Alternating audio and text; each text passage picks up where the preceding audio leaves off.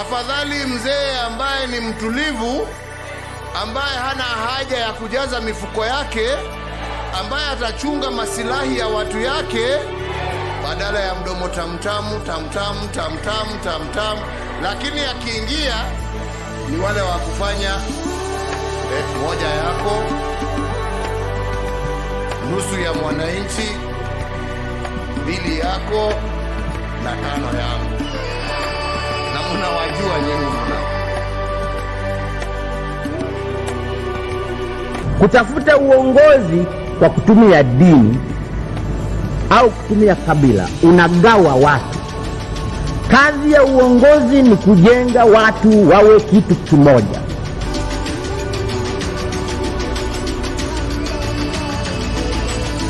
The 2.2 billion has been spent in the office of the president and State House between July and September. If you do that calculation, it means that we spend in that office 23 million per day and 1 million per hour. That cannot be sustainable.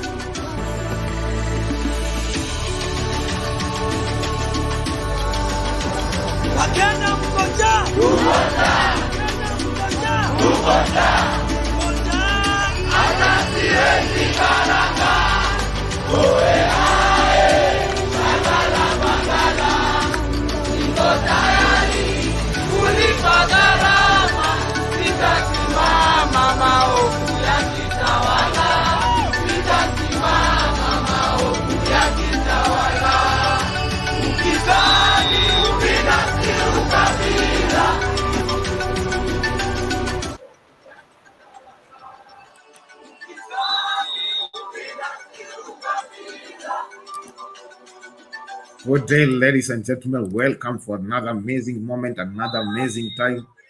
This is great, and I really hope you are getting me from wherever you're watching us. Please tell me where you are watching us from, and it will be great. Thank you for those who are joining inside the studio. I really appreciate it. It's been quite a while since we've been together, and I am back. Thank you for those who are watching us, and please just tell me from wherever you're watching us. Niambie unanipata kutoka wapi na uko sehemu gani? People in the comment section, and always see you just driving in and in and in. I thank you and appreciate it because you have been great people indeed. Sound candid talkers, wherever we say we speak the truth, and the truth shall set us free. That's our principle. Wherever we go, everywhere we normally speak, but we don't just speak. We speak the truth that will bring Kenya to a better place, because indeed we are the patriotic of Kenyans. Thank you, everyone. Thank you, guys, on the comment section. In real, this is a great time and a great moment. And as always, as we do this, we normally know that we have a new episode where we'll be discussing the matter out. That's figuring out the things that facing our nation. And tonight we'll be driving out on Kenyan's politics, where we'll be looking at a deep dive into the situation whereby the situation of the economy, government projects, and the corruption. So today we'll be looking about the government projects and the corruption. What's happening with the government corruption, the government project, and the corruptions? Because you see the government projects are being affected most because of the corruption. And today we'll be driving to it, and we'll welcome you. And as you come, let us talk this and let us discuss this so that we can know where the problem is and we can bring the solution. Without much ado, let me just drive you directly to the comment section, because we are behind the time, but I hope we are good. And I welcome you inside the studio. The link you're ready to join the studio is in the comment section. Click Let's Stream here to configure your camera and your audio, please. And also tell me if you're getting me. If my audio has a problem, please also tell me on the comment section. It will be better and it will be good. Thank you for each and everyone. And without forgetting, today our poll question. Somebody's asking about the poll question, and people have already voted. Hey, thank you for those who are voting. Please, if you're voting, also remember to like the video. Like the video, then vote. Like the video, then vote. Like the video, then vote, because our poll question is there. Also, for those who are watching, at Sound Candid Talk Live, the poll question is there. Also on Sound Candid Talk, the poll question is there. Vote. And also, please like the video, because we'll be rolling down and we'll be rolling every minute every time so that we can know where the problem is. I'll begin with the people in the comment section, where I'll be beginning with Nanti. Nanti, thank you, Nanti, for watching. Nanti saying, hi, everyone. Hey, Abdi, thank you for Abdi. And Namona Tunu Muhammad there. They're saying, hi, Bernard, and everyone. Thank you. And Namona Christine. Hey, Namona Abdi again. I say to Muhammad, I say freedom. Hey, freedom. Thank you, freedom. I know freedom is coming, indeed. To Muhammad, and then say Daudi, thank you. Hey, namwona nani mwingine tena, Esther. Thank you, Esther. Namwona Mark anasema kwamba anasema turudi, wase turudi, tumewasha studio. Indeed, studio ishawashwa na ni sisi kuingia ili tukaweza kujadiliana, tujue tunafika wapi ama tunapataje maendeleo. Mwingine anasema Willy anasema kwamba hi everyone. Namwona Freedom anasema Atisha Dizo, and Timu Azimio. Thank you for that. Namwona Mark Ndeta anasema Atisha Dizo kama dawa. Good to see you, bro. Looking good. Hey, thank you. Hey, today you are the first one kuniambia looking good, Martin. Thank you for each and everyone. Please let us join the studio and let us discuss this out, because it is being so alarming. Unakuta ambapo our nation is going into digits because of the corruption with the project of the government. The link is on the comment section. Let's streamer to configure your camera and your audio, and we join up so that we will be discussing this out, knowing where the problem is and how to get the solution. I welcome you, everyone. From where you're watching us, please tell me. Just tell me in the comment section. I'm watching you from certain place, and I'll also be shouting, giving a shout out to you. Tell me wherever you're watching us from, and it will be of great, because we'll be rolling down. I welcome you inside the studio. Welcome. Let us join together and let us discuss this out. Sisi vile vile sio wote ambao wanataka ugomvi kwa sababu ya ugomvi. Niwaambia nyinyi ni wajinga mkimfuata Ruto. Mkadhani tunawadanganya. Jeti ya Ruto. Hii maisha ya Ruto ni stress na ni stress. Mungu, wewe umetukosea. Sasa tonight. Hii mradi ulianza kati ya serikali ya Uhuru Kenyatta. Kenya is the most stable democracy in Africa. Kenya is the gateway to the East African market. Kenya is the leading regional financial hub. Na eneo hii yote Makueni mlisimama imara juzi.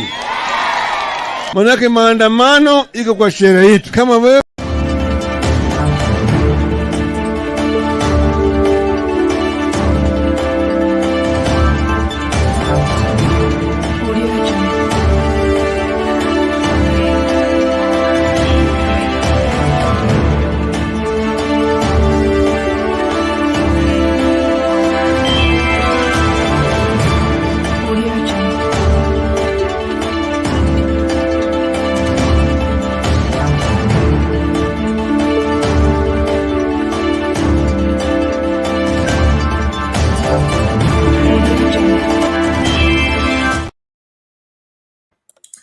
Welcome back and ready to move on. Please, today our discussion is about keep Kenyan politics and the government projects with the corruption. So I invite you inside the studio. Let us come and discuss it out so that we know where the problem is, because many projects are being alarming.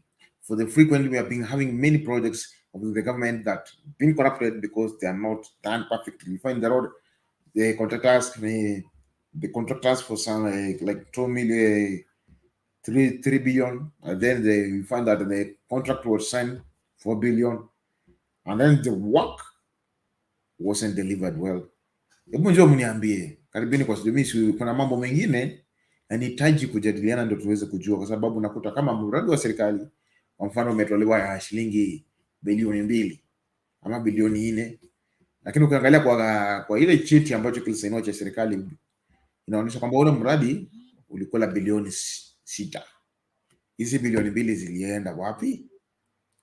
Naomba mtuambie, muingie studio mnisaidie kuzadavua na kuangalia zaidi kwa kina, tujue tatizo lipo wapi, kwa sababu tumeona kwamba miradi mingi ya serikali inakumbwa na janga la hii mambo ya corruption.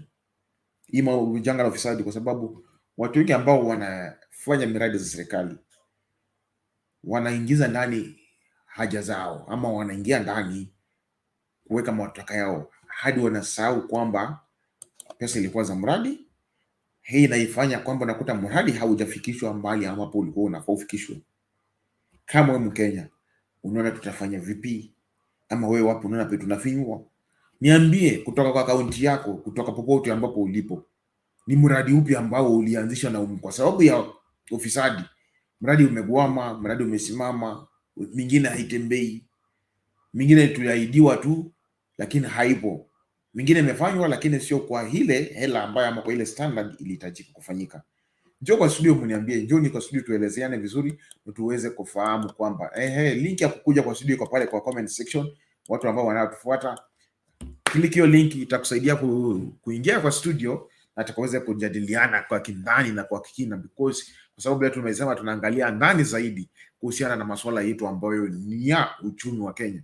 Kwa sababu uchumi wa Kenya, miradi ya serikali na pamoja na ufisadi ni kama zinafuatana kwa undani, na hii ufisadi na pamoja na miradi za nchi ndio zinachangia wa uchumi wa nchi. So njooni tuelezeane, njooni tuweze kudadavua. Naona watu kwa comment section wanazidi kuja.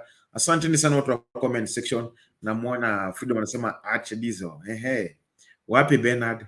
Is he okay? Yes, Bernard hapo sawa. Mtamuona tu baadaye. Namuona Gitonga anasema hi Shadizo and team Azmio. Thank you Gitonga. Namuona Willy anasema hi all. Thank you.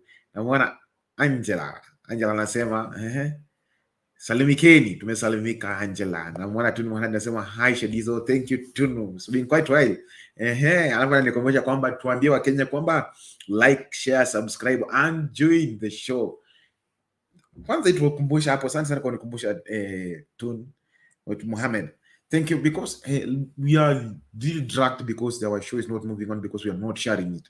Please, I urge Team Azimio, Team Sound Candy Talk. Wacha to share the link, add people. Ani ngangana tu upate watu 3, 4, 5 wa subscribe, watu 5. Jafuta tu. Ni vibaya sana kwa mwenzako, kwa rafiki yako wewe na watch channel, you benefit from the channel, but hata kuambia rafiki yako wa subscribe inakuwa ngumu. Let us be our ambassador for ourselves, please. And also today, I urge you, invite somebody to come inside the show so that we can discuss this out, so that we can join and come together, so that we can discuss everything out.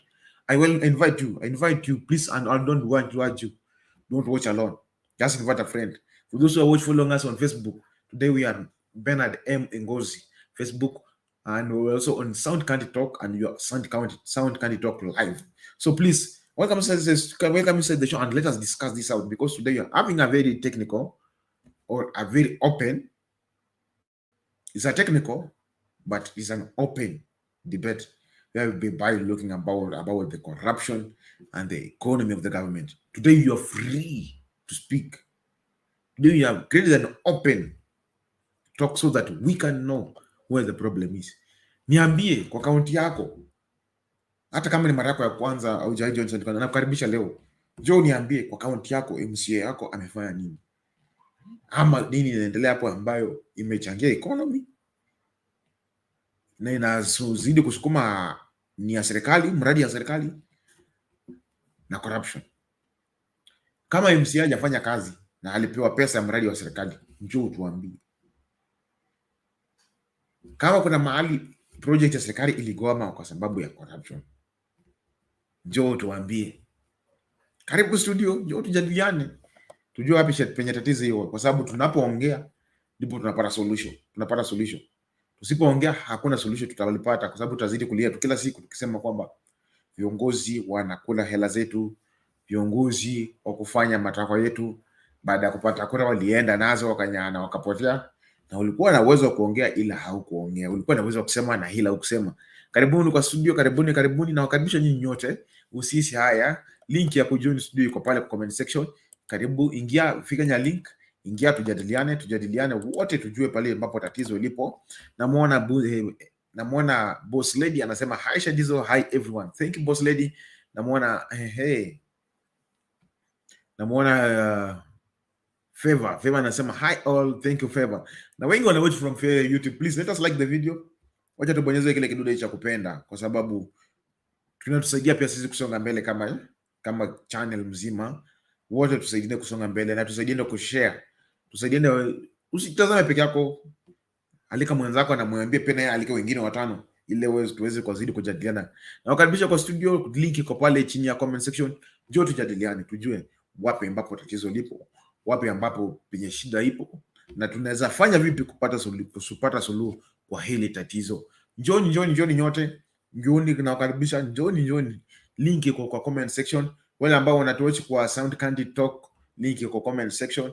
Wale wanatuwatch kwa Sound Candy Talk live, link kwa comment section ya kuingia kwa studio. Na wale ambao wanatufuata katika Facebook, mtandao wetu wa Facebook, tunapatia leo tumeenda kwa Bernard M Ngozi, tutapatikana hapo leo na itakuwa manufaa kwako popote ambapo unapenda kututazama, ambapo ulipo. Ile kama mwenzako, usitazame tu peke yako. Kuna wale ambao wanapenda kutuona Facebook, kuna wale wanapenda kutuona YouTube, na kuna wale wanapenda kutuona kwa TikTok pia. So bora ambao unapenda kutuona, zidi kutufuata na ukazidi kualika mwenzako pia na yeye atufuate. Nakaribisha nyote popote ambapo ulipo, niambie tu unanipata kutoka masafa yapi. Na kabla sijasahau, wacha tu tena niwakumbushe kwamba tunaendelea kuzidi kutoa ama kuchanga kwa sababu ya channel yetu, ili tuweze kuzidi kujikimu na kuendelea.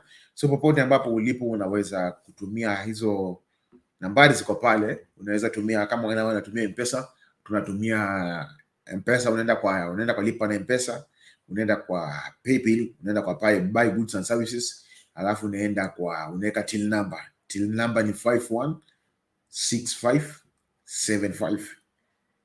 Narudia tena, inasema till number ni 516575. Na unaweza kwa wale wanatuma kutumia namba ya simu, unaweza tumia namba kwamba +254 718 454 8585. Narudia tena, +254 718 454 585. Itakuwa ya dhamana. Njoni wote tusaidiane, wote tusapotiane. Tumia hata kama ipo pale, unaweza tumia the scrolling details kwa screen.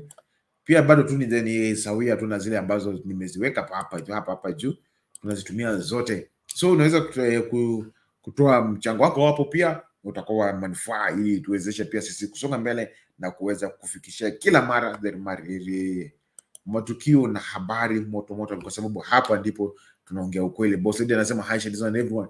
Thank you kwa sababu watu ambao kwa comment section, na washukuru nyinyi wote, na nashukuru wana Sound Candy Talk kwa sababu nyinyi ndiye mnafanya Kenya iwe hivi ilivyo leo. Nakaribisha nyote, na kuomba tafadhali usitazame peke yako, karibisha mwenzako na karibisha mwenzake, ili tuanze majadiliano haraka iwezekanavyo.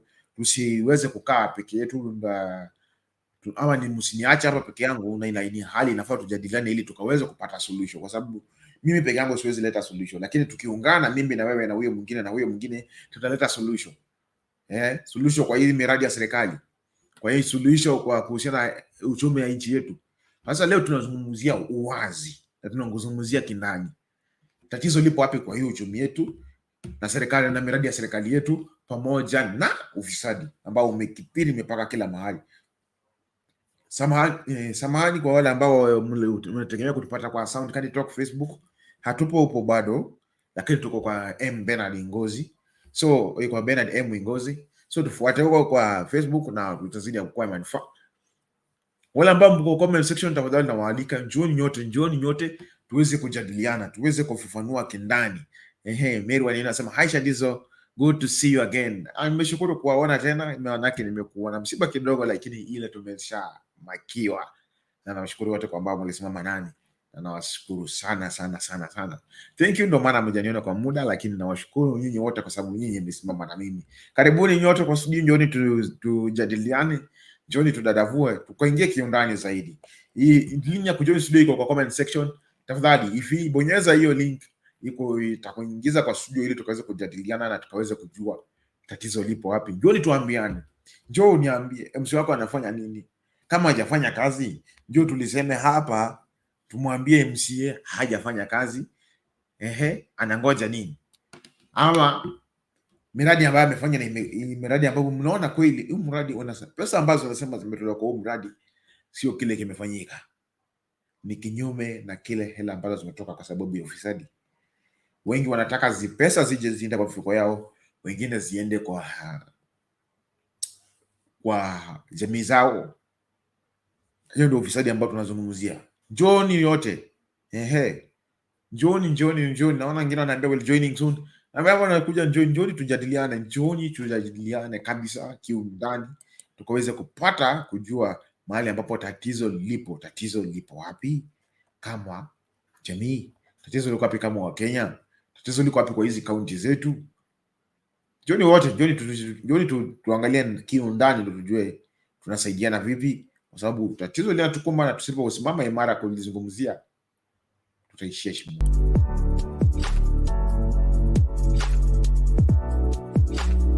Mtaa ni mtaa wa Airways hapo Zebra Utawala.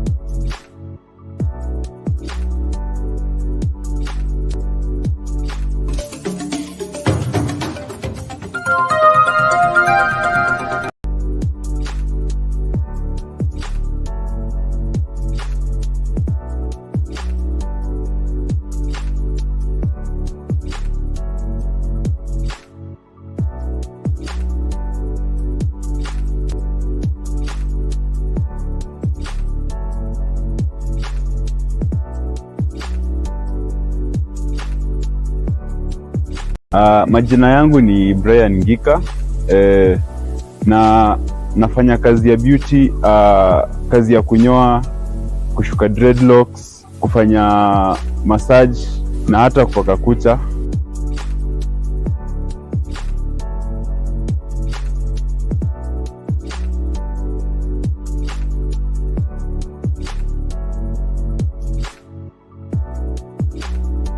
Na mtaa ni mtaa wa Airways hapo Zebra Utawala. Na unatazama Sound Candy Talk. Watch, share, like, subscribe.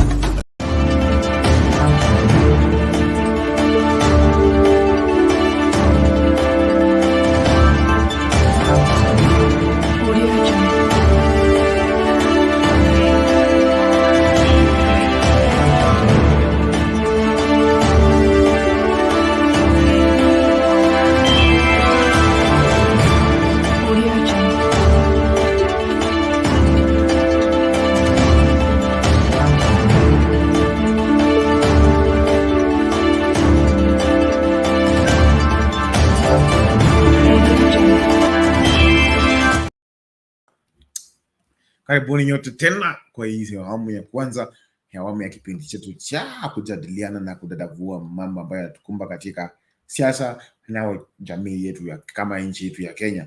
Kwa pamoja na wakaribisha nyinyi nyote na wakaribisha wote ambapo popote ambapo natupata na popote ambapo natusikiza. Na kama ni mara yako ya kwanza kukutana na channel hii, na kuomba ukabonyeze kidude cha subscribe ili ukaweze kupata taarifa na kila mara tunapozungumzia masuala hapa Sound Candy Talk.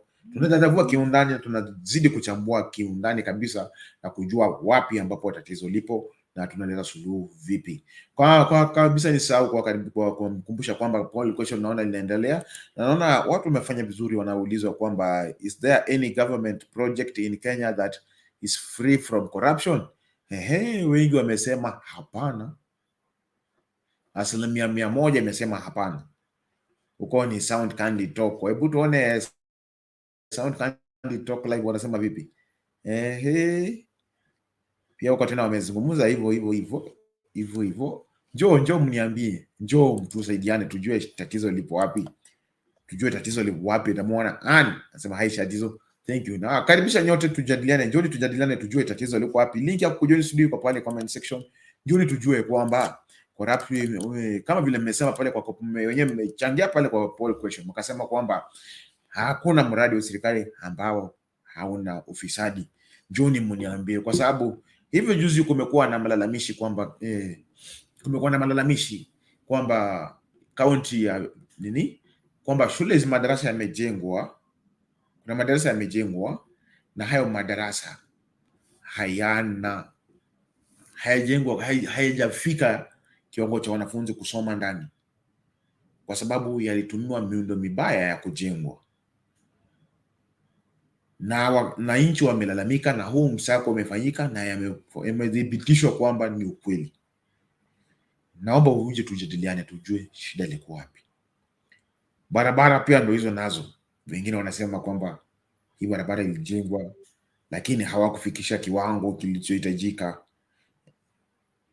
Njoni tujadiliane, weka maoni yako pale kwa comment section, tujue pia na wewe unachangia vipi, ama wewe kwako unaona ni vipi.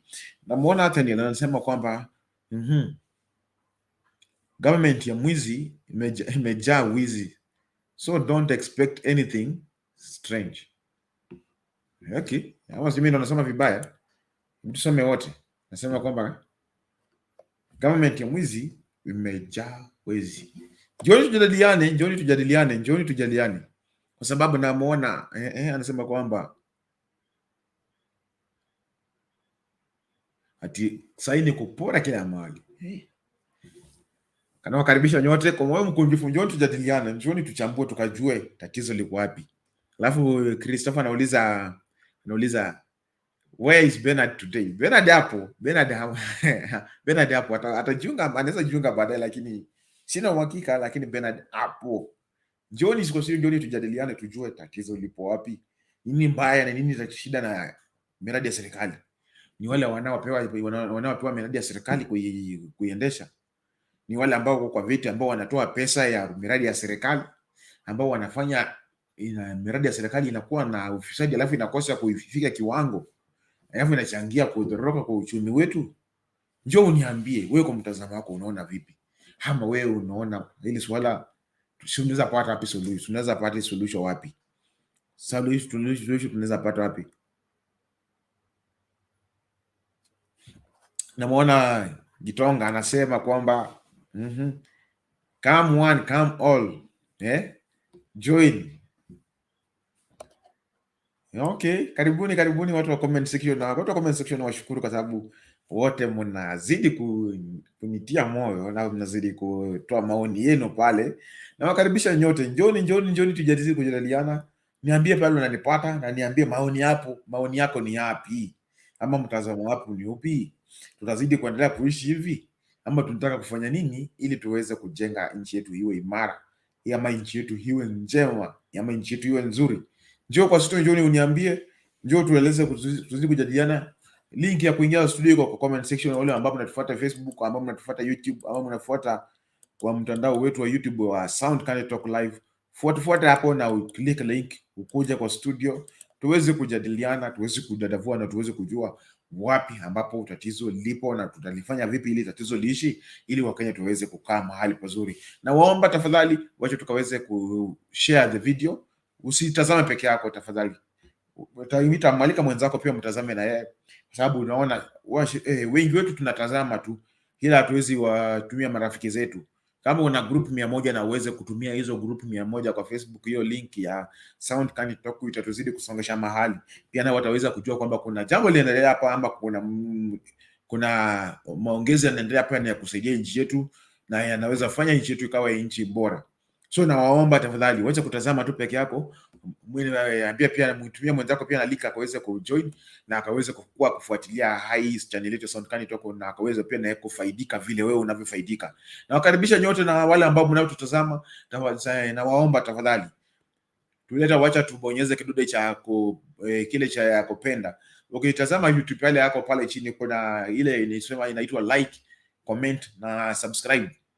Tafadhali nakuomba bonyeza kile kidude cha like, kisha ubonyeze kile kidude nyekundu cha subscribe, na kisha uweke maoni yako pale kwa comment section. Kama ni mara kwanza, tafadhali usikosahau kubonyeza kidude cha subscribe. Na ukibonyeza kidude cha subscribe na ukose kubonyeza to all, ni kazi bure, kwa sababu itakaa pale kwa muda tu wa masaa 12, kisha YouTube iondoe iseme ionekane kama ni roboti ilikuwa inafinya pale imebovya. So ni vizuri ukishabovya subscribe ubovye na pia ile kidude cha kile kamshale kinatokea pale mwisho, kisha itakuuliza nini all ama the reason. So unafinya all, usifinye hiyo moja. Yani what I mean is you click the subscription and then select the option that all. You are clicked and you have subscribed to all videos, so that wherever we go live you get us, or wherever we upload it you get it, because every time we'll be bringing you the news and updates wherever our country is going on.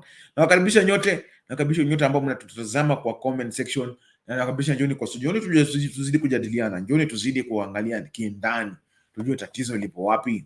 Tatizo lipo wapi kwa nchi yetu? Mbona ufisadi unazidi kutambaa nchi yetu? Mbona uchumi wetu unazidi kuzorota na hatuzungumzii chochote? Njoni tujadili, tujue tatizo lipo wapi. I don't just look what the president says and started praising you. I look what you are doing to your peoples in your country. Kenya president, Ruto. Why everybody is saying, no, Ruto is good? Because what Ruto was saying on media. We believe that Ruto is good.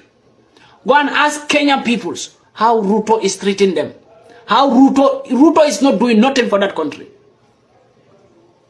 Because Ruto will sit and speak like a Pan-African, and we believe that Ruto is doing well for his own peoples. Go to Kenya or ask Kenyan peoples. Trust me. Ask Kenyan peoples. I watch Ruto videos, most of his interviews. Ruto, of course, when he do interview, he speak well, but is he doing well? No. You speak well, but you are not doing well. What is the benefit of speaking well? When you speak well, you have to do what you are saying. But Ruto will sit in American interview or UK or Canada, started blabbing, and we believe what he is saying. Right, whatever Ruto was saying on media was something that when he is like that, it will be good. But Ruto was not speaking, was not doing what he was always saying, emphasizing. So Ruto is just speaking, but when he go back to his country, he's suffocating his own peoples. Kenyan people are suffocating from Ruto hand. But Ruto is always telling you that Africa have to be this, Africa have to be this, free visa, that, free visa, that, free visa, that, free visa for African, this, that. That's not what we need. I'm telling you. As any African, that's not what we need, please. I would want people to understand my point. Why do I say when Ruto says I have free visa for Africans? That's not what we need. If Ruto wants free visa for Africans, we want these African leaders to come together as one peoples and build up their own foundation as African Leaders Foundation and started making every free border for all. If only Ruto says Kenya free visa, then still Africa is not free. Only one country free in 54 countries. Is that continent free? That continent is not still free. But Ruto is just preaching good and doing bad in Kenya. That is Ruto, President Ruto for you, Kenya president. Ruto is speaking good, but doing bad in this country. Ruto is #1 problem in Kenya, if you don't know. Because I saw many people send me the short video of Ruto where he's speaking like a Pan-African. They tell me that, brother, this man is this man is very good, this man is doing well, this man is speaking the truth. Speaking the truth is not a problem. Are you acting that way as a leader? But ask Kenyan peoples. Trust me. If you post some video in media today to say that is Ruto good or bad, you will receive more bad than good. Why? 75% of Kenyan citizens are not in support of Ruto because they are suffering. So Ruto is just speaking out as a great man, but Ruto is a bad man. That is Ruto for you. Go and check Rwandan president. Go and check Cameroon president. Cameroon, I'm sorry, I will come for Cameroon. I will come Cameroon as a special video. What is...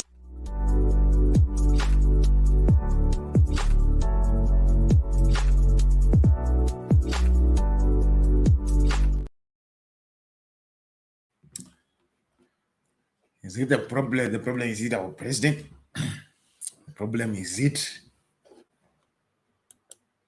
the leaders alone? I don't know. Please, I welcome you to the studio. Let us discuss this out so that we can have the better solution. I alone, I can't bring the solution, but we can bring the solution together. If we combine our hands up and discuss this out, we can bring the solution. We can bring the solution. Please, welcome to the studio. Just come and tell me wherever you're watching us. I don't even have to play the video. You have to come and tell us where is the problem. Come inside the studio and join the studio. The link is in the comment section. Join the studio. Let us discuss this out. Today we are discussing. We are not playing the videos. We are discussing out. We know where the problem is. Or where are we going inside the ditch? So I ask you to join the studio. Welcome.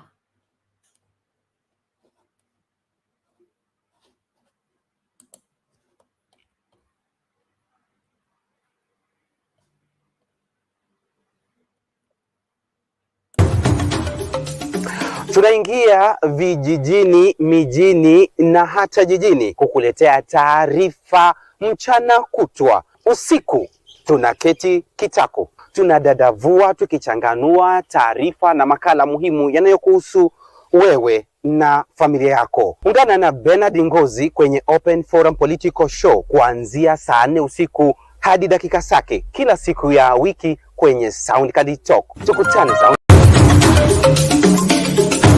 Sisi vile vile sio wote ambao wanataka ugomvi kwa sababu ya ugomvi. Niwaambia nyinyi ni wajinga mkimfuata Ruto. Mkadhani tunawadanganya. Jeti ya Ruto. Hii maisha ya Ruto ni stress na ni stress. Mungu wewe umetukosea. Sasa tumesema siku tonight. Hii mradi ulianza kata serikali ya Uhuru Kenyatta. Kenya is the most stable democracy in Africa. Kenya is the gateway to the East African market. Kenya is the leading regional financial hub. Na eneo hii yote Makueni mlisimama imara juzi. Manake maandamano iko kwa sheria yetu. Kama wewe umekasirika, wewe huna imani ni yale serikali inafanya, una haki ya kufanya maandamano. Mimi nimeangalia na nimeona ya kwamba hii serikali tuko nayo ni serikali ya majabasi. Naomba niwaambie, ukisimama imara vile nimesimama straight namna hii, hakuna mwenye wa kupanda kwa mgongo. Unajua hivyo? Tonight, Soundcard Talk. Sasa nimpatie gavana wetu, Gavana Kaera Mwangaza, awasalimie. Ngoja.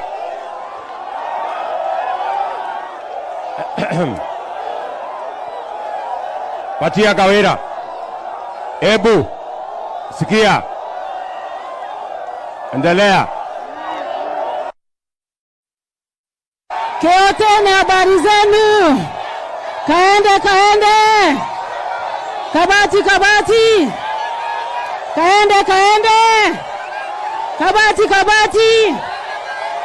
Rais, nakushukuru sana. Ni asanti kwa sababu umeleta maendeleo. Na tunaomba kama viongozi, kwa sababu umeleta maendeleo, hawa vijana wapewe kazi, waache.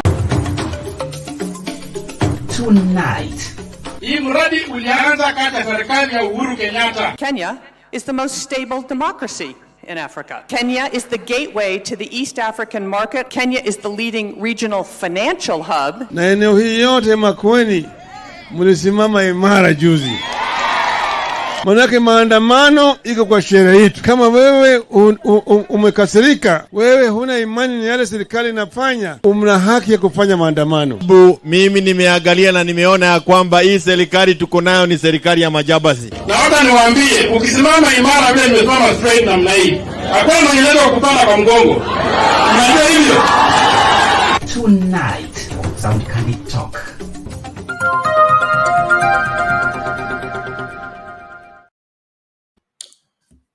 Welcome back and let us roll down because people in the comment section are going on. Unasema kwamba kama mambo ambayo wanafanya hayakubambi ama hayakufurahishi, unaweza andamana kwa sababu sheria inaruhusu kuandamana. Ndio tuandamana hapa ndio tujue tatizo lipo wapi na tujue tunapata wapi solution.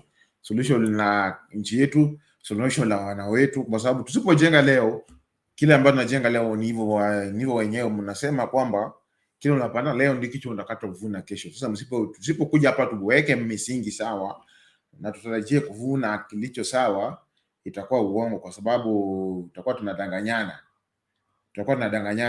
Kwa sababu miradi ya serikali ndio imekuja. Serikali nayo inasema kwamba imetoa miradi kwa wananchi, na ukiangalia kweli miradi zingine zipo ni zinatuacha tukiwa tuna maswali balaga.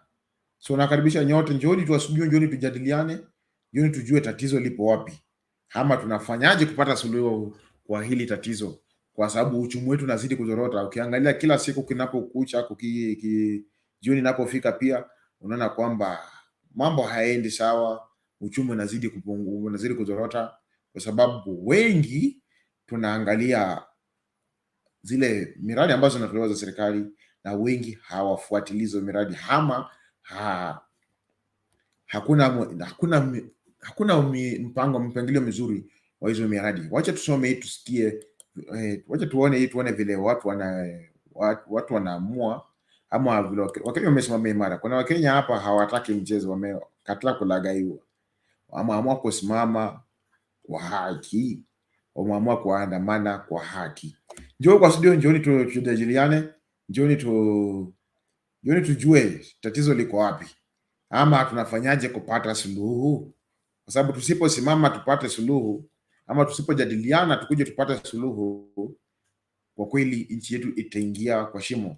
Kama hii mradi wa nyumba, mimi nikiangalia mradi wa nyumba, wanasema kwamba mradi wa nyumba utaleta kazi kwa vijana, mradi wa nyumba sijui utaleta nini, mradi wa nyumba utafanya vijana wengi wapate kazi. Najiuliza, vijana wangapi watapata kazi kwa mradi huu? Na ile hali huo mradi kama sasa hivi kuna mashini mengi, kama unakuta kama kazi ya mjengo, hapo nyuma ulingekuta kazi ya kugoroga mchanga ingehitaji watu kama zaidi 100 kugoroga nyumba moja flat. Ila saa hii miradi kutumia teknolojia, sasa saa hii hawahitaji watu. Unakuta kama kazi ingefanywa na watu 100 inaweza fanywa na watu 20 peke yake, kwa sababu kugoroga mchanga sio watagoroga, ni mashini zitagoroga. Alafu lori inatoka kwa makampuni ikiwa tayari imechanganywa simiti na kokoto na maji. Alafu hiyo lori ikitembea njiani, inatembea njiani ikigoroga. Wakati inapofika pale penye panajengwa, kuna lori nyingine inakuja inaitwa vibrator, nayo inamwagiwa kokoto ikipandisha juu. Hata unakuta kama ni fifth floor, inawekwa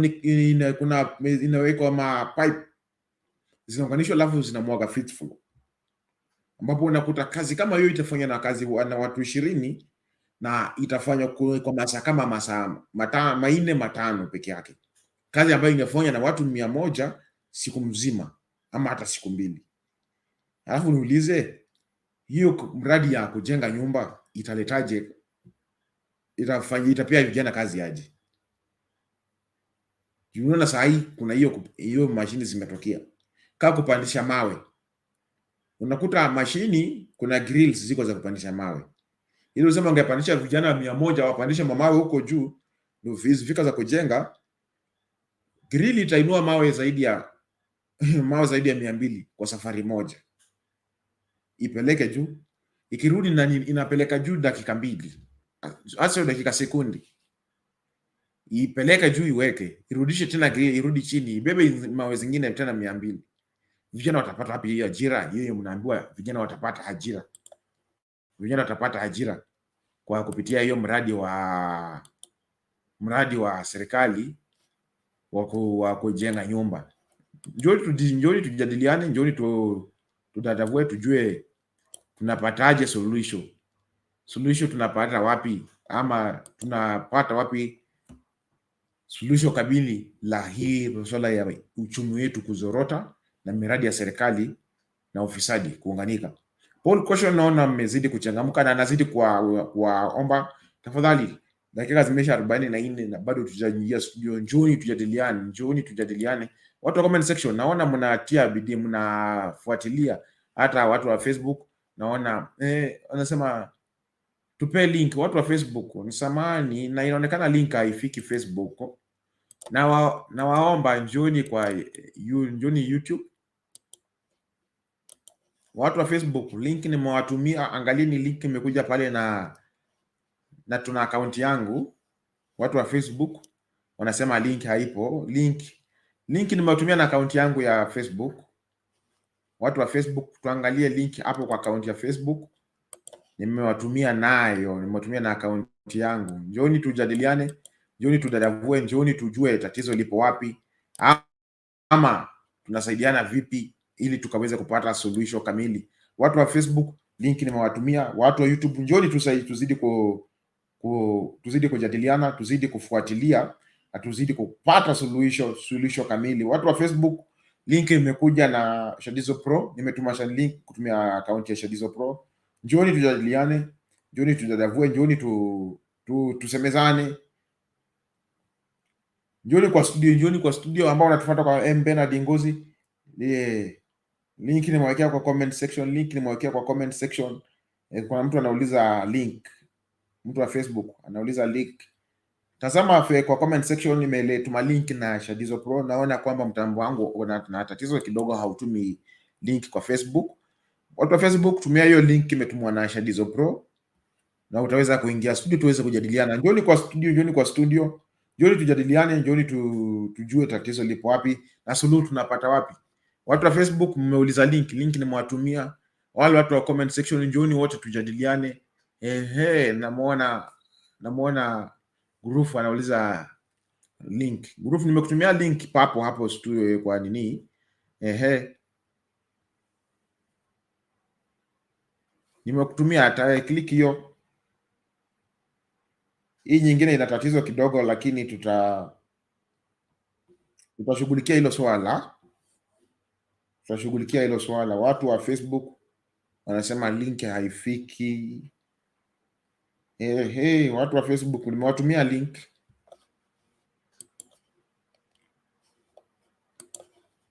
Njoni kwa studio, njoni tujadiliane, njoni tuzidi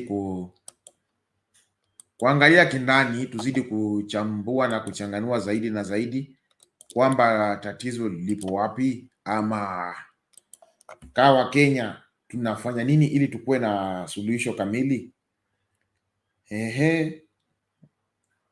Watu wa Facebook link nimewatumia ingine pia. Hebu jaribu hiyo nyingine tena tuone. Watu wa Facebook nimewatumia link na Shadizo Pro, jaribu kuifinya. Watu wa Facebook nimewatumia link kwa comment section na Shadizo Pro. Jaribu kufinya, kubofya tuone kama itakubali. Na natumai itakubali wale ambao mnatufuata, ama mtufuate kwa YouTube.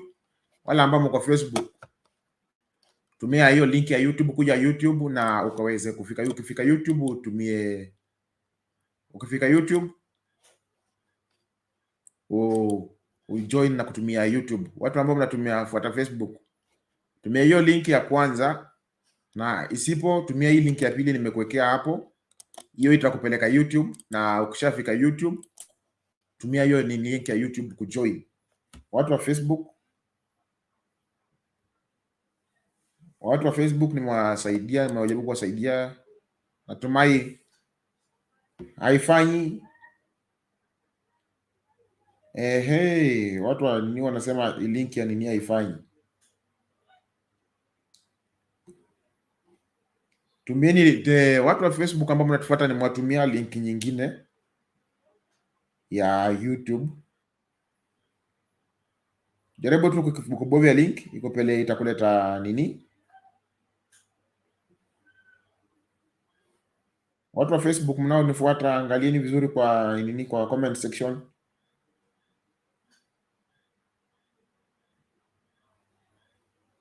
Nimewatumia link ya pili ambayo ukifinya ikulete YouTube, kisha ujoin from YouTube.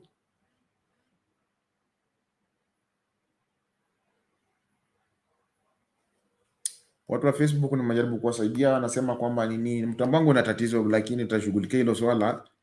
Naona link yangu haifiki Facebook vizuri, ila namuona Omar. Karibuni njoni tujadiliane. Watu wa Facebook, natumai link imefika. Tumia hiyo link nimekuwekea pale ya YouTube. Ikiliki kulete YouTube, kisha utumie YouTube kujoin. Tunapatikana Sound Candy Talk Live, na tunapatikana pia Sound Candy Talk. Karibuni njoni. Namuona Omar. Namuona Omolo amefika.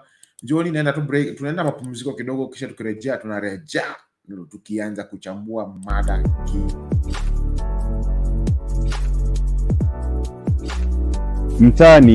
Mtaa wa Airways hapo Zebra Utawala.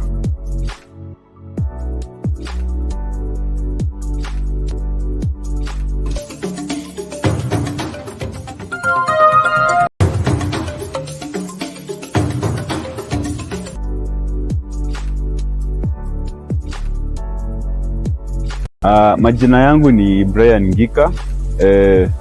Na nafanya kazi ya beauty, kazi ya kunyoa, kushuka dreadlocks, kufanya massage na hata kupaka kucha.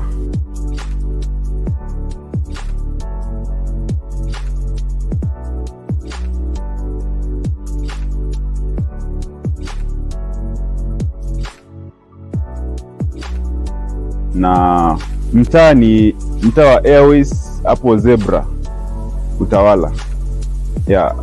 Na unatazama Sound Candy Talk. Watch, share, like. Sound Candy Talk sasa imeboreshwa zaidi. Kila siku ya wiki asubuhi tunapambazuka na maabudu na sifa kwenye kipindi cha Daybreak Worship. Baadaye tunakuletea mahojiano ya moja kwa moja kwenye one-on-one show. Alafu tunakuletea taarifa zinazochipuka siku hiyo zikiwa ange kwenye In the News Headlines. Kisha tunaingia bungeni. Viongozi tuliowachagua tuangalie wanafanya nini bungeni. On a daily basis, whenever the House is sitting, the order paper is here. I take any work that I'm given very seriously. Not have favors. It is not appointed because you come from Nyeri. Kisha baadaye usiku tunakutana kwenye Open Forum Political Show, kipindi kinachotadavua na kufafanua makala na taarifa zinazokuhusu zaidi. Sasa hii ndiye time ya kuweka kila mtu question mark one by one. Ruto tumeshaweka question mark ya kutosha. Umeenda mpaka umevuka border, umeanza kudanganya watu wenye wako US na nchi zingine. Kazi ya kiongozi ni kuhakikisha ya kwamba vijana wako kazi. Tazama Sound Candy Talk uelemike.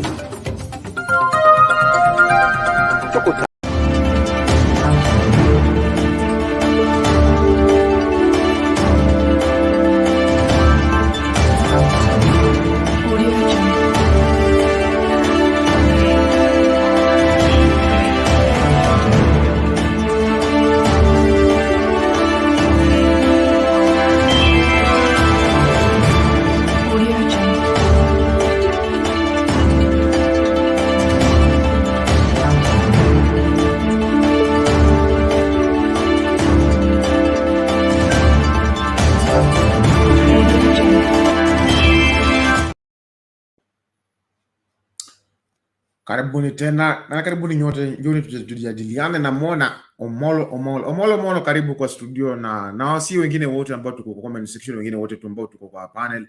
Njoni tuzidi kujadiliana, njoni tuzidi kuchanganua na kudadavua. Wale ambao wanatufuata kwa Facebook, kuna tashishi kidogo, ila nimewajaribu kuwasaidia vile mtaingia. Nimetuma link ya kuingia kwa studio na tunatumia Shadizo Pro. Nimeweka link kwa comment section. Click link, watch a stream and configure your camera and your audio, and then utajipata kwa studio. Nani mwingine anauliza link tena? Watu wa YouTube mnaweza tupata, ama mtumie link, come to YouTube Sound Candy Talk, then utapata link kwa comment section. Join the studio. Njoni nyote. Karibuni tena ili tuzidi kujadiliana na tuzidi kudadavua kiundani, tujue tatizo lipo wapi. Mbona nchi yetu, uchumi wetu na zoroteka, serikali na miradi za serikali zinakuwa na ufisadi? Kwanza Paul question anauliza kwamba wewe unahisi kwamba kuna mradi wote wa serikali ambao hauna ufisadi? Hebu tuoniambie pale na tuzidi kupiga kura pale. Like the video. Watu ambao tuna like video bado likes bado ziko chini sana, na tunatazama peke yetu. Acha kuwa mjoyo, ita mtu tukaweza kujadiliana. Tumefika awamu ya pili, awamu ambayo tutakuwa na isukuma tunakuwa na isukuma awamu ya pili, na tutazidi kujadiliana. Na muona Omolo amekuja kwa studio. Wacha ndamkaribisha Omolo alete maoni yake, na ndio tuzidi kuendelea kutoka hapo. Omolo, unanipata? Asante sana bwana Shadizo, nakupata. Karibu.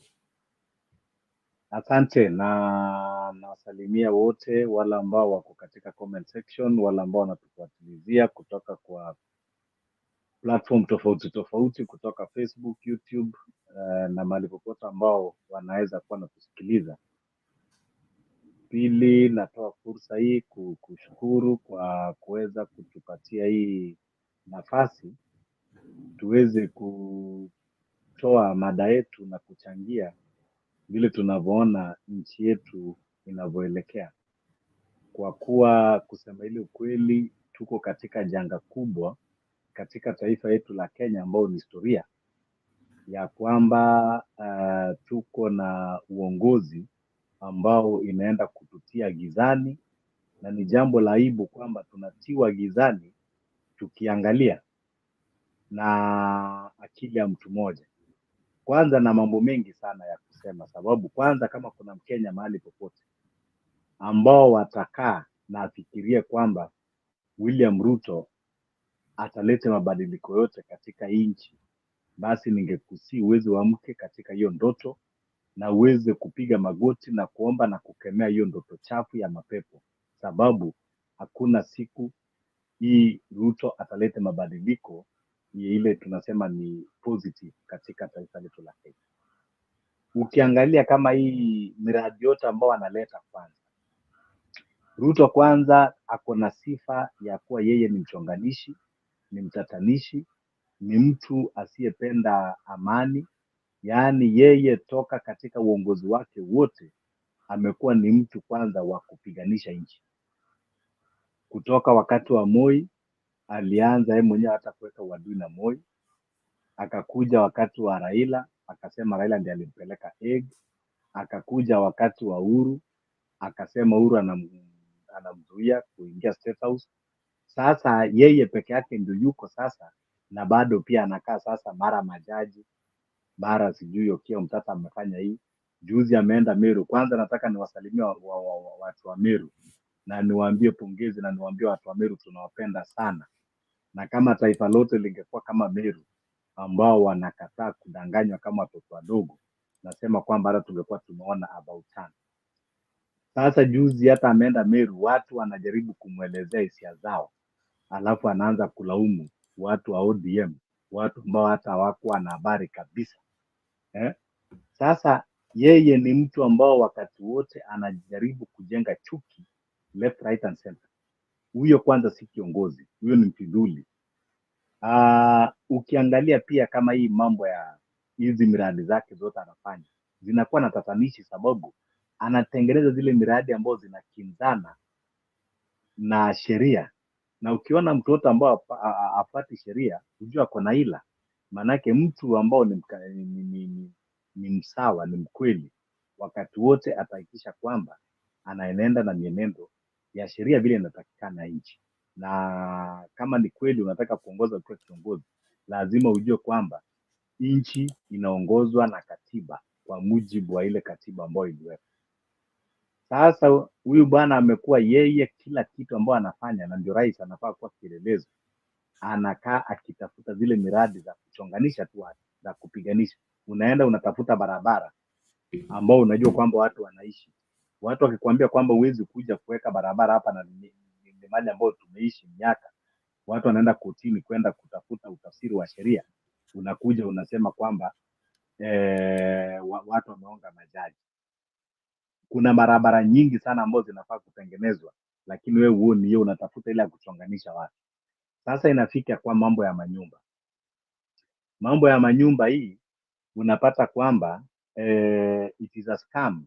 Ni mambo ambao hii ni kama ile ilifanyika wakati wa Moi ya kuibia watu mashamba zao, sababu wewe unaita mtu mmoja developer ati akuja achukue shamba free ambao ni shamba ya wananchi, ati alafu ajenge nyumba.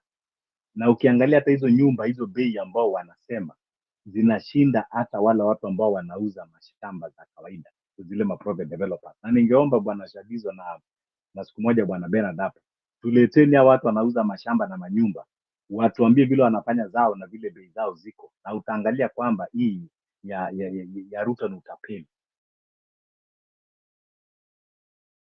Amepatiwa kuuza simiti ambayo imetolewa tax, vyuma zimetolewa tax, alafu nyumba bado anauza milioni 5, milioni 6. Hiyo kweli si udanganyifu? Jambo lingine ni kuwa tunaona watu wanaenda wanavunjiwa manyumba ati ndio ujenge manyumba zingine, yaani ni kama kujaza kikapu pepo. Kwa hivyo Wakenya si wajinga, lakini kitu moja ambao inanishangaza na inanihuzunisha bwana Shagizo ni pia watu ambao tulikuwa tunatarajia kwamba wanaweza kutokoa. Naongea hii, najua kwamba labda itakuwa ni ngumu kuelewa, lakini nataka mnisikize vizuri. chama ya ODM saa hii inaenda ikifanya ile recruitment katika taifa, ambapo wanatimiza mujibu wa sheria za vyama. Hiyo ni sawa, lakini kumbuka, ikifika mwezi wa 8 hii tutakuwa miaka miwili baada ya uchaguzi, ambao tutakuwa tumebakisha miaka mitatu, na tukiangalia katika nchi yetu ya Kenya huwa ni kama miaka 4 tu, maana ile mwaka moja huwa ni ya siasa. Sasa hivi tunavyoongea hatuna electoral commission, na wabunge wote, maseneta wote wamenyamaza, ambapo mi naona kwamba ile Ruto anataka kutumia, anataka kubuy time, anataka kuja kuongoza maisha uongozi wa kidikteta, anataka kubuy time, tufikie karibu hapo na uchaguzi kama hatuna IBC, alafu ndio tuanze kuletewa propaganda, wacha tufanye hivi, wacha tu extend kidogo, unaona, ama watuletee IBC ambao watakuwa ni ile tunasema kwamba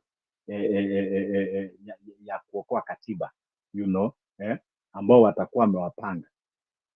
Kama unakumbuka, maanake Wakenya huwa ni watu wa kusahau, mahali ambapo tungeanza kusense danger, wakati UDA wakifanya nomination yao walitumia Chebukati kufanya nomination yao, na wakaanza kutuma zile nyimbo za praise and worship kuhusu Chebukati kwamba waliwasaidia kufanya nomination ya vyama. For the first time tukiona chama moja ikitumia electoral commission kufanya uchaguzi wao. Chebukati wakati hiyo hakutuwekea wazi vitabu atuambie kwamba walilipwa pesa ngapi, sababu kumbuka Chebukati alikuwa analipwa na pesa ya taxpayers kwenda katika chama ya kibinafsi kwenda kusimamia uchaguzi ukitumia facilities za wananchi. Kwanza ilikuwa ni kukiuka katiba, na kama ni hivyo angetuambia kwamba it is okay. Ni kama vile polisi unaweza kuamua you can hire your private police na ulipe, na hakutuelezea kwamba walilipwa pesa ngapi. Sasa hizi ni mambo ambayo saa hizi Wakenya tungekuwa tunafaa tunaangalia. Mimi unajua, kwa mtazamo wangu nilikuwa nafikiria tutamuondoa huyu jamaa hata before 2027, lakini inanishangaza sana nikiona viongozi saa hizi wanajipanga wakisema nani atasimama 2027, nani atafanya hii. Kwa hivyo ni kumaanisha kwamba washatu set sisi wa Kenya kwamba waacha twende mpaka 2027, ambapo 2027 saa hizi tunaongea hatuna electoral body commission, na sasa imebaki miaka mitatu ama tukihesabu miaka miwili, na hata hakuna dalili. Maanake at least hii kumekuwa na majina ambayo zimependekezwa, tungekuwa tunasema kwamba kuna dalili.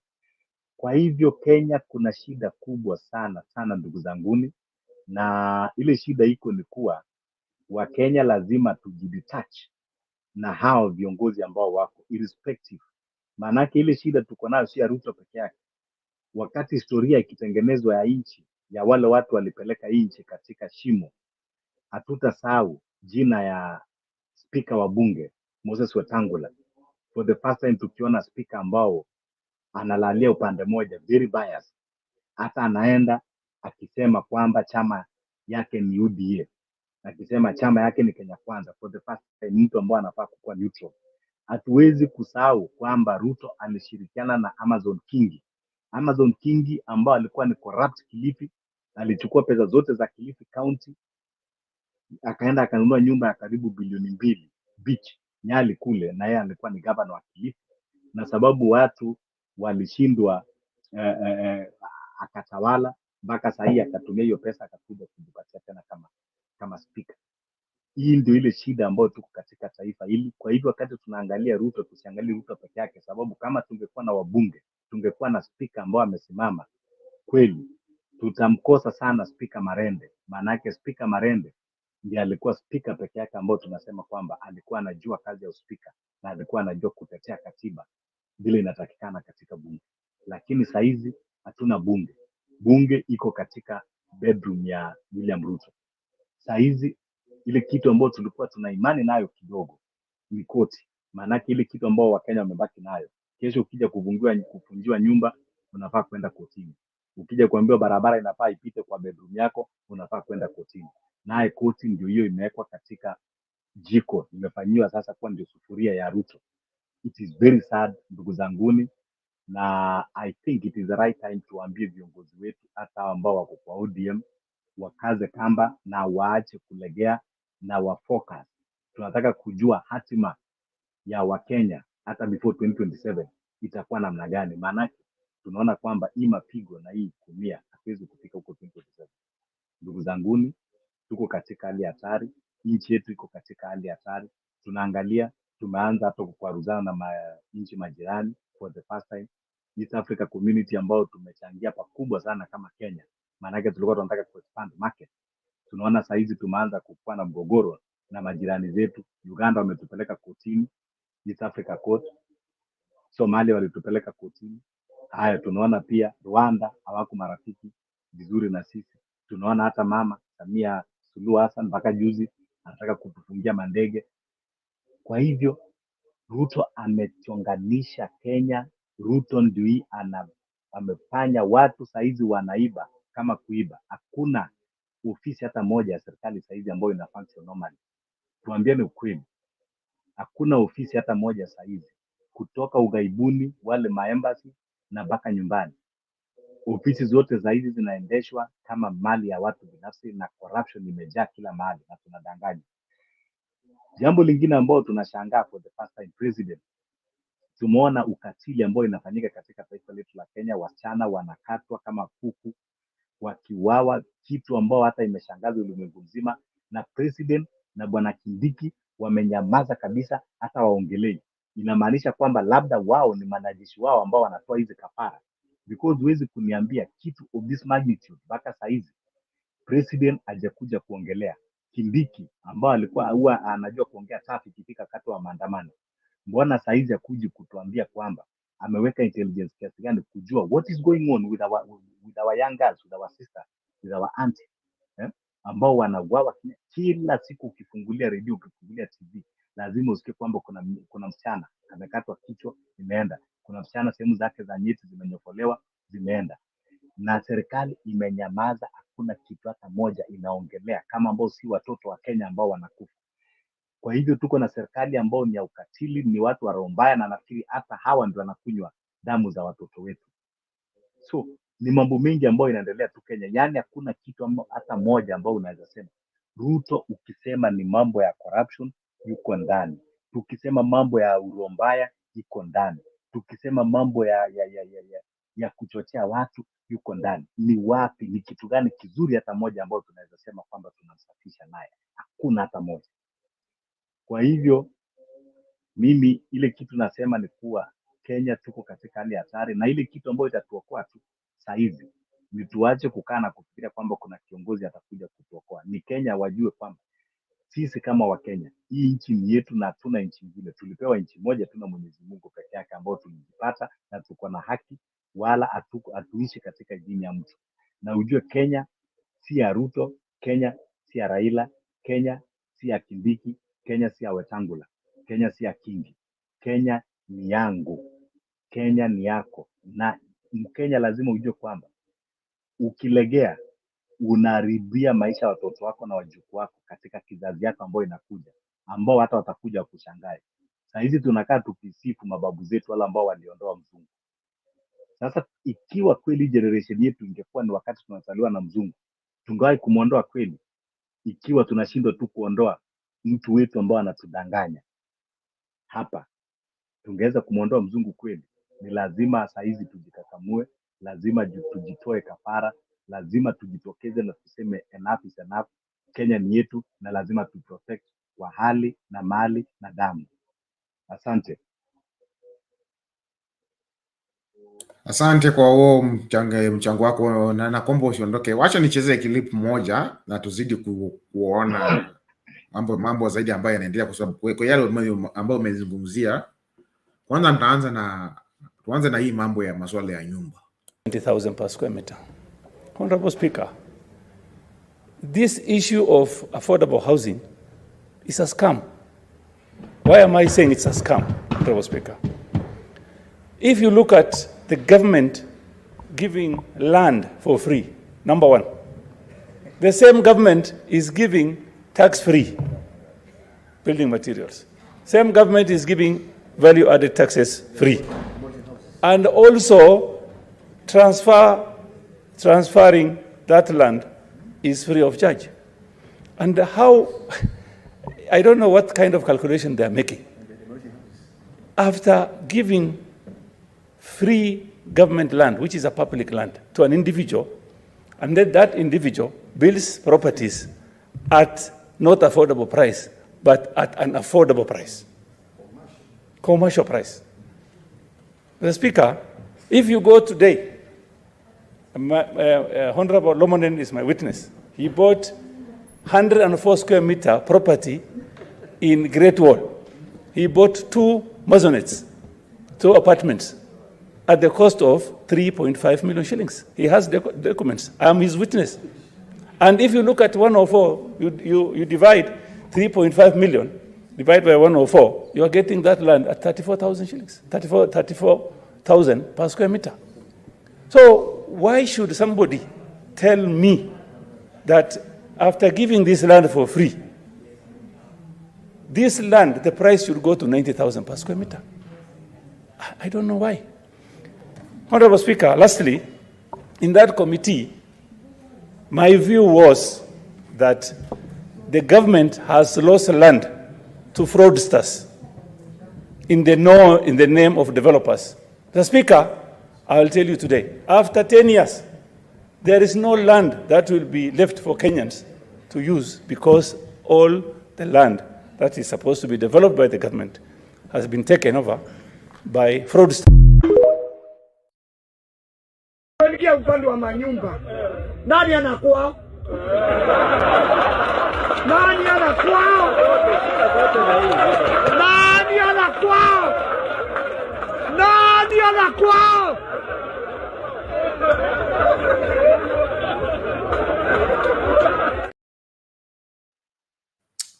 Mzana uliza nani hana kwao? Nani hana kwao? People in the comment section, welcome to this video. Let us discuss this out so that we can have a better solution. Not just a solution, but a permanent solution to our problems and to everything that is facing us as Kenyans. Njoo tuambie hii awamu ya pili. We are welcoming you so that you can tell us that where is Kenya going? Because mambo ni mengi, maswali machache, ila mambo yenyewe kuwa mengi yameanza kuleta madhara zaidi, kwa sababu ukiona kiwango ambacho ufisadi inakuwa ni haipendezi. Unaona vile senator anaongea pale, na huyo ni senator wa UDA. Hebu nikusikie Omolo. Wewe maoni yako ni vipi kuhusiana na hiyo senator wa UDA? Ndio, ni kama ile mambo nilikuwa naongea, nasema kwamba unajua, ukiangalia hii mambo yote ya nyumba, kwanza haina uwazi hata kidogo.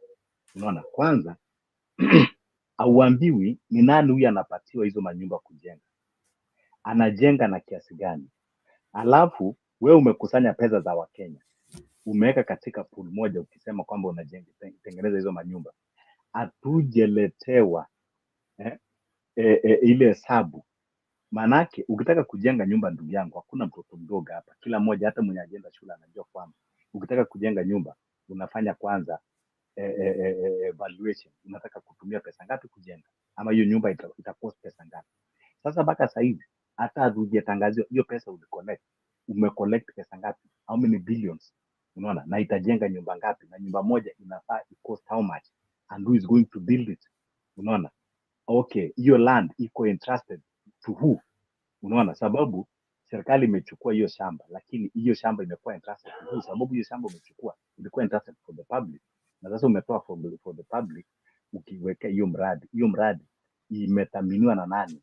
Hiyo plot itakuwa imethaminiwa na nani? Unaona, hiyo shamba ambayo unajenga imechukua nani ameweka kama mthamini? So hiyo unaona kwamba ni mambo ya kugrab mashamba za watu. Who knows, hata maybe ya watu wote ambao wanajenga ni watu wa Ruto, maybe ni kampuni ya Ruto, maybe ndio sababu anasukuma kwa kifua, anataka kuchukua hizo mapesa na cronies wake. Kwa nini mambo ya nyumba imekuwa yani ndio jambo la muhimu sana kwake? Hata watu waoni, watu wanakufa hospitalini, watu saizi wanakufa na kansa Kenya kweli, you know, hata inashangaza rate ya watu ambao wanakufa na kansa. Instead of uambie unatuletea mashini za kuscreen cancer na kuweza kuprevent watu wengi wasikufe, saizi accident zimezidi kuliko katika serikali zozote. Because why? hakuna expansion za mabarabara. Wewe uone hiyo, unakuja tu unatuambia mambo ya manyumba. Kwani hizi siku zote watu wamekuwa wakiishi katika miti juu, so watu wamekuwa wakiishi kwa manyumba, so ukiona hii kitu ambao analazimisha, unajua kwamba there is a interest in it, unaona there is selfish interest, na haiwezi kuwa tu bure kwamba ati atalazimisha to this extent. Kwa hivyo it is a scam, na itakuja baadaye kujitokeza kwamba itakuwa scam kubwa kushinda ya Goldenberg, kushinda ya Chicken Gate, kushinda ya Triton, kushinda scam yote ile ambayo ishafanyika katika taifa letu la Kenya ama to ulimwengu. These are Ponzi scheme kabisa. Hii ni Ponzi scheme ambayo inataka kudefraud watu mashamba pamoja na pesa zao.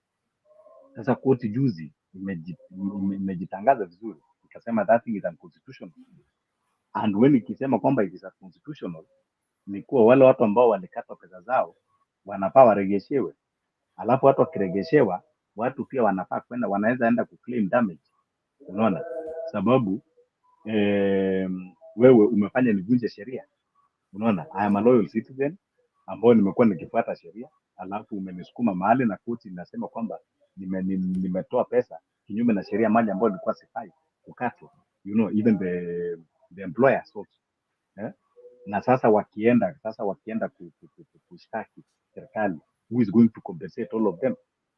People are not seeing that repercussion. It is only because hao watu wanaona kama sheria ni toilet paper, wanaona kama constitution toilet paper, lakini kama wangejua ile uzito hiyo constitution iko nayo, wangejua kwamba hii ni kitu ambayo inaweza leta repercussion kubwa sana katika taifa. Tungekuwa ile taifa ambayo imeendelea, hawa watoto ambao walikatwa mshahara kinyume na sheria wanaweza enda wakadai damages, wanaweza enda wakadai damages and vitu vingi, na sheria inawabaka sababu hiyo tayari imetoa kwamba it's unconstitutional.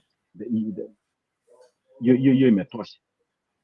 Kwa hivyo vile Ruto anajulikana toka akianza siasa yake, alianza siasa Paike 92, wakaprint pesa fake ile ambayo tuliita jirongo, na hata yeye alikuwa amejificha tu nyuma jirongo, lakini yeye ndiye alikuwa pioneer, yeye ndiye alikuwa master plan haya. Wakatoka hapo, alipowekwa hata minister wakati wa Kibaki, mara tunasikia alikuwa akiwa Kekacha akaiba mahindi akaenda kauza Sudan. Ni wapi hatujasikia scandal kuiba maploti Nairobi, ile mali amejenga Weston Hotel, hata hiyo kesi sijui iliendaje mpaka watu wanapigwa tear gas. So ni tabia ambao hawezi kuacha, nyani akiwa amezoea kuruka juu ya mti, hata umpeleke katika mbuga lazima ataruka. Kwa hivyo ile makosa tulifanya kumweka kwa kiti, ingawa alijiweka na iko wazi, ndio sababu itahunt Kenya for the rest 100 years to come. We will not recover this damage very soon. It is not us that we are going to recover. It will be recovered in our maybe third generation. And the more we wait, the more damages it's going to do. The more we give him chance, is the more is going to do a lot of damages. Ambayo itatuteka another century to recover. Uvitu wa Kenya wanafaa kuangalia hivyo. Ni nini sahizi Mkenya ajepitia? Mara unaambiwa mtoto wako, ndugu yako, wewe mwenyewe na kisomo yako kwenda fanya kazi Warabuni, kwenda osha Warabu kule, yani kwanza upokonyo kanzi that enjoyment of that your sovereignty, unaona, ya enjoy peke yake. Mtu kukuambia naenda fanya kazi kwingine ni kukuonyesha kwamba hana nafasi hapo kwako, anajaribu kukudisorient, kukudisorient kabisa, utoke. Manake ukitoka, kumbuka hata ile hesabu anafanya, watu wakienda kufanya kazi nje wanatuma madola. Na niliwaambia hapa vizuri, kumbuka in every shilling Mkenya anatuma mwenye ako nje kwa Arabuni ama kwa wapi, in every 1 shilling anatuma, amewacha shilingi 9 kule. Sasa hizo shilingi 9 ambazo zingekuwa produced hapa nyumbani, tukakuwa na shilingi 9 hapo, unamwambia hapana, wewe nenda kule fanyia watu wengine shilingi 9, wewe ututumie shilingi 1. Yaani ni kama ule mama anatuma mtoto wake akajiuza ndiye alete sukari asubuhi. Very shameful of him. Very shameful.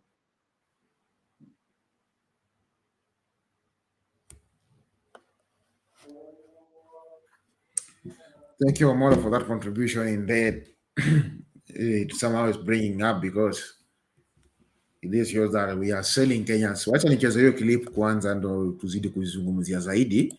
You have brought up another topic, another question. Yaani maanza kujibu swali ambalo nilikuwa nataka kuuliza. Ila wacha tuoneshe wa Kenya kwanza ndo tuzidi kujadili hilo swala la hiyo kwa vijana kwenda nje. Na tumempatia pesa ya kujenga. Hiyo ICT hub 6 tunataka vijana 200-300 in every ICT in every ward.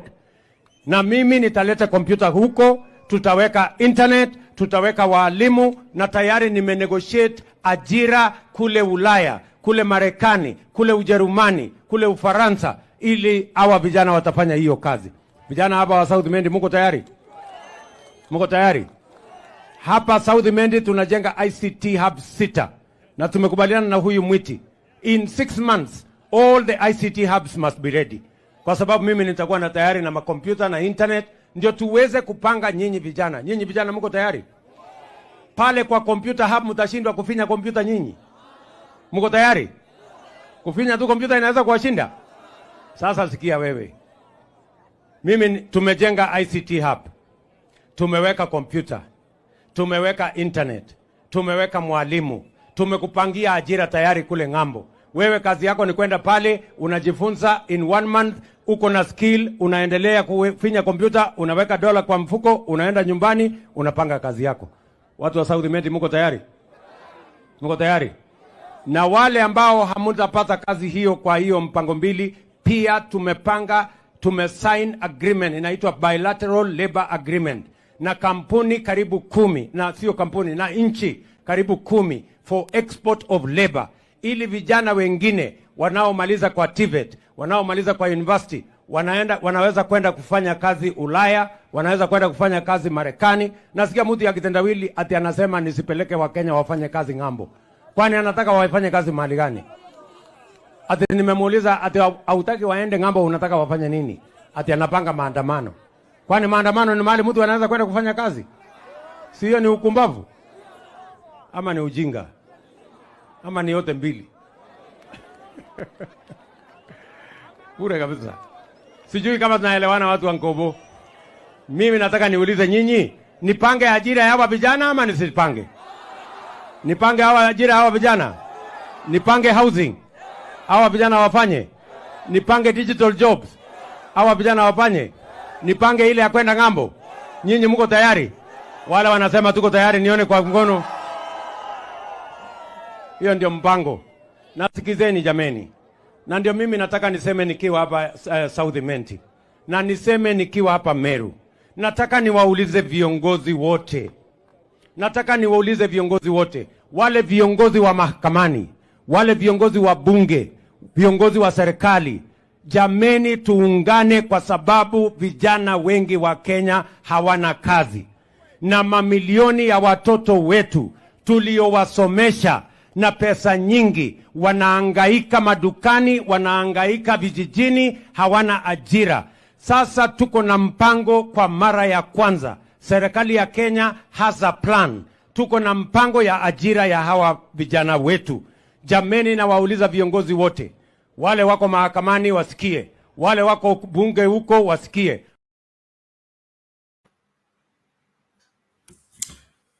Sasa bwana Shadidi, nikuulize kitu kimoja ndio ujue tuko na president who is you have a mental problem. Mi bado nashikilia kwamba kuna siku nimeongea hapa na Bena na hata tulikuwa na mtu mmoja tulikuwa tumesema tunahitaji tutafutie lawyer na tutafutie daktari mzuri wa kumpima huyu jamaa kichwa, because vile mi naona tunaongozwa na mtu mwenda wazimu, a lunatic. Sasa nikuulize, serikali gani yani atimtoe pesa za serikali, ambapo pesa ya serikali ni pesa ya wananchi, tusomeshe watoto wetu ati alafu akishamaliza kusoma waende wakajenge nchi zingine za watu? Kama unataka hivyo, wewe nenda hizo nchi ambao unasema umefanya agreement, lete pesa ya kuja kusomesha watu ambao wanataka kuwachukua kwenda kuwafanyia kazi huko. Ile purpose ya nchi kusomesha watoto wake na kuwapatia ujuzi ni waweze kutengeneza nchi yao, you know. Hata ukienda leo Amerika wakusomeshe, watahakikisha kwamba wamesign contract na wewe ufanye kazi katika hiyo nchi. Hawezi enda kukusomesha alafu akwambie uende kwingine. Kwanza ni wachoyo sana na akili zao, you know. Wanahakikisha kwamba ile akili, ile talent ambayo iko inakuwa tapped, ndio iweze kuendeleza nchi. Sasa wewe unasema tutengeneze TVET, mainjinia pale, nani pale, alafu waende wajenge nchi nyingine. Does that even, hata kwa mtu mwenye hajasoma kweli, ina make sense? Ina make sense kweli? So unaona tuko na mtu pia ambao ni mwenda wazimu pale ofisini. Haya, hata hiyo mambo tukisema sasa tuongee hiyo, kwanza serikali, tangu lini serikali ikakuwa agent ya kutafutia watu kazi? You know, serikali si kutafutia watu kazi, haiwezi kuwa ati ndio employment agent. Serikali ile kitu inafanya, it is to create a conducive environment for and opportunities within the republic. When you really create a conducive, a peaceful and opportunity, then sasa watu sasa wenyewe watajifix mahali ambao wanaona wataingia. That is why unasikia ukienda America wanakuambia it is a land of opportunity, because they created that opportunity. You know, when will Kenya be the land of opportunity? Now you are telling us that opportunity is outside Kenya. Yes, because that is literally what you are telling us, that opportunity is outside Kenya. And what we wanted was not opportunity outside. We want our country to be a country plenty of opportunities for everyone to thrive, everyone to enjoy the motherland. Kwa hivyo not unless akona mental problem, manake sioni any sane person akiewe hapa anaweza kufungua hiyo mdomo yake chafu na kuzungumza mambo kama haya. Jambo la pili ile ambao ananishangaza nayo ni kuwa anasema wametengeneza bilateral labor agreement na nchi 10. Utasemaje kutengeneza bilateral labor agreement? It entails a lot of things, ambapo hata hizo agreement ningetaka siku moja watuonyeshe kwa TV, because number one, huyo mtu ambao ameenda kufanya kazi, good example ni wale wasichana wanafanya Uarabuni. Serikali haina any repatriation mechanism, kwamba ule mtu akienda pale akipata shida either na serikali ya hiyo nchi ama na employer, serikali iko na mechanism ya kurepatriate huyo mtu nyumbani akiwa salama. Secondly, serikali pia, kumbuka, hata kama umesign agreement, mkifika kule hiyo nchi iko na sovereignty yake. Unaona, serikali ya Kenya haina jukumu, haina uwezo ya kwenda kukuangalia wakati unafanya kazi kwa nchi za watu, you know.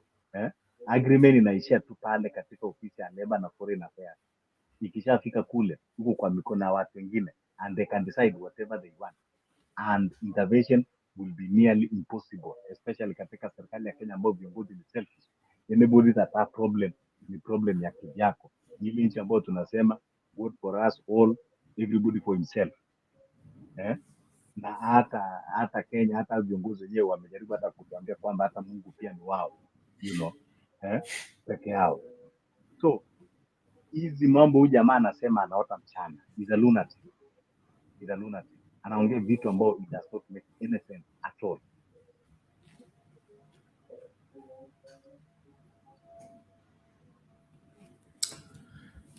Mr. Omolo, niko na swali ndogo ningependa kuuliza. Yes. Saa hii anasema na kutengeneza computer hubs. Na saa hii curriculum ya saa hii computer tunasoma tukiwa kuanzia shule ya msingi hadi sekondari. Yes. Hii computer hub ni ya kusoma nini? Alafu nikuulize, na hii technology saa hii Kijana yupi ambaye ametoka form 4 na hajasoma kompyuta? Sasa hii ni app gani ya kutusingizia kwamba anatengeneza ya watu kupata kazi nje, na ilhali wale ambao wapo saa hii ukichukua tu graduate wa kompyuta wote ni wengi. Ni wagani hao wenye anatuambia anataka kupeleka shule sasa wasome kompyuta awapea kazi, na wenye wako tayari hawezi wapea kazi? Kwanza, asante sana kwa kuweka hiyo swali. Kitu ya kwanza, hata bila kwenda hiyo, nakubali na wewe kwamba computer literacy yetu imeenda juu, lakini still pia bado hai make sense. Kumbuka hata hizo nchi ambao unatutajia France ni watu ambao walijua kompyuta miaka karibu 30 before sisi tufikia hapo. Sasa huwezi kuniambia ati kijana umemfundisha miezi mitatu kompyuta ati sasa ndiye atapatia opportunity ya ICT fund, watu ambao wako very advanced. Saizi watu hata waongee mambo ya kompyuta, saizi wanaongea mambo ya AI. Wamepiga advance, wanaongea mambo ya artificial intelligence ambao sasa ndio ina reign. Wewe bado unatuambia mambo ya kufinya kompyuta. Simu siku hizi ni kompyuta tosha. Kila mtu sasa anajua kuoperate kompyuta. Unaona? Kila mtu anajua kuoperate computer, like the way you are saying. Right. Kila mtu anajua kuoperate computer. You don't need to go to an ICT hub. Simu yako yenyewe uko tayari, haina tofauti na kompyuta. Kwa hivyo kila mmoja sasa hizi ana operate kwake nyumbani. Hakuna mtu anahitaji kwenda ICT hub. So hiyo mambo anaongea mambo ya 70. Labda akili yake bado inalamia huko kwa wakati wa Moi. Haikuwa iamka. Anafikiri bado Kenya bado wako katika huko 80. Unaona, alafu unatuambia ati mtu asome miezi miwili ya ICT alafu aenda afanye kazi France ambao saa hizi wanaongea mambo ya kuexplore kwenda Mars, mambo ya AI, alafu unasema ati mtu amefanya Windows hapa aenda aajiriwe sasa France. It does not even make any sense at all.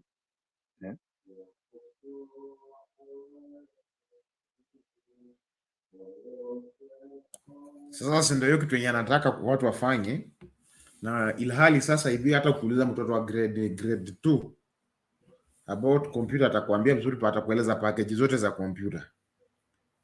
Na kama ni IT, kuna wasomesoma IT Kenya wako na diploma na degree, but ameshindwa kuprovide kwa hawa kazi.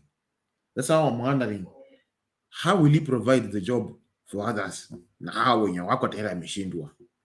Number 2, anang'ang'ana kutengeneza yeye alikuja akatuambia he cannot subsidize consumption, he can only subsidize production. Nataka nikuuliza, even in a layman, nyumba ni consumption ama ni production? Wakati umejenga nyumba, it is part of consumption. Si you are building it to use, si ni kweli? Ama unajenga nyumba za kuexport. Kuna nyumba ambayo labda anajenga za kuexport kwenda kuuza nje, you know. So instead ya kuwa angekuwa anatuambia kwamba kila county sasa hivi ijenge mafactories, bila alikuwa anatuambia wakati ile kwamba you know, alituambia hadithi za Abunwasi akisema kitu ilikuwa inaitwa value addition, sijui nini. Sasa hiyo value addition iko wapi? Value addition sasa ni kujenga nyumba ndio ufanye value addition, uweke sofa set ama so unaona hizo vitu zote alikuwa anaongea anafanya total opposite. Sasa hiyo production alikuwa anasema tuna enhance iko wapi? Hizo nini alikuwa anasema tunataka tufanyie value addition iko wapi? Factories ngapi saa hizi ambao serikali tunasema kwamba wamejenga? Factory ya cotton iko wapi?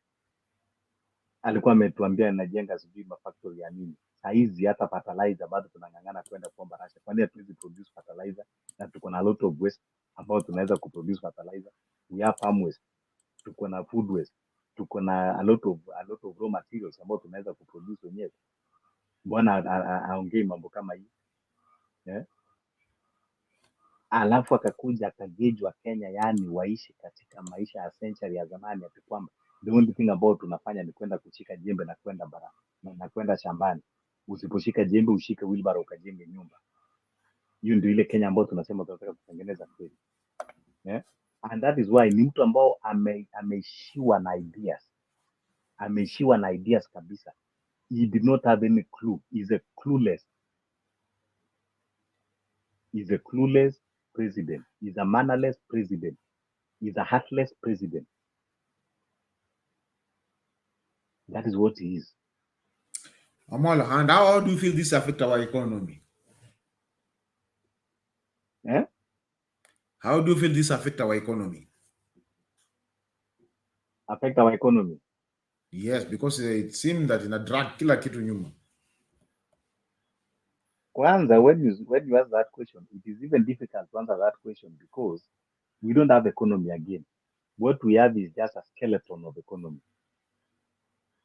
We don't have economy. You know, when you talk of economy, the strength of the economy, when you are producing, you know, when you talk of the rate of employment in the country, you know, when you talk of a good infrastructure in places, when you talk of you know, industries, that is the meaning of economy. Lakini sasa we don't have that. We don't have employment. We don't have good infrastructure. We don't have industries. We don't have factories. We don't have anything that we are producing. Sasa, where is the economy there?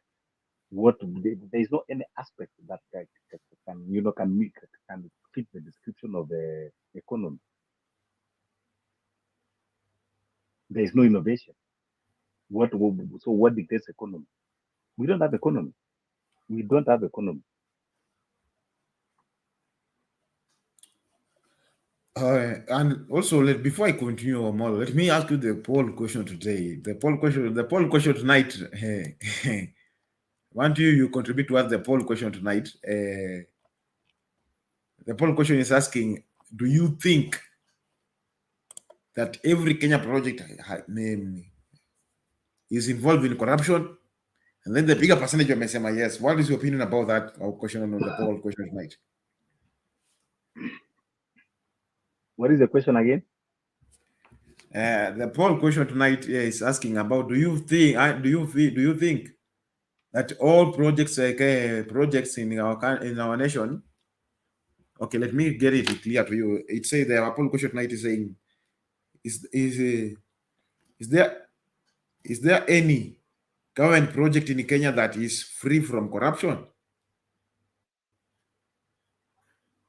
First, even before I answer that poll question, I'm interested even to know if any person can name for me even one project that we can say is from the government, because we don't have projects. What we just have is a scam. Which project? Apart from this housing scam, what other projects does the government have? No, name one. Apart from this Ponzi scheme, housing, what other projects does government have? We were told about the industrial parks. How many can you count now? None. Is there any industrial park that you see anywhere? Also the dams. We are promised the dams. You are promised the dams. What are the dams? In 1 year. Have we created even one? There is no project. There is no project. There is no any project. Sasa nikuulize. Yes. Wewe uliona wapi president anafanyia kazi juu ya gari? He's always on the roof.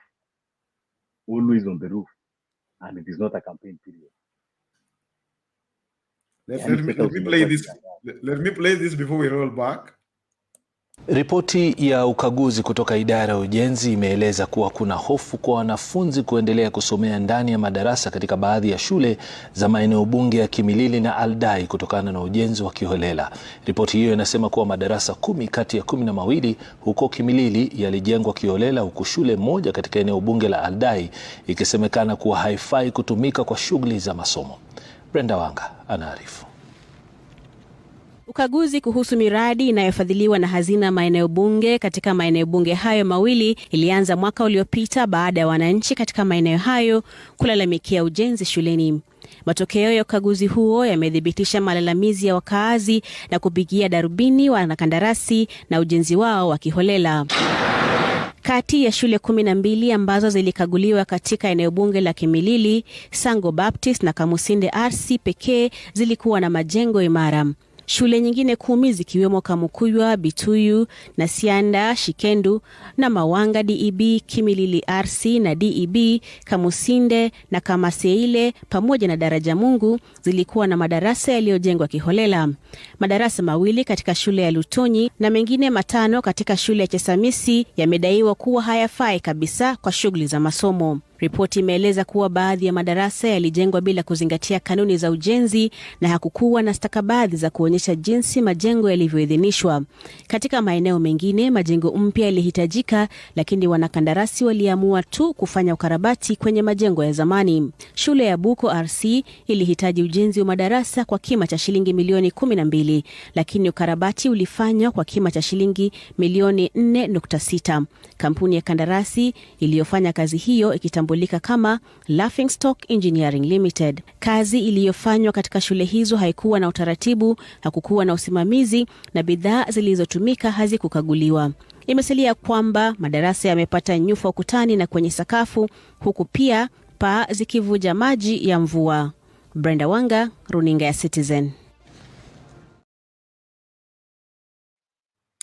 Ni hivyo mambo yalivyo, na tafadhali tusahau kusupport Sound Candid Talk. Tumia details ambazo zina play kwa screen. Let us support Sound Candid Talk so that we can continue keeping it running and going on and on and on and on. I thank you people, and thank you for being with us, and I appreciate you being with us as we wind up this segment. Please, I urge you, let us come and let us discuss this out. Let us wind up together so that we can know where the problem is and spot out the problem and bring the problem to come to an end. Omolo, I think we have seen that. Yes. What do you expect? We gamble with the life of our kids. Because ile kitu inafanyika, hii CDF kutoka kitambo, mimi mwenyewe nilisema it is another kind of a Ponzi scheme. Sababu before mkandarasi apatiwe hiyo kandarasi, ashaitwa anaambiwa sasa yangu ni ngapi? Classroom moja umeandika milioni 3. Alafu niambia yangu ni ngapi? Anaambiwa yako ni milioni 1. Haya, ule audio yako inapotea. Sijui shida ni nini. Are you using earphones? Yes. Let me check. Thank you, each and everyone. Please, I urge people, let us join inside the studio so that we can discuss this out and have a better solution. I appreciate those who are watching us from the comment section. Namona Ubuntu, thank you. It's been so long since we meet. I meet you on the comment section, but happy to see you once more. I say Tony Mohammed saying congratulations, Brother. Hey, good job, bro. Thank you, Tony Mohammed. I really appreciate it. Naona Julius, thank you, Julius, and welcome to the drive. Naona Julius anasema Atomolos Zima TV or radio. Okay, Omolo has had that. Ni vile earphone yake imekuwa na tashishi kidogo, but he's fixing up the audio. Namwona Muhammad, namwona Buntu tena. I think I appreciate it. Let us keep on. Namwona Buntu tena saying thank you so much. Namwona Halima anasema Assalamu alaikum. The other ones I don't know how to read. And the Juma Bure Halma. I say hi to you, Shadizo, and everyone in SCT. Thank you, Halma. Halima unifundisha hiyo ingine polepole. Hii zingine tajuma nikisema. But I'll know them. See, Aki. I can't pronounce them, but I'll learn them as soon as possible. Thank you, Halma, for that. Greetings. Warm greetings. Thank you. I appreciate it. I invite you. Let us join the studio. Let us keep it up and let us keep the drive as we come to an end, as well as we come to an closer. IP man, FL. Quick recovery. Thank you for that. Great wishing. Please let us keep it up and let us join up. And also, I just remind you, let us support Sound Candid Talk, because without your support, Sound Candid Talk is nothing. Just use the details on the screen support it. Those who are using M-Pesa, you can send it by till, or you can send it by send money. Wherever you are watching from, you can send it and support Sound Candy Talk using the details scrolling on the screen, or you can use the details duplicated on the screen. Our till number is 516575, and our number, M-Pesa number, is +254 718 454.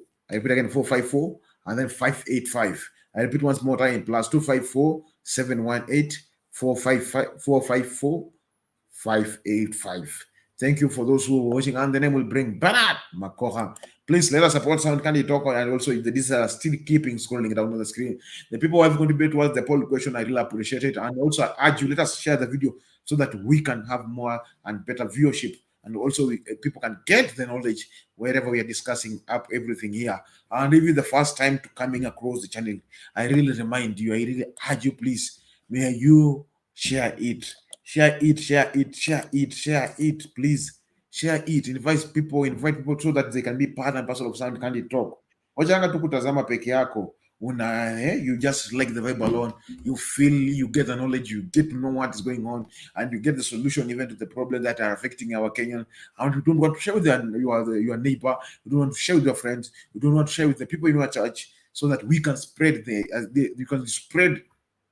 this gospel of unity, and to bring Kenya to a better place as together, as Kenyans, all Kenyans. You just be alone. That means you are not a true patriotic. A true patriotic, you will stand with Kenyans, you will fight for Kenyans, and you will make sure that we take Kenya to another higher level. We take Kenya to another higher altitude. We take Kenya to another higher place where we will have a better Kenya. Always, I remind you, whatever we plan today, we will harvest tomorrow. If we don't plan good Kenyans, if we don't plan good Kenya today, we'll have a bad Kenya tomorrow. Please, I urge you, those who are watching us on Facebook on Bernard M. Makoha, I have sent the link there, and also they send the link again. Click the link, let the streamer transfigure your camera and your audio. Join and be part and parcel of this, so that we can discuss this out, so that we can make Kenya a better place. While I'm about to photo Facebook, the link is on the comment section. I have sent the link via my account, where you click the comment from Shadizo Pro, and then the comment will take you direct to the site towards the studio. I've shared so much time. Those who are watching us from Facebook, please click the link, and the link will configure your camera and your audio, and you will be part and parcel of this. And for those who are watching us from wherever you're watching us, please, I urge you, let us come as we wind up the segment. I really appreciate it, because you are being there for us. I will play one more time the video, so that wherever I know Omolo is coming back, he's fixing up the audio, and then he's coming back. Please also urge other people, let us join. Wherever you're watching, wherever you're keeping, or wherever you're getting us from, please join, and let us keep it up. Let's keep the vibe going. Let's keep it up. Let's continue as we wind up the segment. Please welcome one, welcome all. Invite somebody to watch with. Don't just watch alone. Let's just go for a commercial, and we will be right back. Tunaingia vijijini, mijini na hata jijini kukuletea taarifa mchana kutwa. Usiku tunaketi kitako, tunadadavua tukichanganua taarifa na makala muhimu yanayokuhusu wewe na familia yako. Ungana na Bernard Ngozi kwenye Open Forum Political Show kuanzia saa 4 usiku hadi dakika zake kila siku ya wiki kwenye Sound Candy Talk. Tukutane Sound Candy Talk.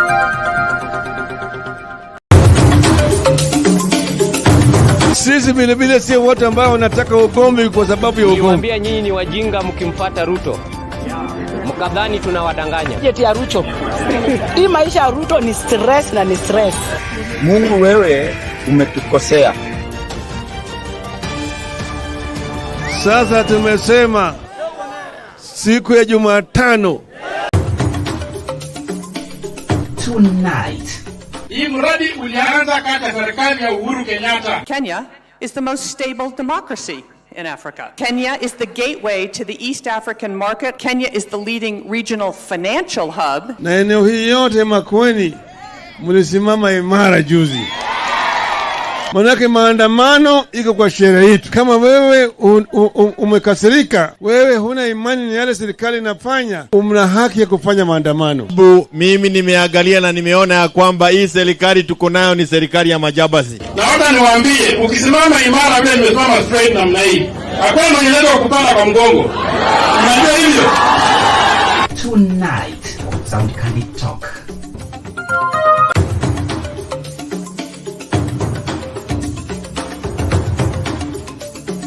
Majina yangu ni Brian Ngika, na nafanya kazi ya beauty, kazi ya kunyoa, kushuka dreadlocks, kufanya massage na hata kupaka kucha.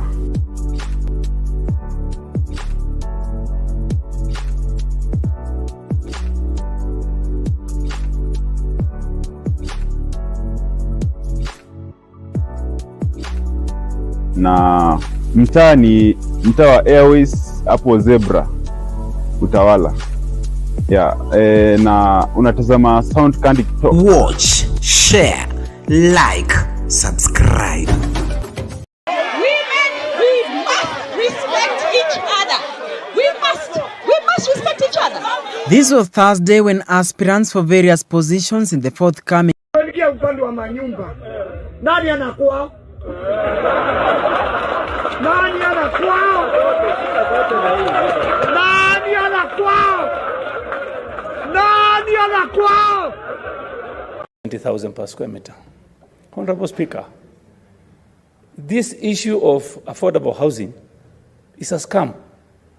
Why am I saying it's a scam, Honorable Speaker? If you look at the government giving land for free, number one, the same government is giving tax-free building materials. Same government is giving value-added taxes free. And also transferring that land is free of charge. And how, I don't know what kind of calculation they are making. After giving free government land, which is a public land, to an individual, and then that individual builds properties at not affordable price, but at an affordable price, commercial price. The Speaker, if you go today, Honorable Lomonen is my witness. He bought 104 square meter property in Great Wall. He bought 2 maisonettes, 2 apartments, at the cost of 3.5 million shillings. He has documents. I am his witness. And if you look at 104, you divide 3.5 million, divide by 104, you are getting that land at 34,000 shillings, 34,000 per square meter. So why should somebody tell me that after giving this land for free, this land, the price should go to 90,000 per square meter? I don't know why. Honorable Speaker, lastly, in that committee, my view was that the government has lost land to fraudsters in the name of developers. The Speaker, I will tell you today, after 10 years, there is no land that will be left for Kenyans to use because all the land that is supposed to be developed by the government has been taken over by fraudsters. Na tumempatia pesa ya kujenga. Hiyo ICT hub 6 tunataka vijana 200-300 in every ICT in every ward. Na mimi nitaleta kompyuta huko, tutaweka internet, tutaweka walimu na tayari nimenegotiate ajira kule Ulaya, kule Marekani, kule Ujerumani, kule Ufaransa ili hawa vijana watafanya hiyo kazi. Vijana hapa wa South Mendi mko tayari? Mko tayari? Hapa South Mendi tunajenga ICT hub 6 na tumekubaliana na huyu Mwiti. In 6 months all the ICT hubs must be ready. Kwa sababu mimi nitakuwa na tayari na makompyuta na internet ndio tuweze kupanga nyinyi vijana. Nyinyi vijana mko tayari? Pale kwa computer hub mtashindwa kufinya kompyuta nyinyi? Mko tayari? Kufinya tu kompyuta inaweza kuwashinda? Sasa sikia wewe. Mimi tumejenga ICT hub. Tumeweka kompyuta. Tumeweka internet, tumeweka mwalimu, Tumekupangia ajira tayari kule ng'ambo. Wewe kazi yako ni kwenda pale, unajifunza in 1 month, uko na skill, unaendelea kufinya kompyuta, unaweka dola kwa mfuko, unaenda nyumbani, unapanga kazi yako. Watu wa South Meti, mko tayari? Mko tayari? Na wale ambao hamutapata kazi hiyo kwa hiyo mpango mbili, pia tumesign agreement inaitwa bilateral labor agreement na kampuni karibu 10, na sio kampuni, na nchi karibu 10 for export of labor, ili vijana wengine wanaomaliza kwa TVET, wanaomaliza kwa university, wanaweza kwenda kufanya kazi Ulaya, wanaweza kwenda kufanya kazi Marekani. Nasikia mtu ya kitendawili ati anasema nisipeleke Wakenya wafanye kazi ng'ambo. Kwani anataka wafanye kazi mahali gani? Ati nimemuuliza ati hautaki waende ng'ambo, unataka wafanye nini? Ati anapanga maandamano. Kwani maandamano ni mahali mtu anaweza kwenda kufanya kazi? Sio, ni ukumbavu? Ama ni ujinga? Ama ni yote mbili? Bure kabisa. Sijui kama tunaelewana watu wa Nkobo. Mimi nataka niulize nyinyi, nipange ajira ya hawa vijana ama nisipange? Nipange ajira hawa vijana? Nipange housing hawa vijana wafanye? Nipange digital jobs hawa vijana wafanye? Nipange ile ya kwenda ng'ambo? Nyinyi mko tayari? Wale wanasema tuko tayari, nione kwa. Ripoti ya ukaguzi kutoka idara ya ujenzi imeeleza kuwa kuna hofu kwa wanafunzi kuendelea kusomea ndani ya madarasa katika baadhi ya shule za maeneo bunge ya Kimilili na Aldai kutokana na ujenzi wa kiholela. Ripoti hiyo inasema kuwa madarasa 10 kati ya 12 huko Kimilili yalijengwa kiholela, huku shule moja katika eneo bunge la Aldai ikisemekana kuwa haifai kutumika kwa shughuli za masomo. Brenda Wanga anaarifu. Ukaguzi kuhusu miradi inayofadhiliwa na hazina maeneo bunge katika maeneo bunge hayo mawili ilianza mwaka uliopita baada ya wananchi katika maeneo hayo kulalamikia ujenzi shuleni. Matokeo ya ukaguzi huo yamedhibitisha malalamizi ya wakaazi na kupigia darubini wanakandarasi na ujenzi wao wa kiholela. Kati ya shule 12 ambazo zilikaguliwa katika eneo bunge la Kimilili, Sango Baptist na Kamusinde RC pekee zilikuwa na majengo imara. Shule nyingine 10 zikiwemo Kamukuywa, Bituyu, Nasianda, Shikendu na Mawanga DEB, Kimilili RC na DEB, Kamusinde na Kamaseile pamoja na Daraja Mungu zilikuwa na madarasa yaliyojengwa kiholela. Madarasa 2 katika shule ya Lutonyi na mengine 5 katika shule ya Chesamisi yamedaiwa kuwa hayafai kabisa kwa shughuli za masomo. Ripoti imeeleza kuwa baadhi ya madarasa yalijengwa bila kuzingatia kanuni za ujenzi na hakukuwa na stakabadhi za kuonyesha jinsi majengo yalivyoidhinishwa.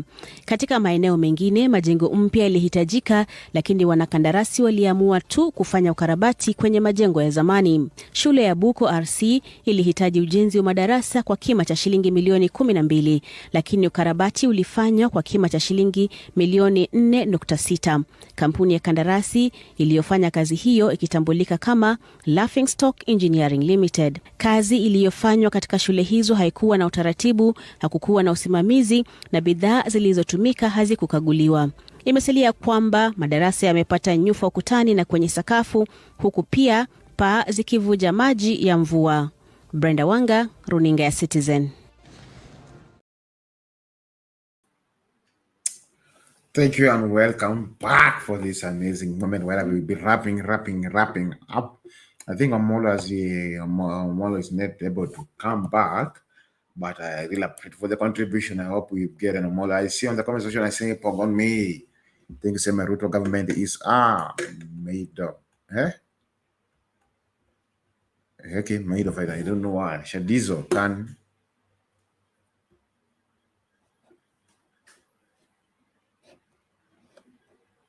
Pogon say it, and then thank you for those who have been keeping us from going, and I appreciate it. And also urge you let us support Sound Content, because we have been talking about our national and our economy, our government projects and corruption.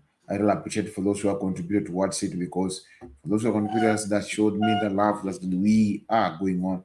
I appreciate we have the discussion right now. We have been having a discussion with Omolo has already stated for us some few details where we have realized that we are going over this. I appreciate for those who have been with me up to this moment. And I appreciate for those who are watching Sound Candy Talk. Sound Candy is the place to be, and it's the place ever you can like to watch. I really appreciate for those who are in the comment section. I really acknowledge your presence up to this moment. I really appreciate it because you are indeed the great people. And I also just remind you, let us learn to subscribe, comment, and also share. And also it will be for so help. And if the first coming across the channel, please share the channel and also be part of this. And also I urge you, let us support Sound Candy Talk. The details are on the screen, and also you can use the details scrolling down the screen. Let us support Sound Candy Talk using the details on the screen. Okay, send your donation and it will be good and be for great help to Sound Candy Talk. I really appreciate for those who have been with us up to this right moment. I see 92 viewership. The viewership is good. Please let us keep it up by liking the video because the likes are still too low. Also, the share is still. I appreciate for those who have been with us. Let us keep it up. Let us continue going. Let's like the video. Let us share it so that we can have a better and good viewership. I appreciate for them. I acknowledge for those who have been with us at this moment. Let us meet tomorrow, the same place, the same minute, and the same time.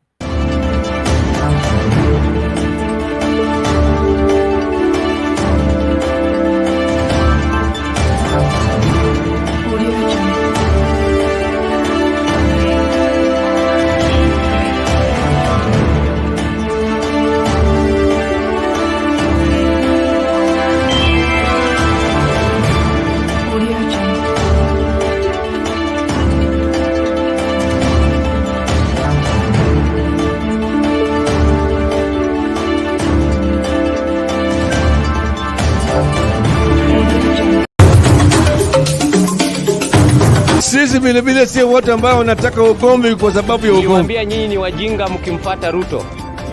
Mkadhani tunawadanganya. Jeti ya Ruto. Hii maisha ya Ruto ni stress na ni stress. Mungu wewe umetukosea.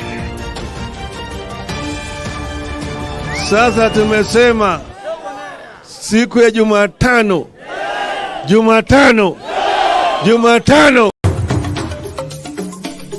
Tonight.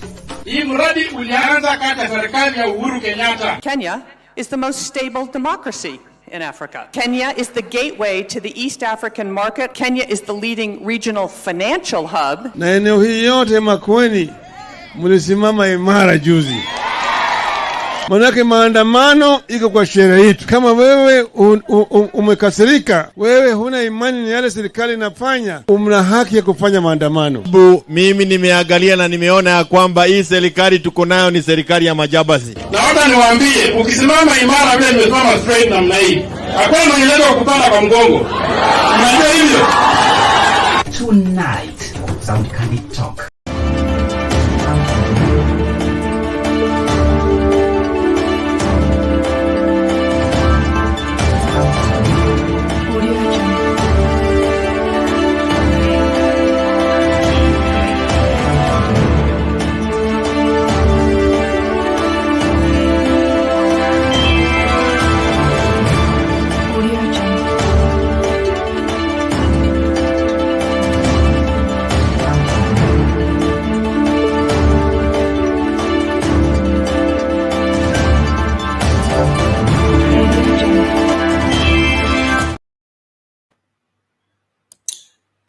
I see Mr. Handsome 2024 is here. So I'll leave you inside the hands of Mr. Handsome. You have been away, but I'm happy to see you back. Poa kabisa. What's up? Siku hizi program imekuwa ya 2 hours Sikujua. Sasa hii ndo mmepotea. How can I debate alone? Na wase mmepotea. Umedebate alone masaa ngapi? Sikujua kulikuwa peke yako. More than 2 hours. Peke yako? Mtu mmoja na amekuja peke yake. And you are still live. Contribute before I go away. Okay. Sawa. Wakurugenzi hiyo si poa. Ladies and gentlemen, lazima tuchangamkie hii kitu. You know the reason why we need to be here. So Bwana Shandizo,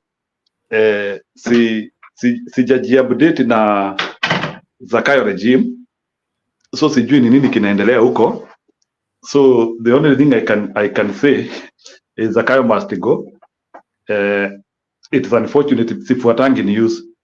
I'm sorry. So Even we're not talking about news. We are talking about today we were to drive deeper about our economy, government project, and the corruption.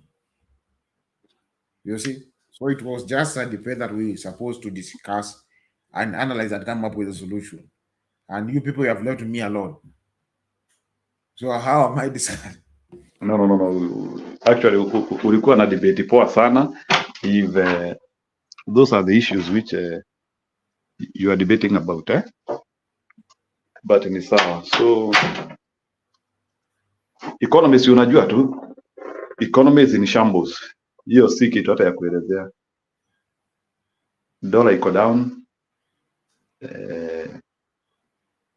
Leo nimeangalia, nimeona ni kama imeimprove kidogo. So so anyway, naturally there is nothing you can talk about Zakayo regime. It is doomed at the start. So it's unfortunate that Kenyans are in this situation, hostage situation. That is a problem. So sasa ni kufikiria kujinasua. Unajua saa zingine kuna kuanga na hii nyoka inaitangwa anaconda. Nimeonaona mamovie ya zimeaktiwa huko Amazon forest. Saa zingine hii nyoka inaitwa anaconda, unaona ikimeza mbuzi, sometimes pia inaanzia kumeza binadamu, and it is usually very scary when it starts swallowing. So I think we are in an anaconda situation where now tumekuwa marinated vizuri, sasa ni kumezwa tu, like lazima tu tukae katika, unajua na phrases zingine I think we should not be adopting them. Ati ukae hari yako. Hii story ya kukaa hari yako ndio hii sasa, whereby vitu ni mbaya lakini you cannot like say anything, like huwezi jinasua. We are really bad, we are really in a bad situation by the way. So bwana Shandizo, we have just to think now. Sasa ile kitu tuko nayo sasa ni tufikirie tutajitoa kwa hii situation aje. We are in a cage, like we are in the forest, tuko huko ndani msituni na tujui where we can get out in the mainland. All our tumeenda huko kufish. Saa zingine unasikianga majamaa like Victoria wameenda huko kufish, then boat yao ina capsize, then boat yao ikicapsize na huko it is either mupatane na meli ama muogere. Sasa sisi boat yetu isha capsize, tuko in the deep seas, tunaogelea, tunakunywa maji. Meli isipopatikana karibu hapo tutabebwa. That is now the situation which is there. Hakuna kitu inafanya, hata wakijaribu kuimasaji aje, hata ukijaribu kumasaji nchi yetu saa hii vitu haziwezi ingiana. We are out of control, and you know when a disaster enters inaingianga pole pole. You begin by hii vitu itakuwa poa, things will be okay, until now they go out of hand. So immediately when the dollar was 135, watu walishtuka sana. Wakati dola ilikuwa 135 watu walishtuka sana. Sasa hata watu washtuki tena. It was a shock. I remember jamaa aliniambia wa dola ni 135 wa. Sasa hii tu unaangalia tu figure tu unaacha. So at times inaanzianga kama mshangao, then from there we in a bad situation. Even during Moi time hakukuwa hivi. Sasa kuna hii kitu tunaitanga pesa mfukoni. Sasa hii hakuna pesa mfukoni. Sasa pesa iko mifukoni mwao. Sasa mfuko ya Mkenya, pengine handkerchief na vitu zingine ambazo they have no monetary value. So we are just in a bad shape. So we just need to organize and mobilize. That should be the call here. Organize and mobilize. And na tuone tutajinasuaje. So I think now saa hii maandamano should in fact kukua ikijiita. I am still surprised that people are not reacting to this chaotic government. I don't know, like I thought that problems organize people. So I'm surprised still that hakuna maandamano. It's unfortunate, like other jurisdiction, some government, if they experience a quarter of what we're experiencing, saa zingine naona trackers in France wapi is sand. Leo nimesikia jamaa ko Italia, there is a Italy summit huko where Africans have to be summoned and go and sit there. Of course, those summits have zero. Hakuna kitu tumeendea huko. They are just the colonial meetings. Nothing Africans will get. If we need any summit, lazima summit itengenezwe kwetu. So Italians can come to Kenya and they handle us independently. Si ati kuita. And I don't know how viongozi wetu wa Afrika, they are bullshit. Italy summit, England summit, America summit, Russian summit, Chinese summit. Like hiyo tu ni kutumiwa fare na kuenda. Hiyo tu ni Bwana Shandizo, haina tofauti na vile unatumia dem fare kuja. So viongozi wa Afrika ni kutumiwa fare. You know, after kutumia mtu fare, what happens? Bwana Shandizo, you know, after mtu ametumiwa fare, what happens?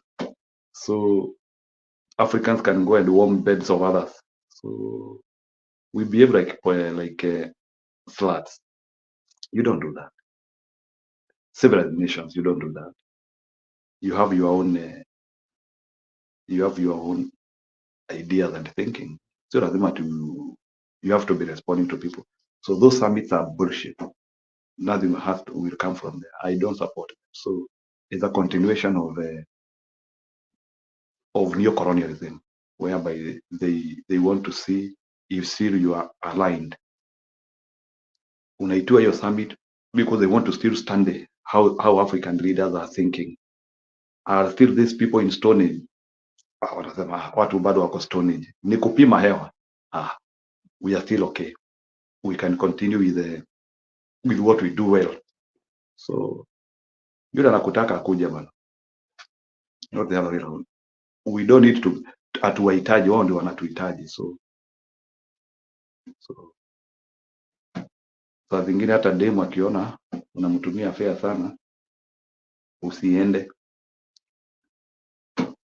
So huyu anakuhitaji atokezee. Sawa, anyway, that's okay. So Bwana Shandizo, mismanagement in our country is a high level. So we now need two lines. Number one, there must be a political line and there must be a revolution line. So we need to see people pushing on the revolution line, because we cannot solve these issues on politics alone. So lazima tukue na vikundi mbili. Some people are coming also, Alex anakuja. So lazima tukue na vikundi mbili. We need a political wing and a revolution wing.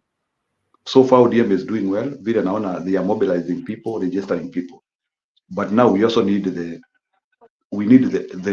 rebellion movement, which is moving side by side. That's what I think.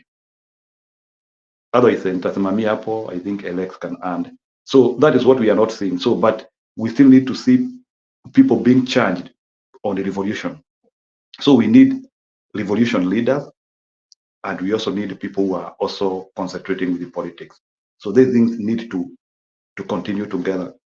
I've studied some places where revolutions have happened, politics and the revolution has not mixed. So, but sometimes they happen at the same time. So if we think that we will concentrate with the politics, we finish politics, then we go to revolution, it will not happen. You have to push the same wheel at the same time. So those things have to co-work. We have to work on the political side and on the revolution side. So those two wheels have to push together.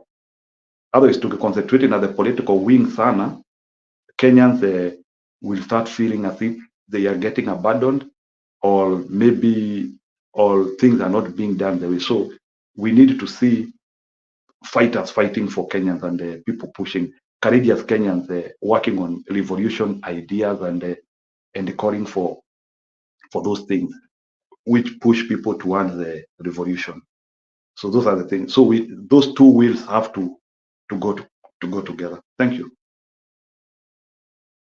Mr. Ansam, I really appreciate that contribution. Before I welcome Alex, I want to appreciate everyone that watching. Let us support Sound Candy Talk, and it will be great and be great. I'll leave you people in the hands of Mr. Ansam 2024, where other people will be joining, and also we will be discussing up for the remaining hour. They will be bringing up the show for the remaining hour. Mr. Alex, how are you? I'm doing great. How are you? I am good. That's good. That's good. Bernard ameamua wewe ndio utakaa hapa 10 hours.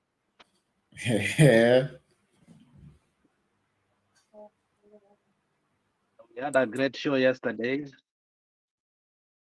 And nikaona Njiru anang'ang'ana peke yake hapo, nikasema si niingie ndani nisaidie yeye kidogo. But yeah, when we talk about projects, deep dive of government project, I would like to start with Nakuru, where in my life I've never seen the kind of impunity that I'm experiencing in that country. A whole governor closes War Memorial Hospital and chases, sick people from the hospital. There was an example of that Mzee who said that his relative had done surgery yesterday, and what happened is that they were chasing him today. That was 6 days ago. Now he was on oxygen. He had just done. Apart from the crisis, the school crisis and school fees crisis which we have experienced, I saw Pastor Ezekiel gave a lot of food distribution, and he also gave a lot of school fees to students who came from one school who passed very well. So, I mean, this government does not have even one project that you can say there is no corruption. Sorry. So this government does not have even one individual who is not corrupt. In a span of less than 1 year, Murkomen has bought 3 choppers. And you wonder how can you come from not owning a chopper and you buy within 1 year 3 choppers. And that's why I'll say I don't trust this government completely. Housing levy is a scam. Shift when you're badala NHIF is a scam too, because 300 cannot cover anything. 300 cannot cover medication, cannot cover bed, cannot cover food, and cannot cover the doctor's appointment. So that's why authoritatively I'll say that this government in itself is a scam, and there is no any other government in the history of Kenya that even ya mkoloni that was as corrupt with impunity, whereby watu wanakuja wanachapa hata bunduki, watu wanaenda hospitali and nothing is done. I hear the agriculture sector is doing even more worse. It's because Linturi is under the cover. He has not been grilled. But I hear the agricultural sector, wakatudanganya Nzoia inaanza kazi. And wakasema wamepump huko sijui ni 600 million. Somebody took that money. And Nzoia is not working anymore. So when you look at the nature of how the boss is operating, and that's how the governors who are UDA now are operating, under high voltage corruption, mega corruptions. And they don't care. They do it broad daylight. How can you close an hospital and you just tell people to get out, to go where? And somebody wants to grab the land for the hospital, you know? So there is a big problem that we have in Kenya individually and also communally that honestly Mungu anatakana atusaidie. At this rate, we may not have a country in 5 years. And I think that's why people are mad. People cannot even fix a roof leak in JKIA, Jomo Kenyatta International Airport. So you sit, you ask yourself, if you cannot fix a roof leak, and there is a lot of money that is coming there. Actually, the other day said there's a corruption in the airport such as had never been seen. I have a friend of mine who had an iPhone when he was entering Kenya. That was 2 months ago. He was told you can't enter with this phone unless you pay $200. Such is the kind of impunity we are having. So can I agree that we have dived so low and something needs to be done? I don't know what needs to be done, but we need to reevaluate and ask pertinent questions on, are we really having a country anymore? Look, the only president who went to Italy from East Africa is Ruto. And you wonder what did he go to do there? Because he's the one who's been complaining these people hold them in buses. And leo alipandishwa buses. So you wonder if this person, remember when he said that, there was Mo Ibrahim, there was a standing ovation. And the West Africans started calling Ruto is a revolutionary. That's the kind of leader we need. But when he started criticizing now the coup in Burkina Faso, people started rethinking about, who is this guy? Do we really know him? You know, alisema by January kutakuwa na free visa. Hakuna kitu kama free visa. It's more expensive and it's more laborious to apply because the nature, the way he put things. He wants people to come in this country. Yes, of course, which is not wrong. We can have visitors.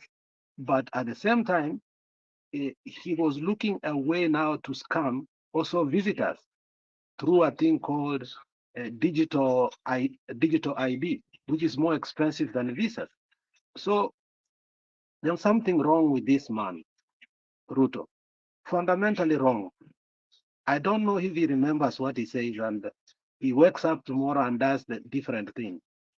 But however, I think here hapo with the conclusion that our country has dived into the worst of the worst to a point that we are chasing sick people from theater, from hospital, and we are grabbing a 25-acre land of the hospital flippantly like that, and we don't want to be accountable based on that. Governor Kihika just says wacha watoke huko, that the lease imeisha, wacha watoke huko. Sasa wao watu wamekuelect and then unawafukuza hospitali. Gujiri told them, I don't think with the rate things are happening here, kuna any MP ata survive next time. And we are seeing it from deep in central or the mountain, that really there is a revolution coming. You know, the other day I saw Martha Karua, walijaribu kuwashtua, wakajaribu kuwafuata, but mwisho yeye na Munya na sijui ni nani wali make sure wamekuwa na maandamano yao vile walikuwa wanataka. Unaelewa? So I'll stop there. Before I go, let me play this video and then so that you don't pia nani apate kuelewa. 20,000 per square meter. Honorable Speaker, this issue of affordable housing is a scam. Why am I saying it's a scam, Honorable Speaker? If you look at the government giving land for free, number one, the same government is giving tax-free building materials. Same government is giving value-added taxes free. And also transferring that land is free of charge. And how, I don't know what kind of calculation they're making. After giving free government land, which is a public land, to an individual, and then that individual builds properties at not affordable price, but at an affordable price, commercial price. The Speaker, if you go today, Honorable Lomonen is my witness. He bought 104 square meter property in Great Wall. He bought 2 maisonettes, 2 apartments, at the cost of 3.5 million shillings. He has documents. I am his witness. And if you look at 104, you divide 3.5 million, divide by 104, you are getting that land at 34,000 shillings, 34,000 per square meter.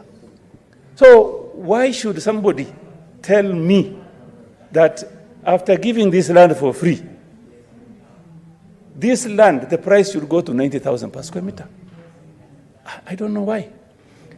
Honorable Speaker, lastly, in that committee, my view was that the government has lost land to fraudsters in the name of developers. The Speaker, upande wa manyumba. Nani anakuwa? Nani anakuwa? Nani anakuwa? Nani anakuwa? Na tumempatia pesa ya kujenga. Hiyo ICT hub 6 tunataka vijana 200-300 in every ICT in every ward. Na mimi nitaleta kompyuta huko, tutaweka internet, tutaweka walimu, na tayari nimenegotiate ajira kule Ulaya, kule Marekani, kule Ujerumani, kule Ufaransa, ili hawa vijana watafanya hiyo kazi. Vijana hapa wa South Mendi, muko tayari? Muko tayari? Hapa South Mendi tunajenga ICT hub 6 na tumekubaliana na huyu Mwiti. In 6 months all the ICT hubs must be ready. Kwa sababu mimi nitakuwa na tayari na makompyuta na internet, ndio tuweze kupanga nyinyi vijana. Nyinyi vijana mko tayari? Pale kwa computer hub mtashindwa kufinya kompyuta nyinyi? Mko tayari? Kufinya tu kompyuta inaweza kuwashinda? Sasa sikia wewe. Mimi tumejenga ICT hub. Tumeweka kompyuta. Tumeweka internet. Tumeweka mwalimu. Tumekupangia ajira tayari kule ng'ambo. Wewe kazi yako ni kwenda pale, unajifunza in 1 month, uko na skill, unaendelea kufinya kompyuta, unaweka dola kwa mfuko, unaenda nyumbani, unapanga kazi yako. Watu wa South Mendi mko tayari? Mko tayari? Na wale ambao hamutapata kazi hiyo kwa hiyo mpango mbili, pia tumesign agreement inaitwa bilateral labor agreement na kampuni karibu 10, na sio kampuni, na nchi karibu 10 for export of labor, ili vijana wengine wanaomaliza kwa TVET, wanaomaliza kwa university, wanaweza kwenda kufanya kazi Ulaya, wanaweza kwenda kufanya kazi Marekani. Nasikia mtu ya kitendawili ati anasema nisipeleke Wakenya wafanye kazi ng'ambo. Kwani anataka wafanye kazi mahali gani? Ati nimemuuliza ati hautaki waende ng'ambo, unataka wafanye nini? Ati anapanga maandamano. Kwani maandamano ni mahali mtu anaweza kwenda kufanya kazi? Sio ni ukumbavu? Ama ni ujinga? Ama ni yote mbili? Ripoti ya ukaguzi kutoka idara ya ujenzi imeeleza kuwa kuna hofu kwa wanafunzi kuendelea kusomea ndani ya madarasa katika baadhi ya shule za maeneo bunge ya Kimilili na Aldai kutokana na ujenzi wa kiholela. Ripoti hiyo inasema kuwa madarasa 10 kati ya 12 huko Kimilili yalijengwa kiholela, huku shule moja katika eneo bunge la Aldai ikisemekana kuwa haifai kutumika kwa shughuli za masomo. Brenda Wanga anaarifu. Ukaguzi kuhusu miradi inayofadhiliwa na hazina maeneo bunge katika maeneo bunge hayo mawili ilianza mwaka uliopita baada ya wananchi katika maeneo hayo kulalamikia ujenzi shuleni. Matokeo ya ukaguzi huo yamethibitisha malalamizi ya wakaazi na kupigia darubini wanakandarasi na ujenzi wao wa kiholela. Kati ya shule 12 ambazo zilikaguliwa katika eneo bunge la Kimilili, Sango Baptist na Kamusinde RC pekee zilikuwa na majengo imara. Shule nyingine 10 zikiwemo Kamukuywa, Bituyu, Nasianda, Shikendu na Mawanga DEB, Kimilili RC na DEB, Kamusinde na Kamaseile pamoja na Daraja Mungu zilikuwa na madarasa yaliyojengwa kiholela. Madarasa 2 katika shule ya Lutonyi na mengine 5 katika shule ya Chesamisi yamedaiwa kuwa hayafai kabisa kwa shughuli za masomo. Ripoti imeeleza kuwa baadhi ya madarasa yalijengwa bila kuzingatia kanuni za ujenzi na hakukuwa na stakabadhi za kuonyesha jinsi majengo yalivyoidhinishwa.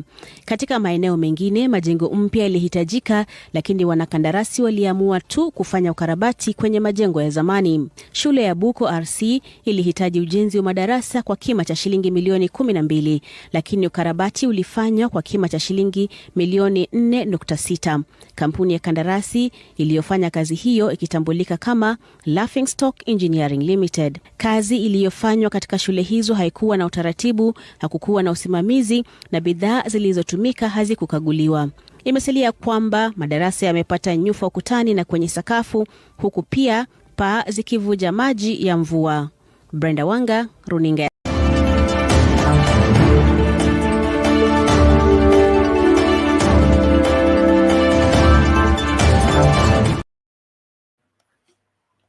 Ni hivyo kuko, alafu nasema Kenya Corruption Commission. Mr. Hassan, let me leave you people in your hands.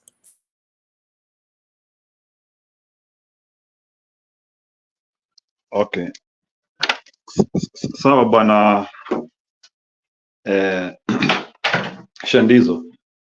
First of all, nimesikia ati hiyo kampuni ilijenga hiyo madarasa inaitwa Laughingstock. Sijui kama bwana Alex umesikia hiyo story ya Laughingstock? Alex, umesikia hiyo kampuni ilijenga hiyo madarasa inaitwa Laughingstock? Okay. The other thing is the moment umesikia Zakayo amekwambia in 6 months hivi, hiyo tutakuwa tumemalizia, ujue that is uongo. There is nothing like in 6 months time. So umesikia nyinyi watu mtashindwa na kufinya computer like another. Let me tell you, in this life, when you present things, serious things in a casual manner, it's very dangerous. In 1 month si utakuwa umejua hiyo computer. So kuna kitu nataka kuuliza hapa bwana. Bwana Shandizo, umesikia hiyo? Sorry, amepotea. So kuna watu nataka kuuliza hapa, ni skills gani unaweza jua za computer within 1 month? No, I want to ask here, what can you know about computer in 1 month? Sababu amesema in 1 month ni computer packages watoto wanasoma class 1 siku hizi. Let me tell you, hiyo kitu anasema within 1 month utakuwa umejua kufinya computer. What he is talking about, he is talking about typing. The only thing which you can learn within 1 month about a computer is typing, kutengeneza file, kusave document. Those the famous packages which we used to do long time ago, post millennial time when computers. So Zakaya ja update ya kwamba knowing packages you don't know computer. Sahi we are in web design, we are in software, we are in machine learning, and those things you cannot explain them in rares. For your information, those things you talk about them in institutions of higher learning, in a TVET college somewhere, in a university somewhere. Those are the people who train these things. How ni wale watu ambao wana train hizi vitu. Zakayo does not train computer, so he doesn't know what it entails Unajua, let me tell you, watu wanadharau IT sana.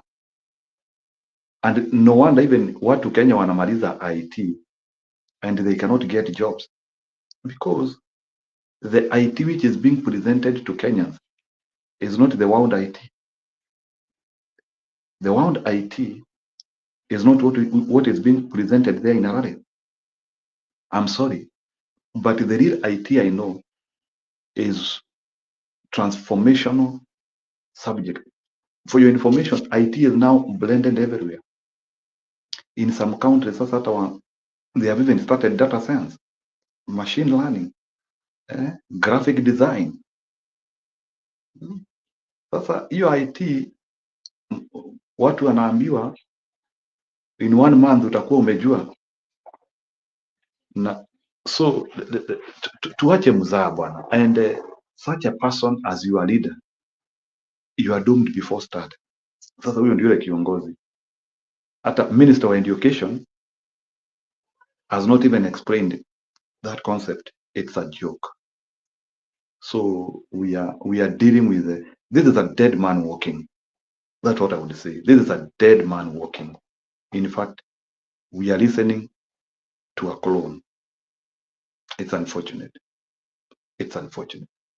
When I listen to Zakayo and the speeches he gives in rallies, I feel pity for the intellectual community of Kenya. That there is no any intellectual man, or if they are very few, who has not challenged that man on on the damages he is doing in the villages.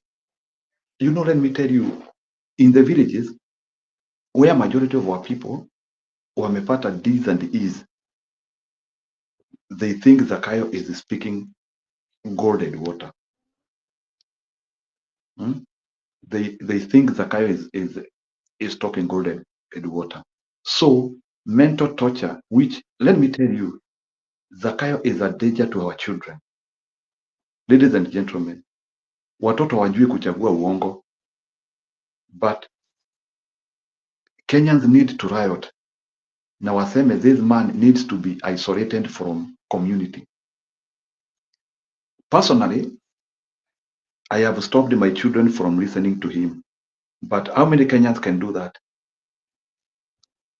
Personally, I advise parents, please, don't watch Kenyan news in the meantime until we can get somebody who is organized and somebody who is speaking the truth. Kuona news to subject young generation to this person, you are risking the next generation to become pathological liars. You might think that watu wanacheka because of what this guy is speaking, lakini mtu anasema hapo in 6 months time.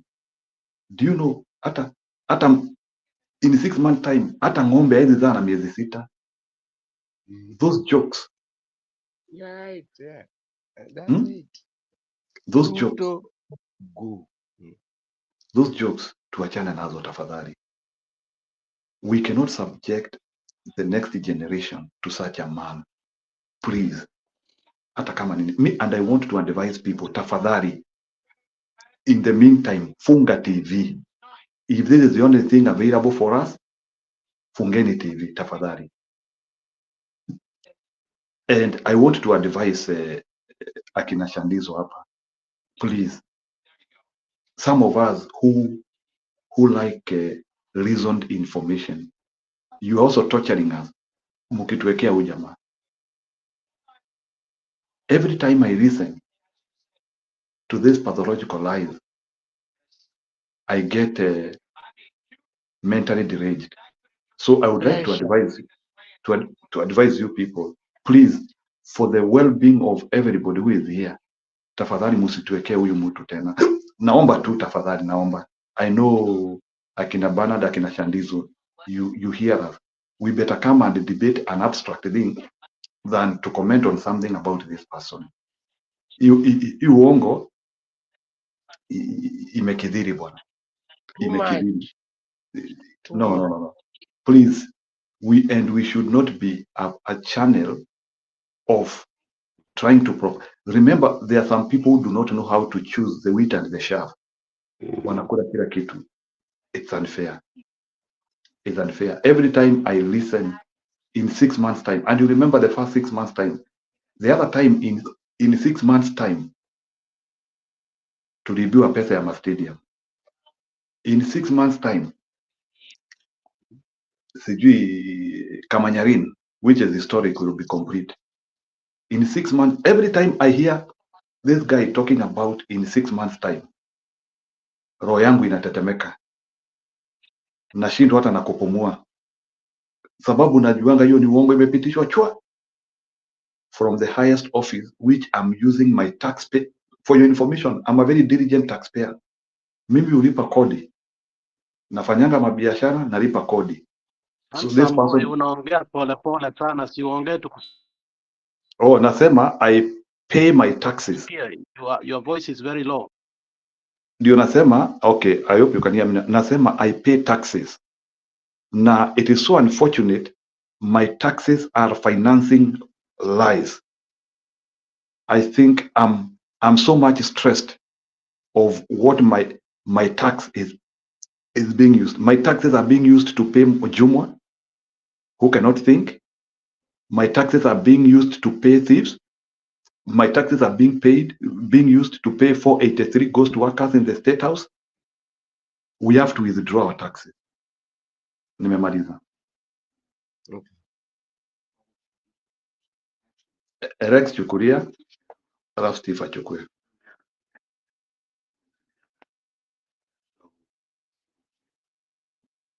Alex. Steven, you can go ahead. I saw your hand up. Acha Steven aongea. Mkono wake ilikuwa juu. It's very motive. It's very motive. Can you hear me? Yes, we can hear you. Yeah, it's very motive. Yeah. One, Ruto, you think that is a doctor. He's not a doctor. He's a botanist. Explain that to every time. In your university, we refuse him. Then I went to Rhodesia. You remember? That time it was called Zimbabwe. Printing money is not nice. I'm not talking about corruption. Too fast. If you can hear me, you hear me.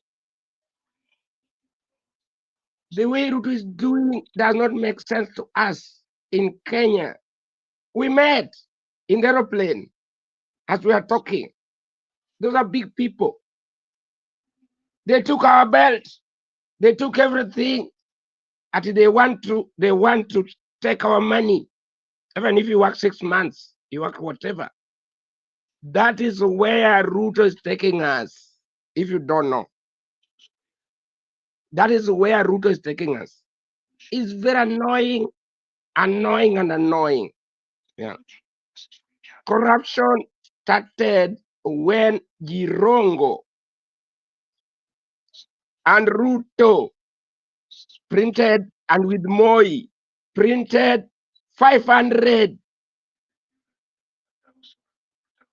Yeah, note. Why? We are using shilling. So why 5 pounds? I don't know, 5. Me, I'm in UK. Why print money?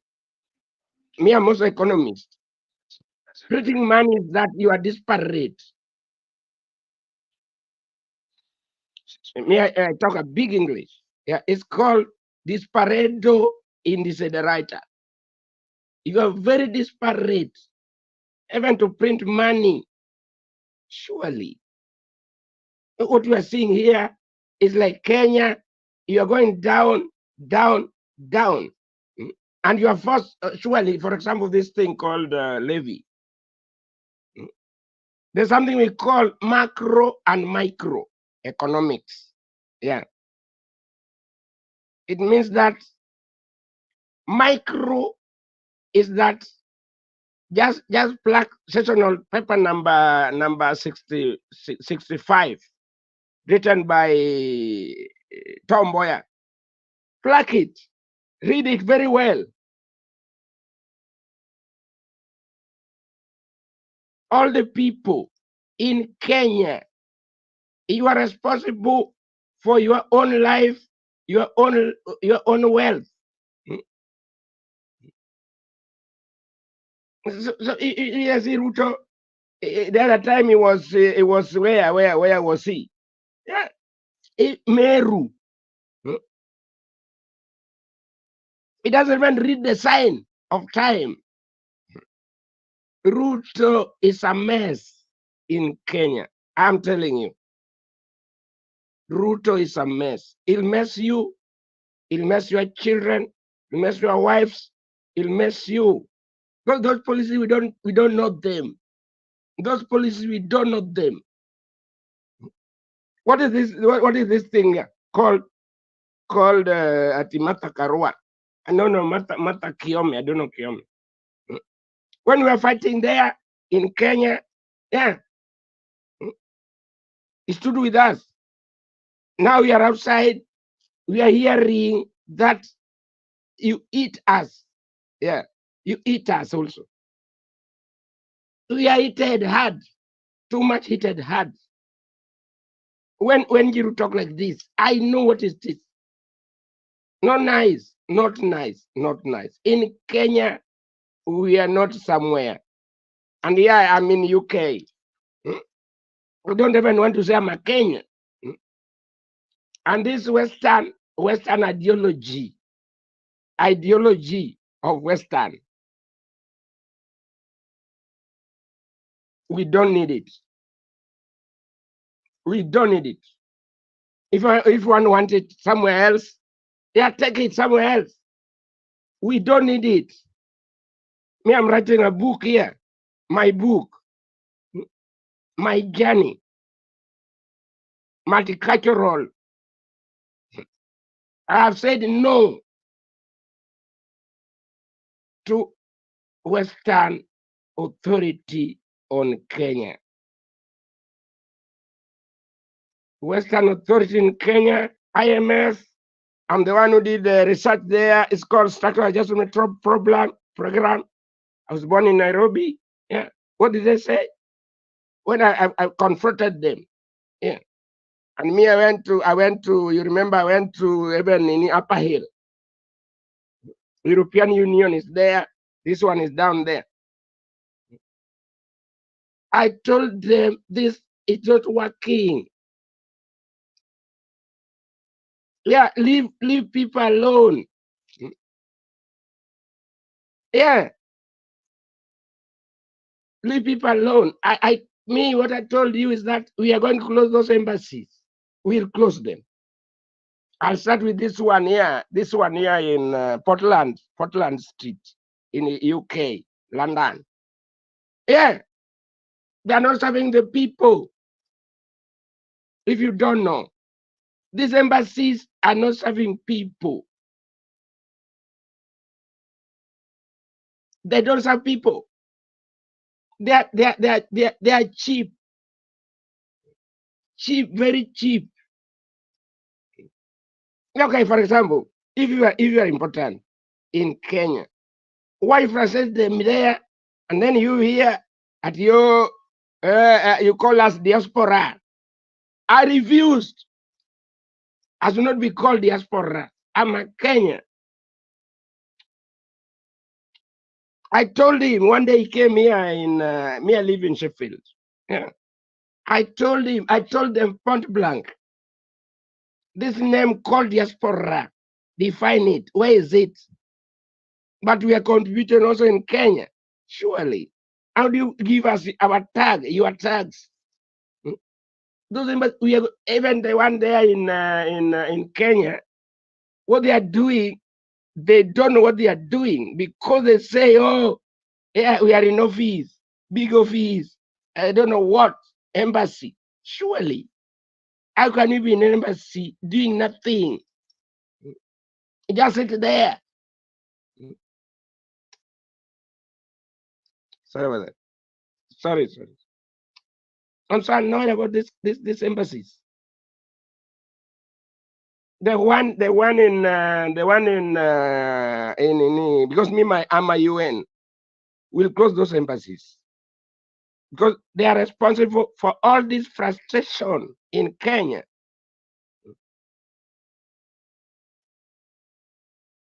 Upper Hill, that is British Embassy. We'll close that one.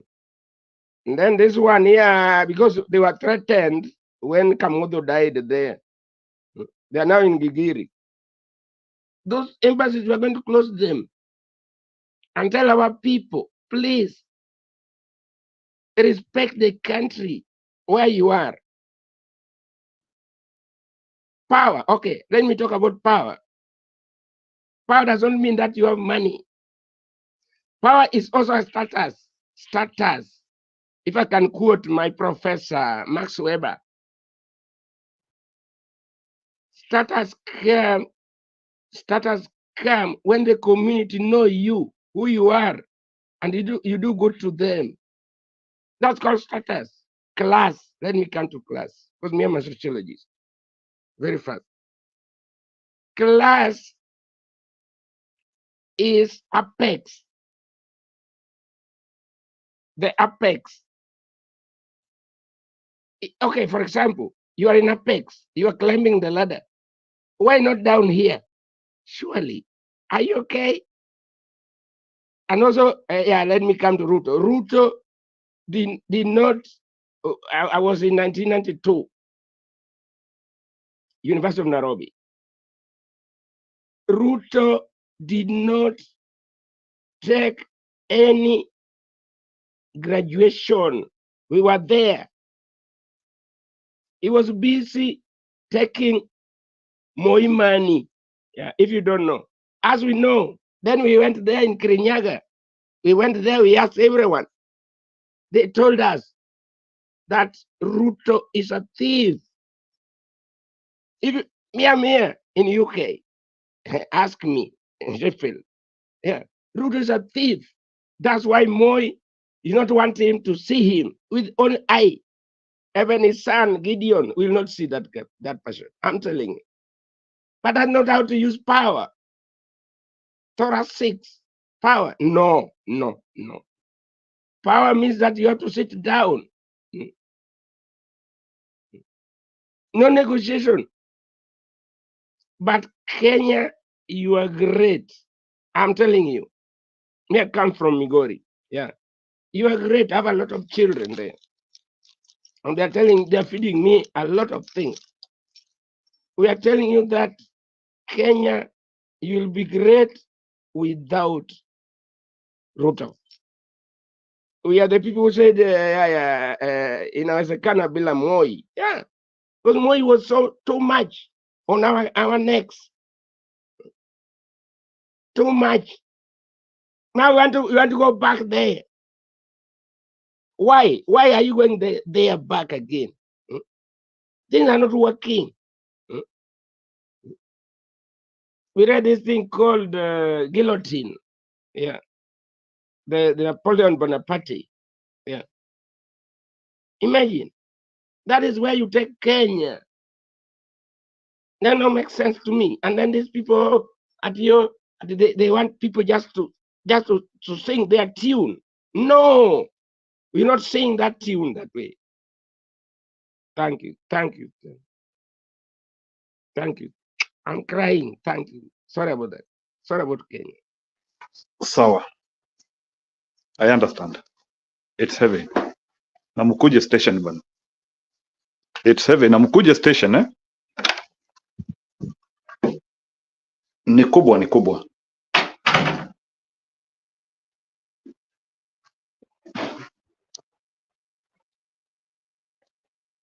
It's worse. In 2 years, no one will be able to talk the way we are speaking. At least sahi tuko na pumzi. In 2 years, it will be tough. So ladies and gentlemen, take cover and let's reason together. We either reason together and work together, or we perish individually. We hang separately. So it's upon us. There is so much group work we have refused to work on, but we have to think beyond. Do we all want the same things? Yes, we want. All of us, including even people who come from Sugoi. We want prosperity. We want good life. And if that good life doesn't seem to come from the quarters, we need to respond uniformly. So it is simple.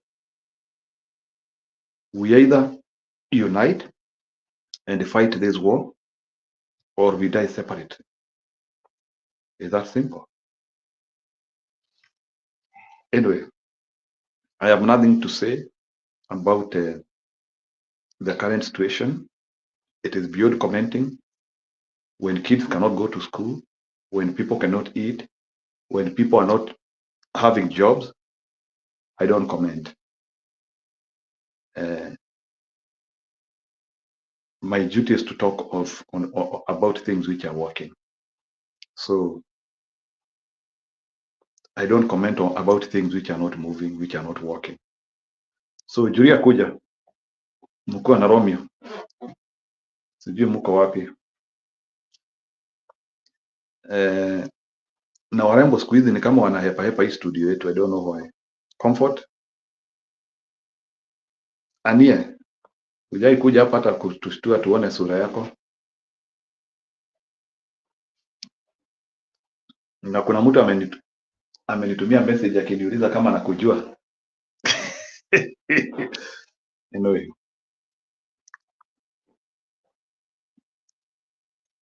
Anie, kuja studio uonekane.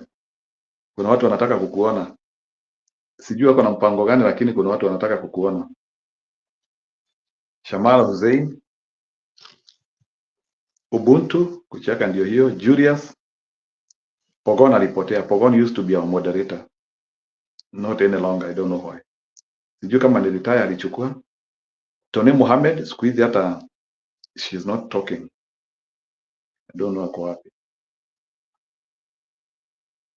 Alex Ozia amepotea. Nilikuwa nacheka Sandizo, alibaki peke yake, sasa mimi nimebaki peke yangu. Naona Ania ameniwekea. Yeah. So Bwana Steven, there's something I wanted to comment here. Like when the government is not doing the right thing, the national fabric gets destroyed. So in the next 2 years, expect the damage of families. Expect we will start raising very bad kids now.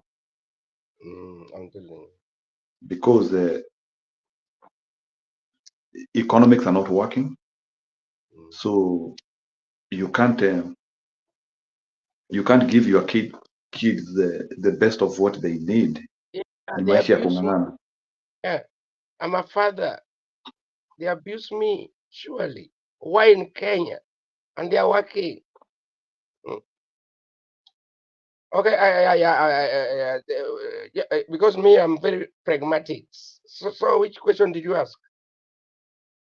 So like government, because I've been listening a lot.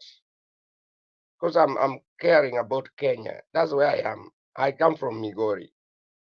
Government means three. Whether you're in school or not in school, you have to know that. It is parliament oversight. There is judiciary, judging. There is executive. Yeah. But if you collude, it won't work. I'm telling you. I'm telling you. I'm telling you.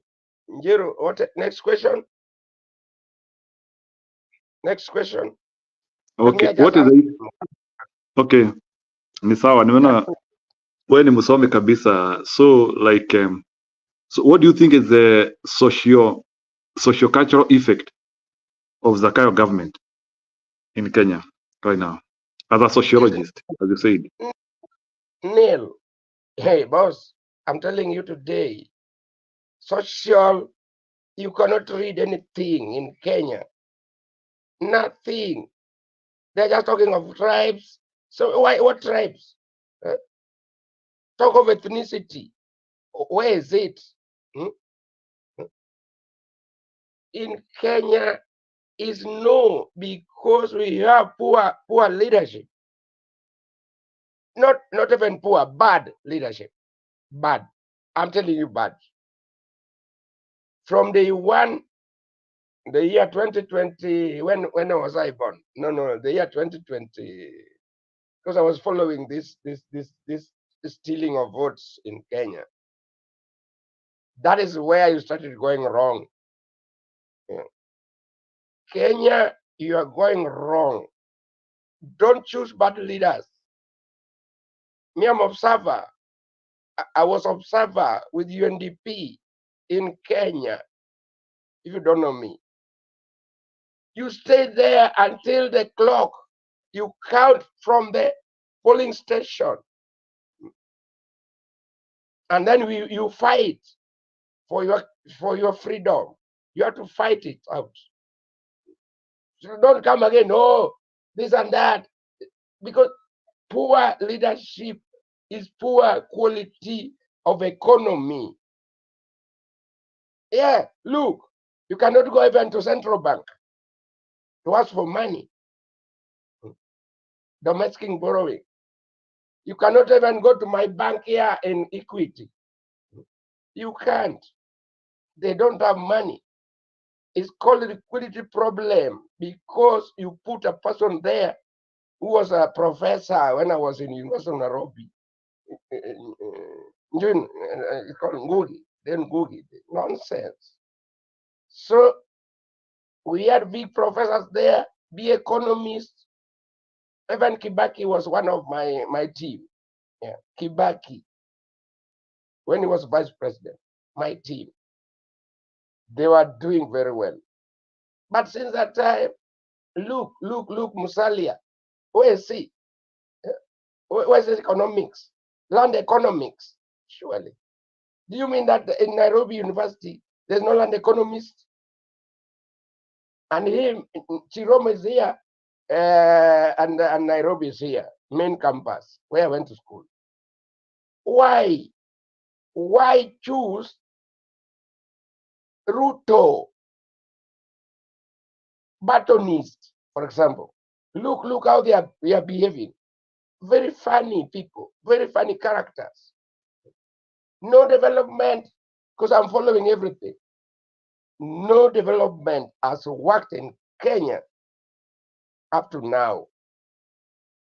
Ask me another one.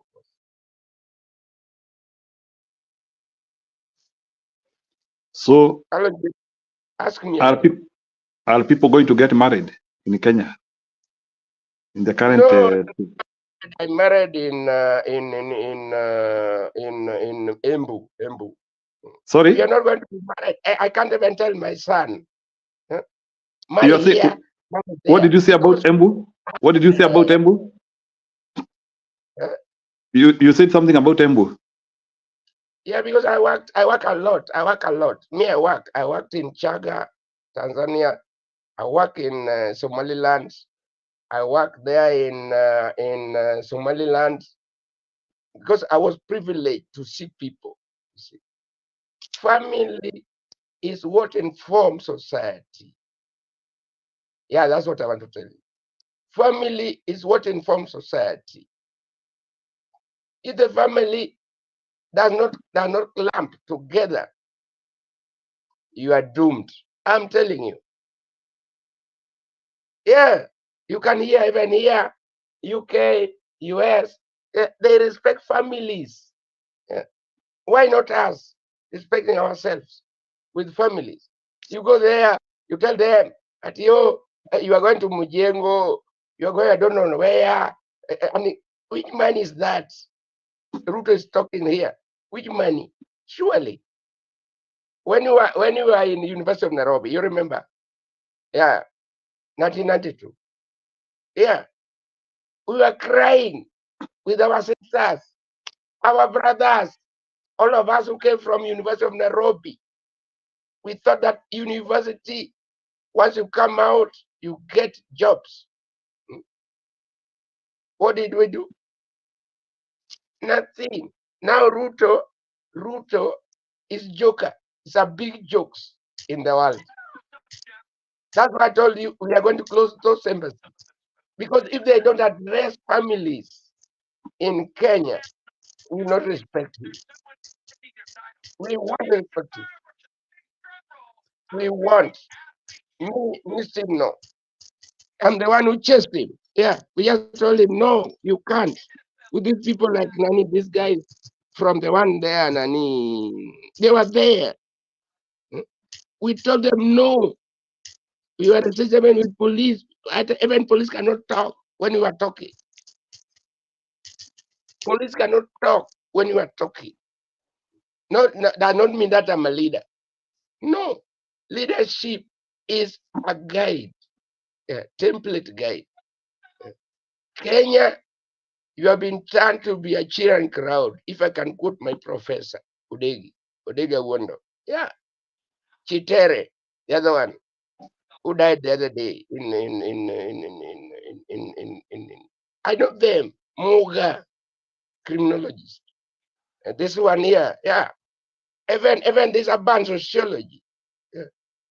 Even this Macau, this guy here. We are telling you, if things are not working, it's not working. That's what is called sleeping in a slumber.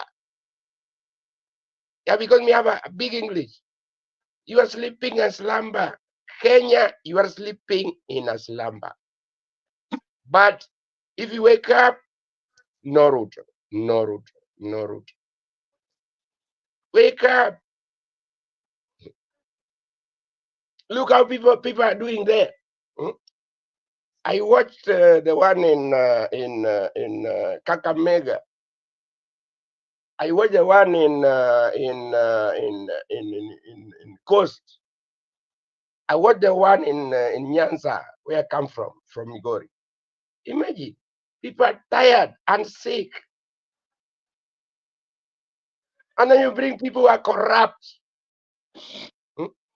That is what you are discussing. At yo, Gachagua versus Ndidi Nyoro. Nonsense. Ruto first bring us the what he called change. 7 billion change. He said it's a change for only 2 dams. Surely. Don't sugarcoat people. Tell them what it is. But this thing called Western aping, we don't like it. I'm telling you, we don't. We live here, we don't like those sugar copy. Like now today, if you go there in Gigiri, because I worked in Gigiri, my office there, UNDP, UN World Food Program. They are keeping to come to UK. So why? Why? Because policy of employment in Kenya has failed. The other time I was working in Tanzania, 5 years I worked in Tanzania, Chagaland, Moshi. Yeah. Can I ask you something, Steve? Are you aware that the unemployment rate of Tanzania is around 3% and of Kenya is 40%? What is Jonataka, hebu niambie, how is the economic policy of Tanzania compared to economic policy of Kenya? Because I don't know. Let me start by that. In Tanzania, because I lived there for long, 5 years is a long time. In Tanzania, they are agriculturalists. They are entrepreneurship. They are social. 3 things. Can I compare with Kenya? Because I don't want to repeat what you have said.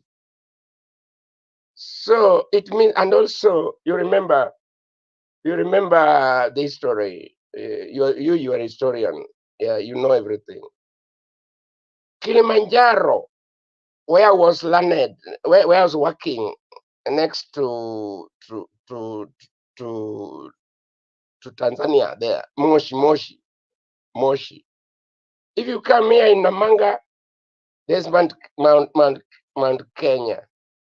No Mount Kilimanjaro there. So what went wrong is that the economy of Kenya slid down because all the entrepreneurs were shipping, docking in Dar es Salaam. Be rest assured. Me, I went even up to Zanzibar. Yeah. If you're working there, you have to go everywhere and you talk with people. You have to know everything. That is why all the things, because of bad policy, everything is docking in Tanzania. It's next to Mombasa. One day I was in a big hotel there looking. I said, hey, all these things should be in Kenya. I was wrong. Because bad leadership is a wrong issue. If you want to lead people well, lead them. If you don't want to lead them well, forget them. Yeah. Another question. So they are doing well because the investor, there's what we call investor confidence in economics. Yeah, big. That is a big thing you see here. There's what we call investor confidence. Yeah, I cannot push money to Kenya, and then I see all the people there, they're going to steal it. I can't. Without mentioning names. Investor confidence has come because we have curves. Yeah, because me, I'm a statistician as well. We have curves. Yeah, you can gauge. Yeah, where the business is going in East Africa, in Tanzania, surely. Why? The way equation.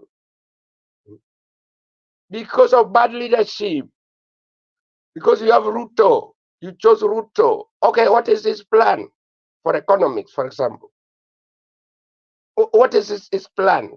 If I brought him in class, yeah, because I can bring him and ask him, Ruto, what is your plan for Kenya in the future? What do you want? Nothing. That's why we chase them. With this guy from Gwasi, lawyers, at the big lawyers. We told them, no. We cannot choose you because you have to sell your policy first in the University of Nairobi. Sell your policy and then say what we know. If it's not working, it's not working. We chase Ruto. This guy called from Gwasi, Suba South. Yeah, we chased them. We gave this one in Kenyatta University. Yeah, they are not selling anything. That time, we told them that we don't like you. You don't have policy.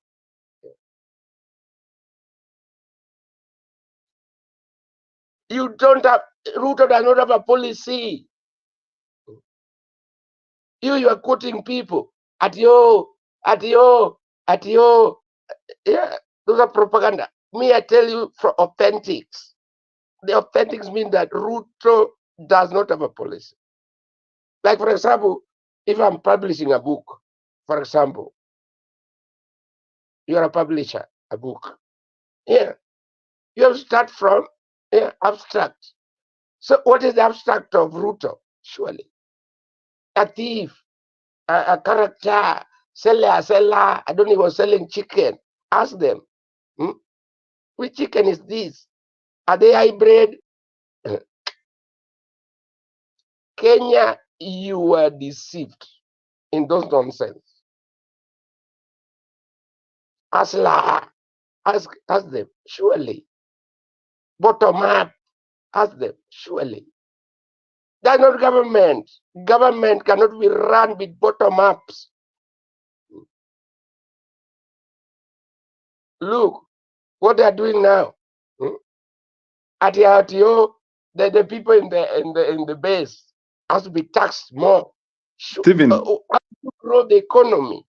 Stephen, dakika moja. Which school did you go to? People. Dakika moja, sawa. Unajuana na Zakayo? Mnajuana na Zakayo? Mimi tulimfukuza University of Nairobi. Sasa he went to steal from Moi. Yeah. If you don't know. Yeah. In university we are harsh, we ask people. In university we joke with people. Hakumaliza shule? Hakumaliza. At what level? Bachelor's, masters or PhD? Mlimfukuza lini? Yeye alipenda pesa kuliko kusoma. Yeah. Because even the people from Chiromo, they were coming to our class. You know, Nairobi University was a big hall.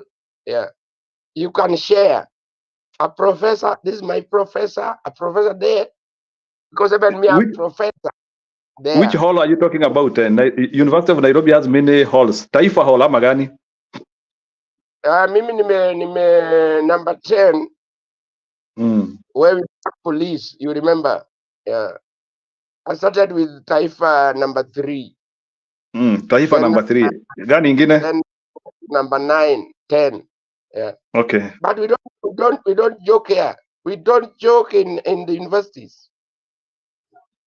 Then I went back when I was going there back from here, from UK.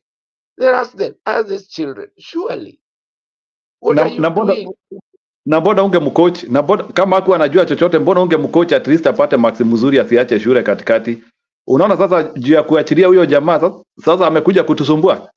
Kwa nini mliachilia huyo jamaa? And then I mean, it's called what? ICC. Yeah, we are very serious on that. No, lakini si mungemsaidia at least shape yake. Na sasa mnaona sasa mlimwachilia sasa amekuja kutusumbua sisi wote. Kwa nini amungesaidia yeye?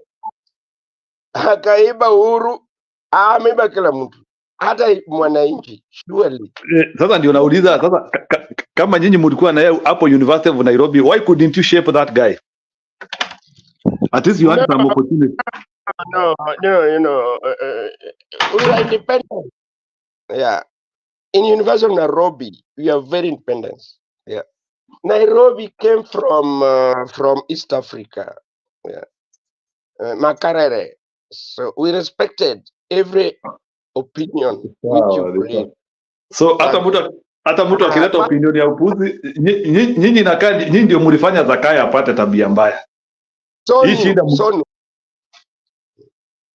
We saw him because you have to present your policy to us. Haya ni sawa. Tulia sasa, tulia. Haya tulia sasa. Haya Steve, tulia sasa. Tulia kidogo. Okay, how are you Kenyan maandamano? How are you Kenyan maandamano? I'm good, Njiro. How are you? And today you are glittering. What is the occasion? Are you aware of that? I'm aware of what? Are you aware you are glittering? No, I'm not aware. Can I assume all that glitters is gold? Nisiweke hivyo vinginevyo. It's good. It's good. Sometimes it's good to glitter because it's not always that things are shining. Yeah. Yeah, this one. Unajua hii environment ya Zakayo tulikuwa tunafikiria kila mtu ameparara, lakini tunaona you people you are going against the grain. Not really, Njiro. Sometimes you say that let me take it hard and it should not spoil me. Okay. It should not destroy me. But I'm fighting hard. Na kusalimia Njiro, na salimia Steven. Yeah, hiyo ni mzuri. Unajua at least pia inaoneshana you have evolved a little bit. Zakayo alikuwa amekuweza sana. Maybe now you cannot start building and encouraging. Maybe kuna kadao unatumia, hebu tuambie ni kagani. You look as if you have moved on. No, I have not moved on. What there is because I have hope of our Kenya standing again. That is why I'm that way, the way I am. Kenya is going to stand, and it will be the best of the best. I'm telling you. Wacha tu apiganishe watu kwa mawe, anawatupa pandi na pandile. Hata yeye mwenyewe sasa hata yeye ndio amepoteza umaarufu wa kuwa kiongozi wa nchi. Amepoteza hata yeye mwenyewe, the way he look like he is lost, and he is completely lost, kwa sababu hata vile anaonekana ameisha nguvu. Ni ile tu the last kick of a dying horse. Unaona hata Steve amekataa maisha ya saa hii. Steve amesema afadhali akae huko shule. Steve wanted to stay in 80s and 90s when he was in school. Amekataa ku move on. Yeye amesema wacha aishi huko. I haven't moved on until Baba, my cowboy, gets the steering so that we can see the change in our country, the real change. Baba will make a real change in our country. I'm telling you. Whatever the time he will take it, whatever time he will spend there, hata kama ni 1 month, there will be changes that will really bring our Kenya to the top. And that one I believe so. I believe completely that Kenya will stand. Zero. Come hata afanye nini. You know, the problem is, yeye ndio anaweza tu kupayuka na kuonekana akitembea tu, kwa sababu bado hizo pesa za serikali anazitumia vile anataka. That is why. But for him, it's a matter of time. Nchi yetu itasimama. Na hiyo nguvu tuko nayo haitaisha. Tutaendelea kupata more energy to fight for our country. Mungu hata waachilia nchi yetu iende hivyo namna hiyo. Na vile sasa unaona nchi zingine wametugomea, wanatuona kama sisi hohehahe, lakini Ruto ndiye hohehahe, sio nchi yetu. The moment right, we'll get the direction. Yes. You are very right. Yeah. Ruto is olehai in good English. Yeah. Swahili, olehai. Yeah. Beggars. You want Kenya to beg? We are not going to beg, Stephen. We are not going to beg. Right now, people, I think they are, collaborating together and helping each other because they know the light is coming. This is not the end of our country. It's the beginning of our country. Na ninajua kuna kile kitu kitahimiza mambo mazuri Kenya yetu. I believe in my own heart, innermost, Kenya will stand. Kuna wakati mtu anadhoofika, unasikia kabisa umekwisha, huna namna, but kitu kinafanyika kwa maisha yako, unakosa kuamini. Na hivyo ndivyo nchi yetu kutafanyika. Now our country is going down, deep down. Na ni kwa sababu ya nini? Ni kwa sababu ya Ruto. Huyo yuko hapo. Aondoke hiyo kiti, aone Kenya vile itakuwa. But I know he'll be soon out of that place. Na ndivyo nilikuwa nahimiza wa Kenya. Kile mnajua kinasaidia hii serikali mbaya isurvive. Let's try to avoid it. Let's run away from it. Kama ni vitu mnanunua, gomea. Kama ni biashara, kaa nyumbani. Because now, even biashara zinaenda wapi? Si zote ni kwisha zinaisha. The more you are doing it, the more you are spoiling it. You are destroying your business. It's better you close one day than you survive for a year. So, if you see something that can really wreck this government, do it. Yes, Kenyans should come together and do something that will make this government go away. Na itaenda. Lakini tukizuzia kufanya hatimsaha, tutaendelea kuumia. Na shida yetu si mtu mwingine, ni Ruto. Ruto ndio amekalia mambo ile ambayo inaweza tusaidia Kenya yetu. Na hivyo anakalia, the more anakaa hapo, the more mambo inaharibika. Kwa sababu anajifanya yeye ni muungwana, anajifanya yeye ati anajua mengi na ajui. He knows nothing. For heaven's sake, how can somebody know each and every ministry ati yeye ndiye anasimamia? How can he know all about problems that are happening in Kenya ati yeye ndiye solution? It can't be. Kwani yeye ni nani? You cannot be all over the country at one same time. Kwa hivyo atachoka. Hakuna mtu ambaye anaweza fanya kazi kila siku akose kuchoka. Atafika pahali ata give up. And I want him to give up when Kenyans are not there. They are away from him. He give up by himself. Inge akasema ni Wakenya walimfanya. Yeye atafika pahali atatoka kivyake. Sababu mtu ambaye anafanya maajabu kama ile anafanya Kenya, madhara yote atajua ni yeye amecause. Mambo yote ile imeendelea huko mbaya, yeye ndio kiini. He will come to realize that and he will resign by himself. Lakini tusimpe muda. Tumuonyeshe njia ya kutoka hiyo nyumba. Nyamaza kidogo, Njiro, uendelee. Jana ulikuwa wapi? I think I had a lot of work to do, so I didn't have time to enter. Yeah, jana ulipitwa na program which will not repeat. I actually watched it this morning and I listened to it, Njiro. You were doing very good. Yeah, I listened to it. Tulindeviate vibaya sana. I saw that. I really liked it.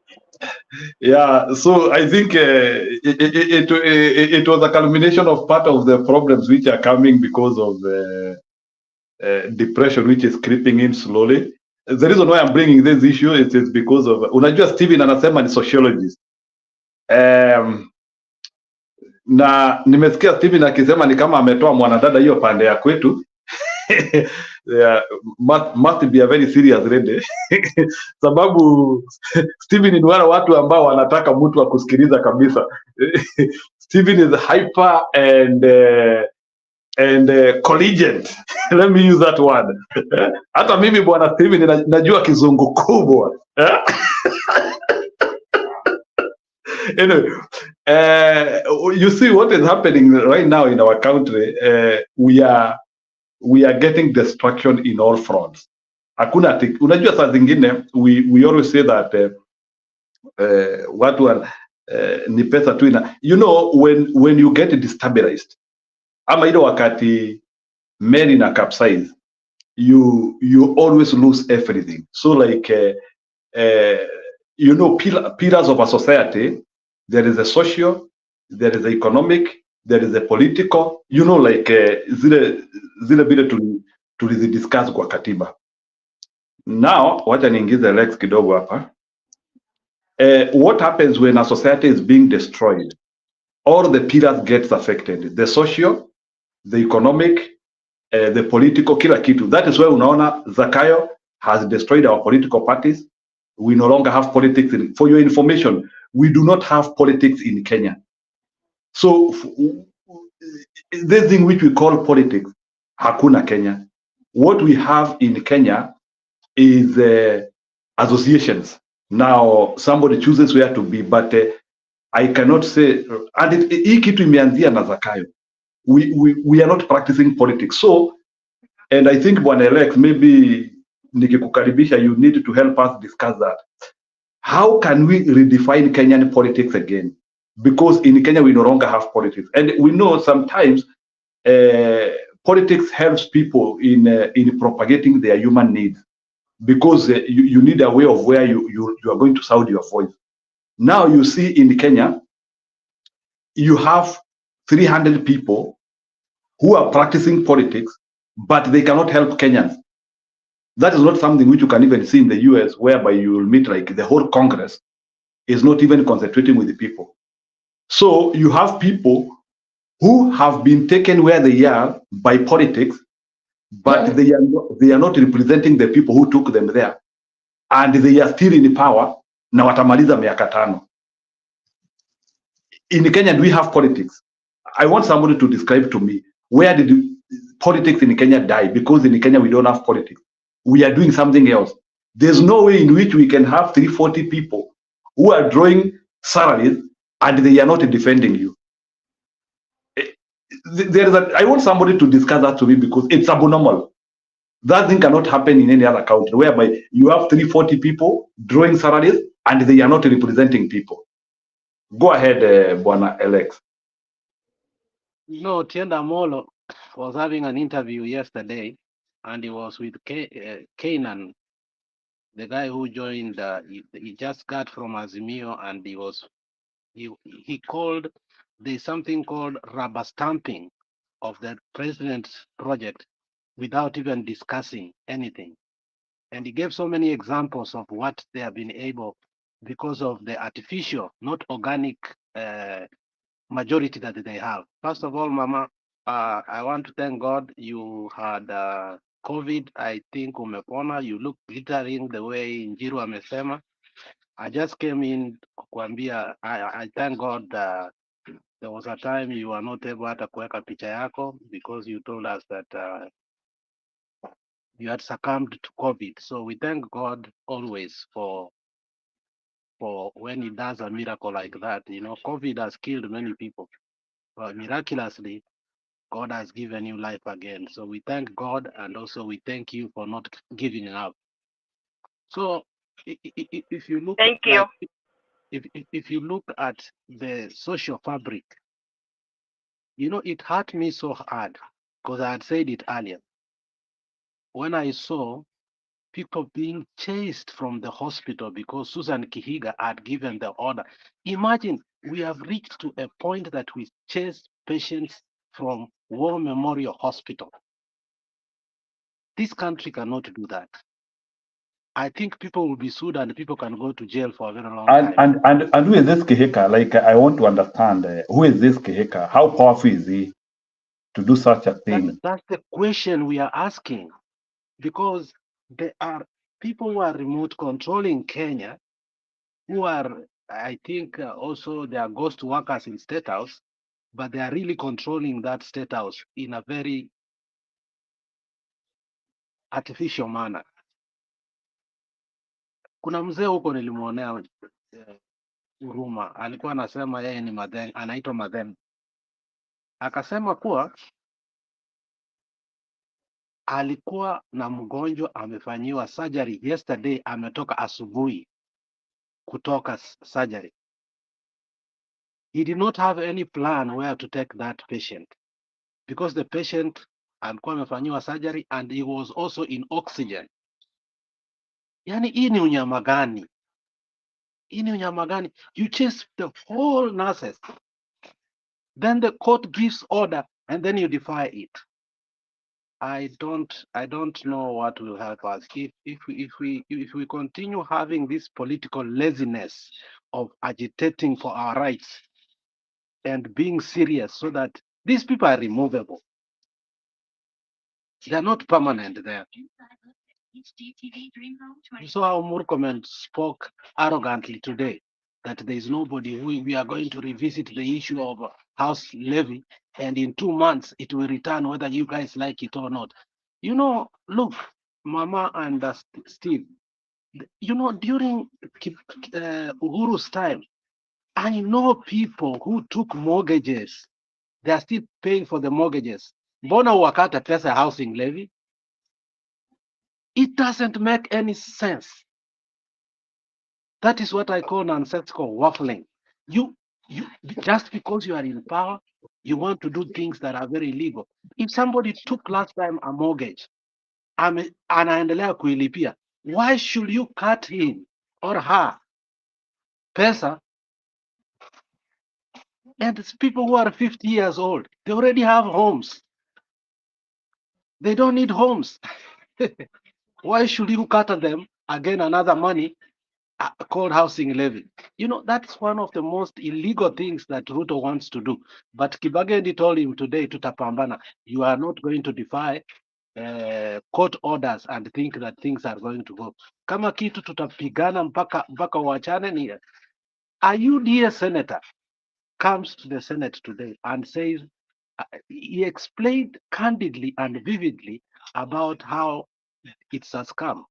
He said, land is being given to these people for free.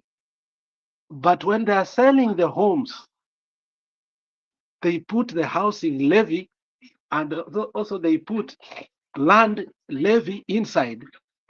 So what was supposed to be affordable, it's not going to be affordable. It's going to be 3.5 million. And that UDA senator explained very well and said, this is crazy. Wamuchomba now, it looks like they are in opposition now. So what we are saying is this. I'm sick and tired. Martha was na maandamano ingine na Munya the other day. They persevered. Askari walikuwa wengi, wanajaribu kuwafuata, wakapanda pikipiki, wakaenda wakapata gari zao, wakahudhuria mkutano fulani. They were so defiant. I like the spirit of Mount Kenya right now. It is something I've never seen. Because people have woken up. When you look at the medical crisis that we have in this country, you can cry. But not only the medical crisis, Mama, we have educational crisis. I was looking at a video, Pastor Ezekiel. I'm not so fond of him, but he gave a scholarship of 103 children, which was amounting to 6,600,000. There was a young girl, alikuwa anakata kokoto na mama yake. Mtoto wa miaka 13 anaenda na ni msichana kukata kokoto ndiye apate. Mwingine akauza kuku yake moja, akaenda akakamp kwa governor wa Kilifi, akakamp huko mpaka akapewa scholarship. There is another girl that Cyprian TV iliweka. I mean, these crises have become too much. We are not able to control it just because somebody took subsidies whereby from 22 capitation money from 22,000, ukaeka 12,000, and then now you are giving schools only 4,000. It is not affordable. You have taken 18,000 from what this, and that is why I'm saying that we need to the social fabric to restructure our mental capability to understand that, what Peter Tosh used to say, get up, stand up for your rights. I mean, that song is so powerful for people who know reggae. Yeah? You're easy and pushing and giving. You can't even eat a day's meal. Get up, stand up for your rights. Until and unless you fight for your rights, we are going to see some things that we have never seen in this country. Kitu inaniumiza is unatoa watu wagonjwa hospitalini, unafunga hospitali. I think that is immoral, that is wrong, that's the worst thing a human being can do. Yani, utu, humanity has gotten out of these people. They are drunk with power. Utu, I mean, just simple humanity has gotten out of these people. And we must condemn these things by all necessary means because, I mean, people voted for you. It is not trees that voted for you. And when they voted for you, huyo mzee alisema, I regret for voting for this regime. Ngujiri juzi alisema, which was funny, that the president, wacha nikwambie, 2027, if you will ever win even one MP, it will be a miracle. The people of Nakuru have suffered enough. And Ngujiri spoke to the truth. I usually don't like him, but the way he put his word, he said, if you will ever win any seat in Nakuru in 2027, it will be a miracle. Because the people are seeing what is happening. So the impunity, the kleptocracy, that is going on in our country is baffling, it's cunning. And we must have a plan on what we are doing. I believe that Baba is going to start his central rallies. Walisema anaanza lini? Somewhere this week. I would like to see how people respond. Our big brothers from Central. When the mountain meets the lake, things happen and they become miraculous. And that is why, it was Nyachae who was promised 2002 by Raila. But when akapiga hesabu, akapata kuwa, Uhuru amewekwa, what Raila did is to say Kibaki tosha. And he made the mountain meet the lake. And you know what? Through the IPPG, we were able to win elections. And that's the kind of arrangements that we want. But this guy is conniving enough to try to deny that. But tutamkimbisha. Article 35, number 1, says the people have a right to agitate themselves through their parliamentarians, hata kama ni watano peke yake who are in the opposition. Life is going to be hope. Mami, I like what you say.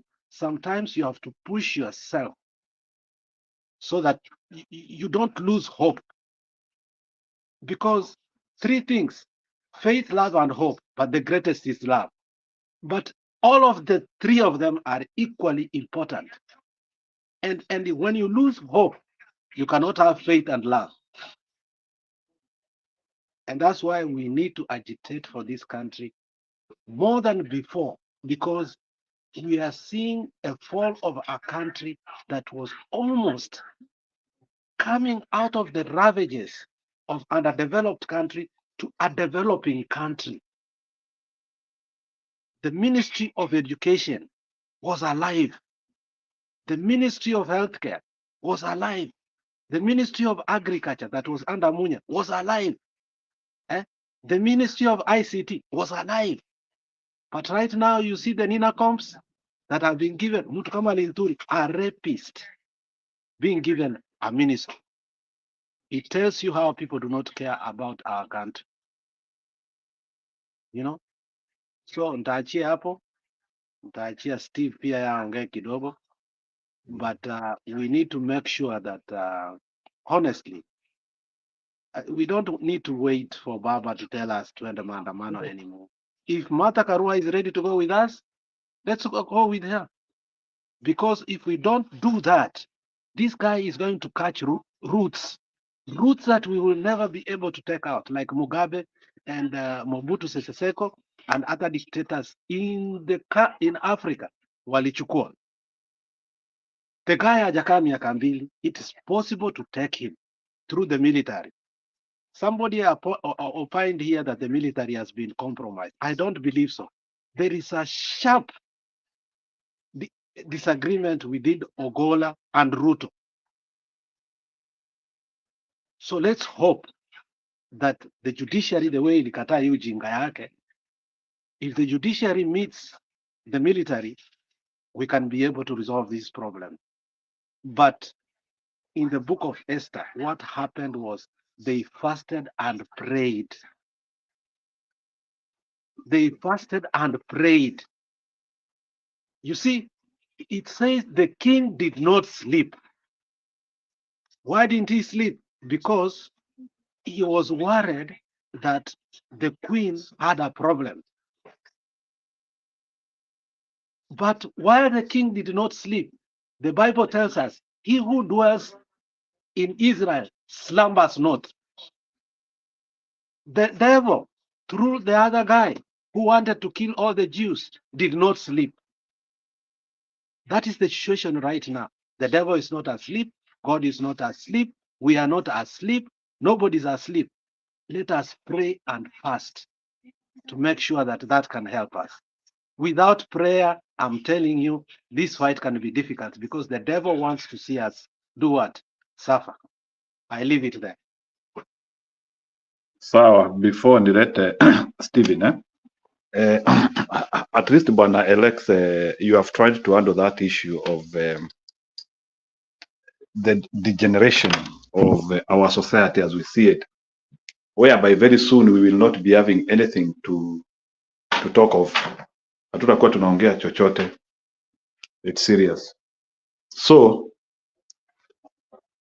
what I think now we need to talk about, and maybe Stephen can talk about here. You know, before you talk of technology, before you talk of hii maneno ya kujenga mabarabara na nini, sometimes when a nation is being destroyed, those things do not become as important. Right now, we are now seeing the destruction of the human thinking. We are now seeing stress. We are now seeing deprivation of people. People cannot school. People cannot eat. Now, the basics, things which you should not even be coming here to talk about. We should, in the 21st century, we should not be talking about people are hungry. We should not be talking about hakuna pesa ya shule. Those are not things which we should be talking about in the 21st century. By the way, for some countries, in some countries, they don't talk about those things. Things about food, things about roads, those things are automatic. So they have raised their thinking. So, Bwana Stephen, can you allow me to understand what do you think is going to be the post-Ruto effect? Let's ask today. Even if Ruto left power today, what do you think are post issues za Ruto in people's population? Thank you. We know everything what is going to happen there.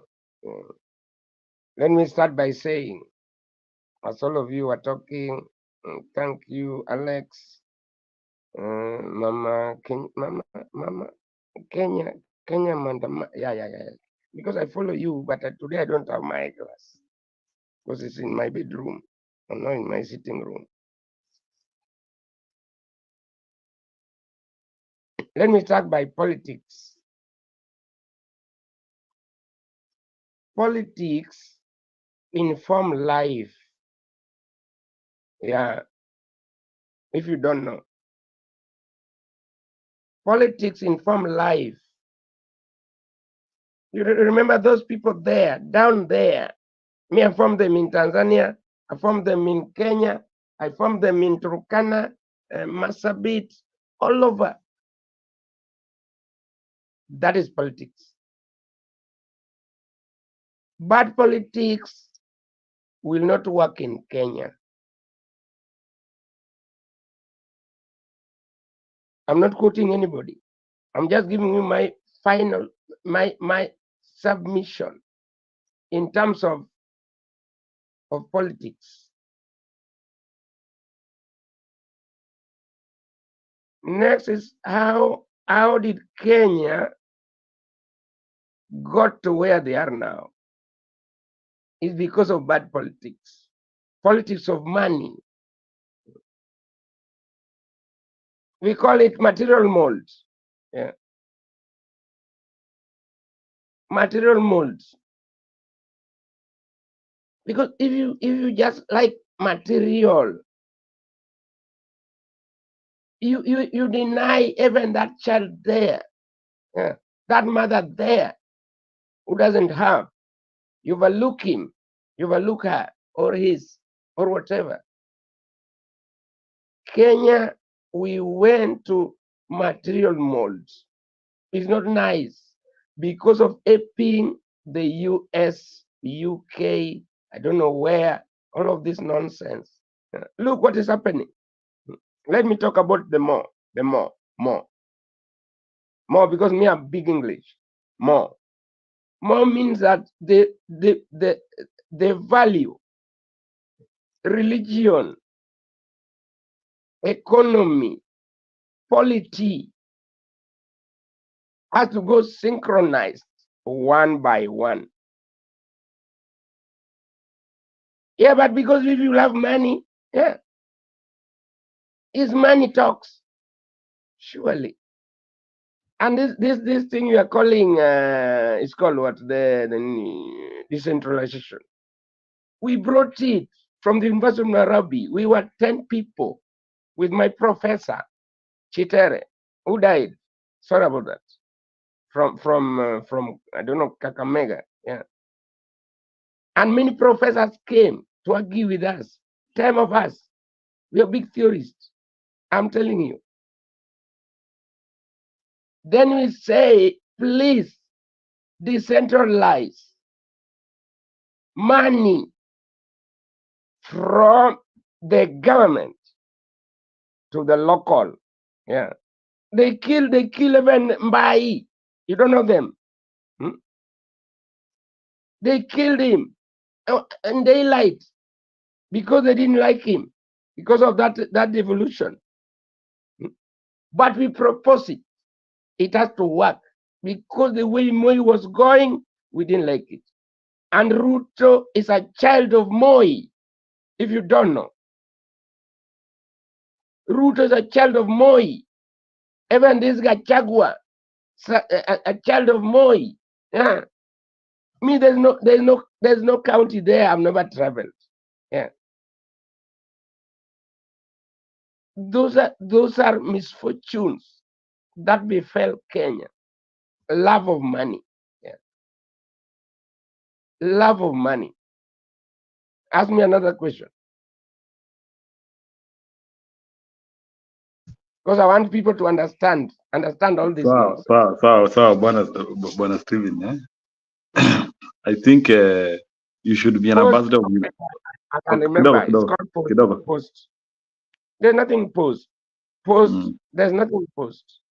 Yeah, Post. I think University of Nairobi.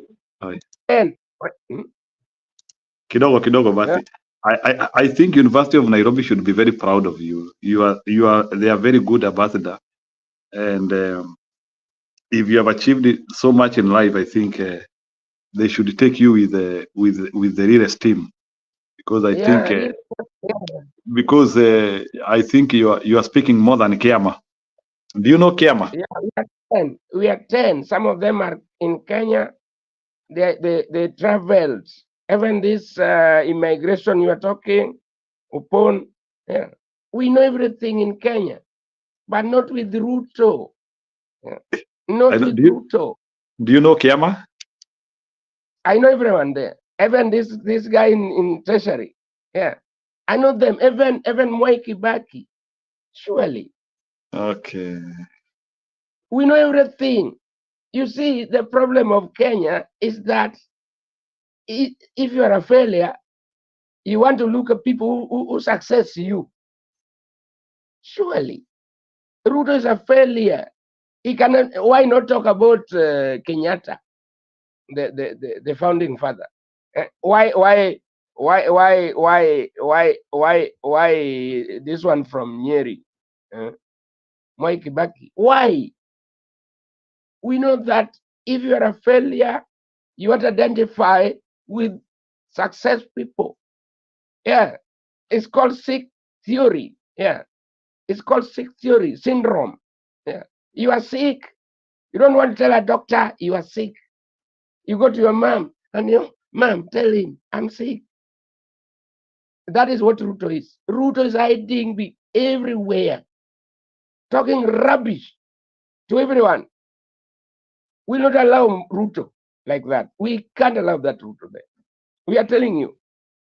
Now, my son there, My Can you daughter tell there. me, Steve, 1 minute?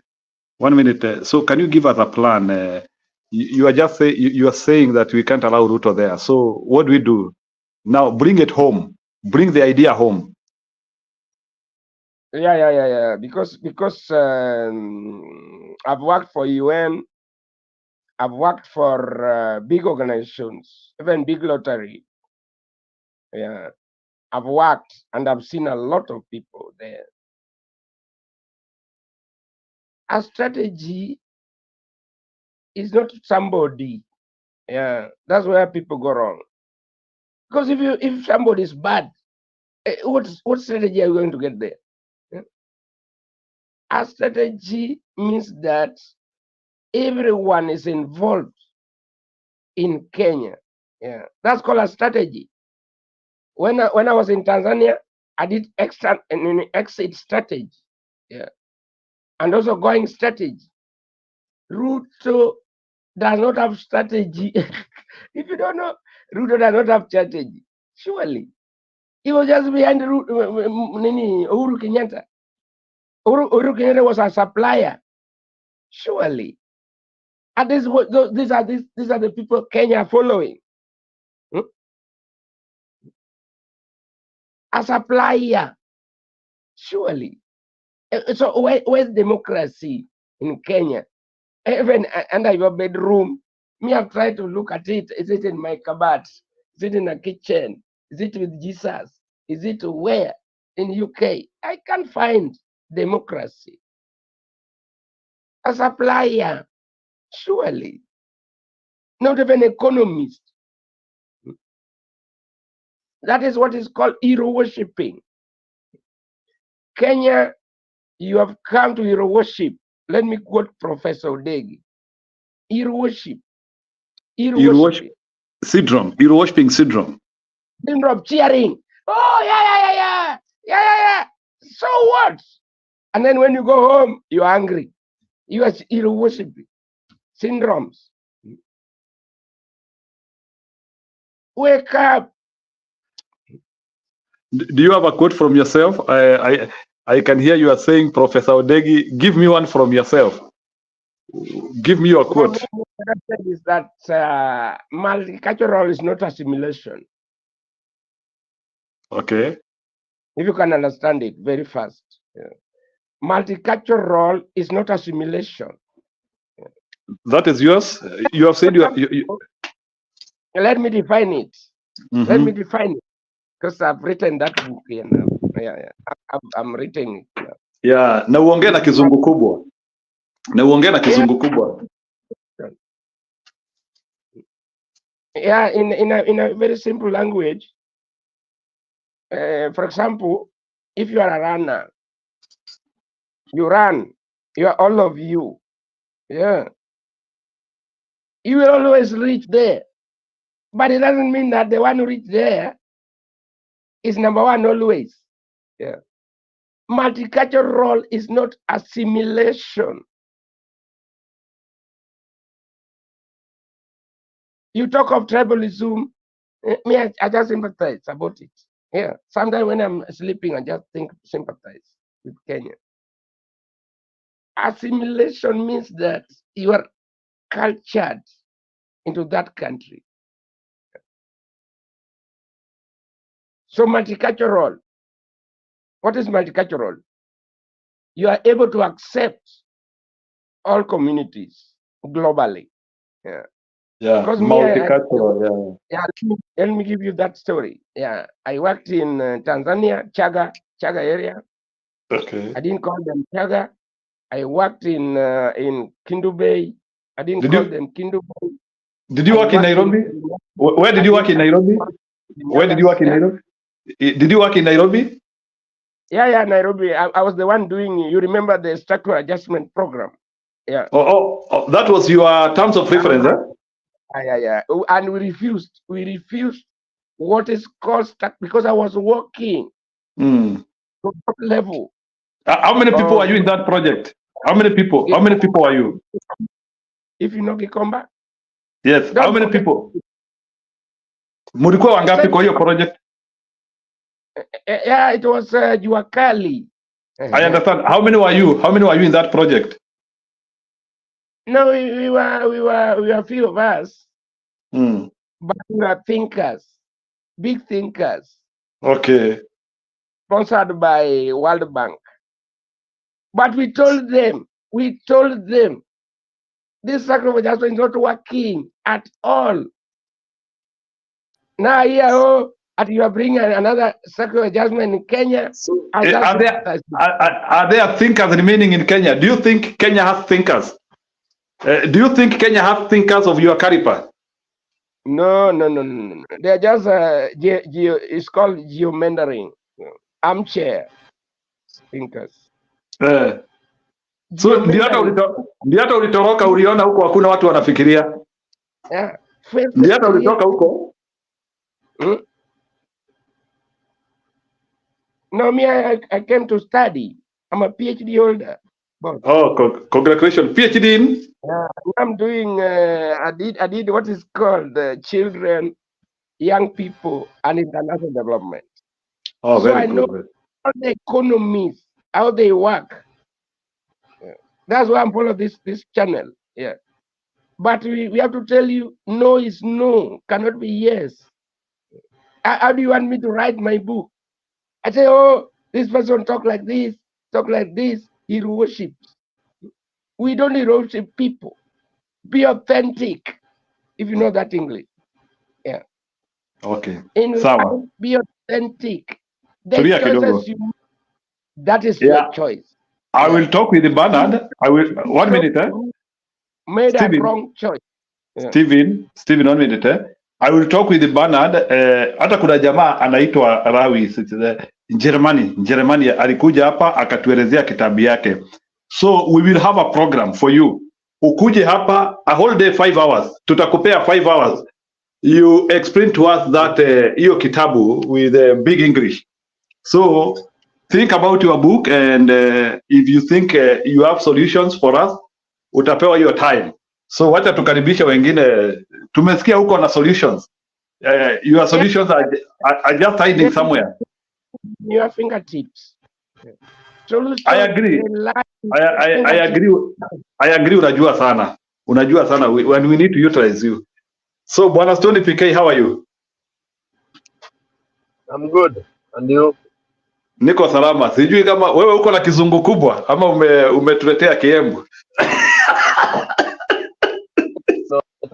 Nimewaletea kuga na kuweka.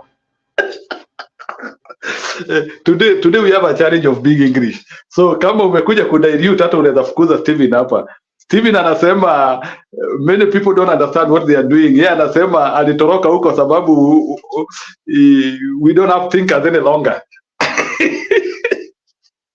Okay, Steven, habari yako bwana? Mzuri sana. Thank you very much. God bless you. Be blessed. Thank you. Naona Alex pale na Njiro, hebu tuma link. I'm saying ninawasalimia wote. Good to see you people. Good to see bado muko pale. Yani tuko pale hata mimi nikiwepo. Na Wakenya tuko pale na hakuna mahali tumesonga. Tumezidi tu kukamuliwa na tunakubali. Unfortunately, jana nilikuwa nitokelezee kwa hiyo topic ya jana. That is what had interested me so much. Ile ya after the hour.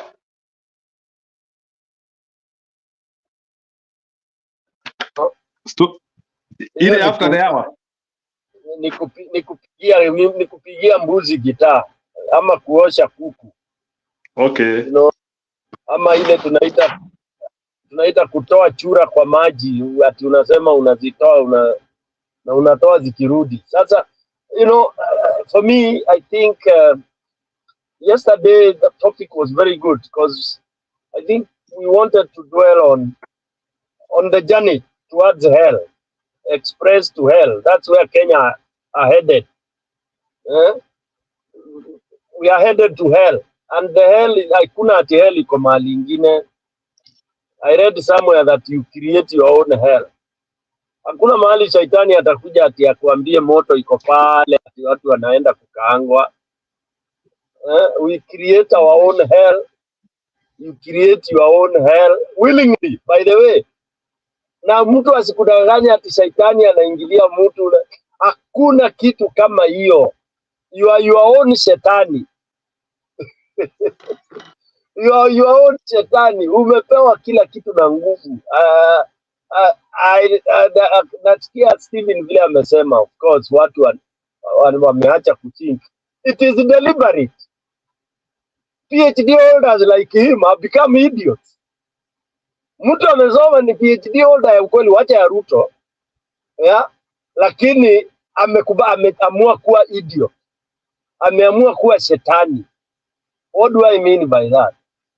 You know this is wrong, but you are gerrymandering around. Unajua unakula, you are so selfish, wewe unachunga kazi yako. If you are asked, why would the civil servants be sitting like ducks laying eggs? It's because they are stealing. Now hawataki anything iharibike, status quo iendelee, so that they continue stealing. And that's the biggest force or workforce we have. So they will never want anything to work. That's why you realize what kama Burkina Faso, if you read what Burkina Faso ule kijana amefanya, he has done things that nobody wants to write about. Unless you have a very close Burkinabe, some of our friends in the UN who are there, ndio watakuambia vile huyo kijana amefanya. Amefanya, yani he has done what needs to be done. Number one, he is ruthless with the corruption. That's now the big term. Hiyo niongezee kwa kizungu ya Stephen. As simple as it sounds, as a leader to rectify rot, you have to be ruthless with the rot. You have to be. Hiyo hakuna, hata usiende karibu na pastor ama hata karibu na Bernard. Bernard ataanza kuambia wacha tuombe, sijui tufanye nini. Wewe toka, go deal with these things ruthlessly. Now, our journey to hell is because we have become useless. We have become selfish. We don't care. It is I and myself.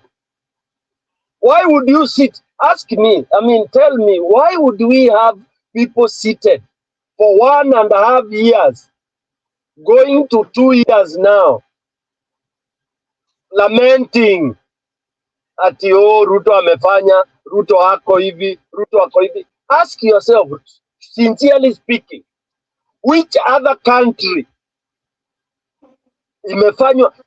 Nimejaribu kuresearch which other country imevumilia ujinga na upumbavu ile inafanywa na Ruto. Wallahi billahi hakuna. Atunaambiwa amani. What amani? What is this amani Kenyans talk about? At peace loving Kenyans. Oh, amen. What really annoys me is because we've been duped through the Bible, through religion. Tumeingizwa kwa, I don't want to use that big term. We've been fooled like idiots 60 years down the line. We've been thrown into that garbage. Na ninasikianga hata kwa hii studio watu wanakuja hapa wakituambia maneno ya Mungu. Sijui. We know about God, bwana. At you don't bring religion into this. That is what has killed us. Even up to now, people are saying we pray. Sahi nilisikia watu Kenya wanasema, sasa tumewachia Mungu. Oh, mtaachia Mungu atakuja. Oh my good God. Nini atu wameachia Mungu? That is, hiyo inaitwa nini? Self-defeatist. Unaachia Mungu akuje kufanya nini? Mungu ashuke chini. Akuje hapa duniani kukusaidia, na wewe amekupatia akili na miguu na macho na kila kitu. You've been given everything, including education. Sasa umepewa education ukapata PhD Steve. I know you know we have many colleagues. Watu umebarikiwa mtu amepata hivyo. We have them in Kenya, genuine ones. And watch rubbish, but genuine. We have doctors, engineers, politicians. Royal University. Yeah, we have no shortage of good brains in our country, and even we have those who can become criminals if they want to become, because you have to be intelligent to be a criminal. What are they doing about this idiot who is going around lying people? Alafu anatutukana is in, I don't know what Kenyans are waiting for. The guy goes anasimama juu ya gari anaanza kuwatukana nyinyi. Oh my good God, kwa mtu kutukana anatukanangwa namna gani? I'm fed up, sincerely speaking. I'm fed up with myself and my own and my country. Everywhere nikiongea na watu ati wana lament, wanasema oh, kumbe Ruto alikuwa atakuwa hivi, oh, wacha tu Mungu tu ndio sasa Kenya ni ya Mungu. Let me tell you here and now, hakuna mahali Mungu atakuja Kenya. Ameenda, dunia ni kubwa. Mungu ako Amerika, mahali wanaenjoy. Mungu ako Italy, Europe, na hawamjui hao, na Mungu ako huko. Wale wanapiga oh Mungu, yeye hata hana haja nao. God is helping the other people. Wewe umepewa, Mungu aliacha amekuacha hapo Kenya, amekuambia wewe fanya hivi, uliona kura yako ikiibiwa, mkasema vipi, maandamano mkaimba, mnaanza kuoga, inaanza kuelekeza, mnataka tu ati mtu mmoja ati baba aseme. Baba is one. Why don't you say? Why don't you decide? Mwambie baba sasa wewe utatufuata hata sisi. This is what we have decided. Why don't we do that? Why don't we take law into our hands? Na tuseme ikue. I know I've been asking this question many times. Now that we cannot take law into our hands, I'm appealing to one Kenyan uko mahali. I know you are somewhere there. That one Kenyan ambaye ndiye ataokoa hii nchi. Manake nimesikia nchi ya yokole wangi na mob. No, mob ina create tu, alafu mtu mmoja anatokelezea. Huyo ndiye anakuwa Yesu. Either anakufa juu yetu ama tunakufa juu yake. That is all what we need to do. Because hai tutaongea science zote bwana Steve. We will analyze everything, but remember we are analyzing the obvious. And we are saying, how can Ruto do this? How do we ask ourselves, no, it's a thief that is ni murderer. You know, for me, yeah, this guy just mtu ajitolee tu aende alipue jamaa mara moja, na tuendelee na kutakucha kutanyesha, Wakenya watakula. If Ruto drops dead today, in fact he will be the first human being kuona watu wa celebrate. Instead of people mourning, people will celebrate. And it is so sad. And I'm saying that out of what I've seen. That you die and nobody, and people even go wanachinja mang'ombe na mbuzi, because that's what will happen. I've heard that's what people are saying. Now people are saying ati tunamwachia Mungu, na ile siku atakufa haki ya Mungu tutakula, tutaimba, tutaenda holiday. Mnangoja Mungu akuja. Wewe story PK bwana, wacha kukua mbaya hivi. I wanted to kukaribisha Shie, naona ameenda. So she can that is what happens. People are not bad, but problems create bad people. Nimeanzia kukuonea 18. Let me tell you, Mr. Anderson, problems don't create bad people at all. Hakuna. Wewe ukiwa mwizi ulizaliwa ukiwa mwizi. Njiro. Nikuite hiyo jina. Usikuje kutuambia ati ulianza kuwa mwizi ulipoenda college. Hakuna kitu kama hiyo. Wachialirwe wewe mwi. And that's why in my kabila watu unasikianga mtu anasema angalia yako katoto ako katakuwa kamwizi. Kanaanza kupigwa kakiwa kadogo. Kwetu nyumbani ungekuja na raba ile huku nunuliwa na Buda.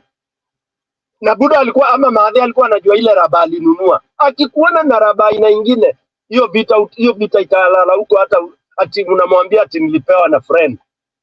Unapelekwa shule uonyeshe huyo friend alikupatia hiyo raba. Was that primitive? No. That was nipping the bud when it was still apple. Unaona? Unamkunja akiwa mbichi. Yani unagrow ukijua you can never move around holding something which does not belong to you. That is what happened. But if in your culture you believe in stealing people's cows and you call that heroism, and you Kenyans come to elect such people, who is the idiot now? No, unajua kwetu tunaamini tukiiba, nikienda kwa msichana nikimchukua na nguvu nimwekelea hapa nipeleke kwa kichaka, ati hiyo ndio ungwana, then huyo ni mtu unaweza enda kupatia dota yako. Haya, Ruto hatukumpatia kura, aliiba. Alipoiba hivi immediately, I always ask Kenyans, why didn't you do the needful? So, Bwana Handsome, for me, I'm just doing my rallying call. Ile tu huwa ninasema msimamo wangu ni ule.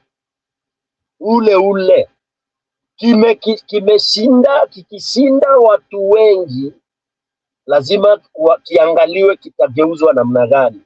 Juzi niliwaambia hii basi inaendeshwa na dereva ambaye kwa sasa ni mwenda wazimu. Na sisi tumekaa hapo tu tunasema hebu na tunaona anaelekea bahari la Hindi. Ameweka gari gia ile ya juu kabisa, na basi inateremka saa hiko karibu kufika Mtongwe. Na watu wanapiga tu nduru.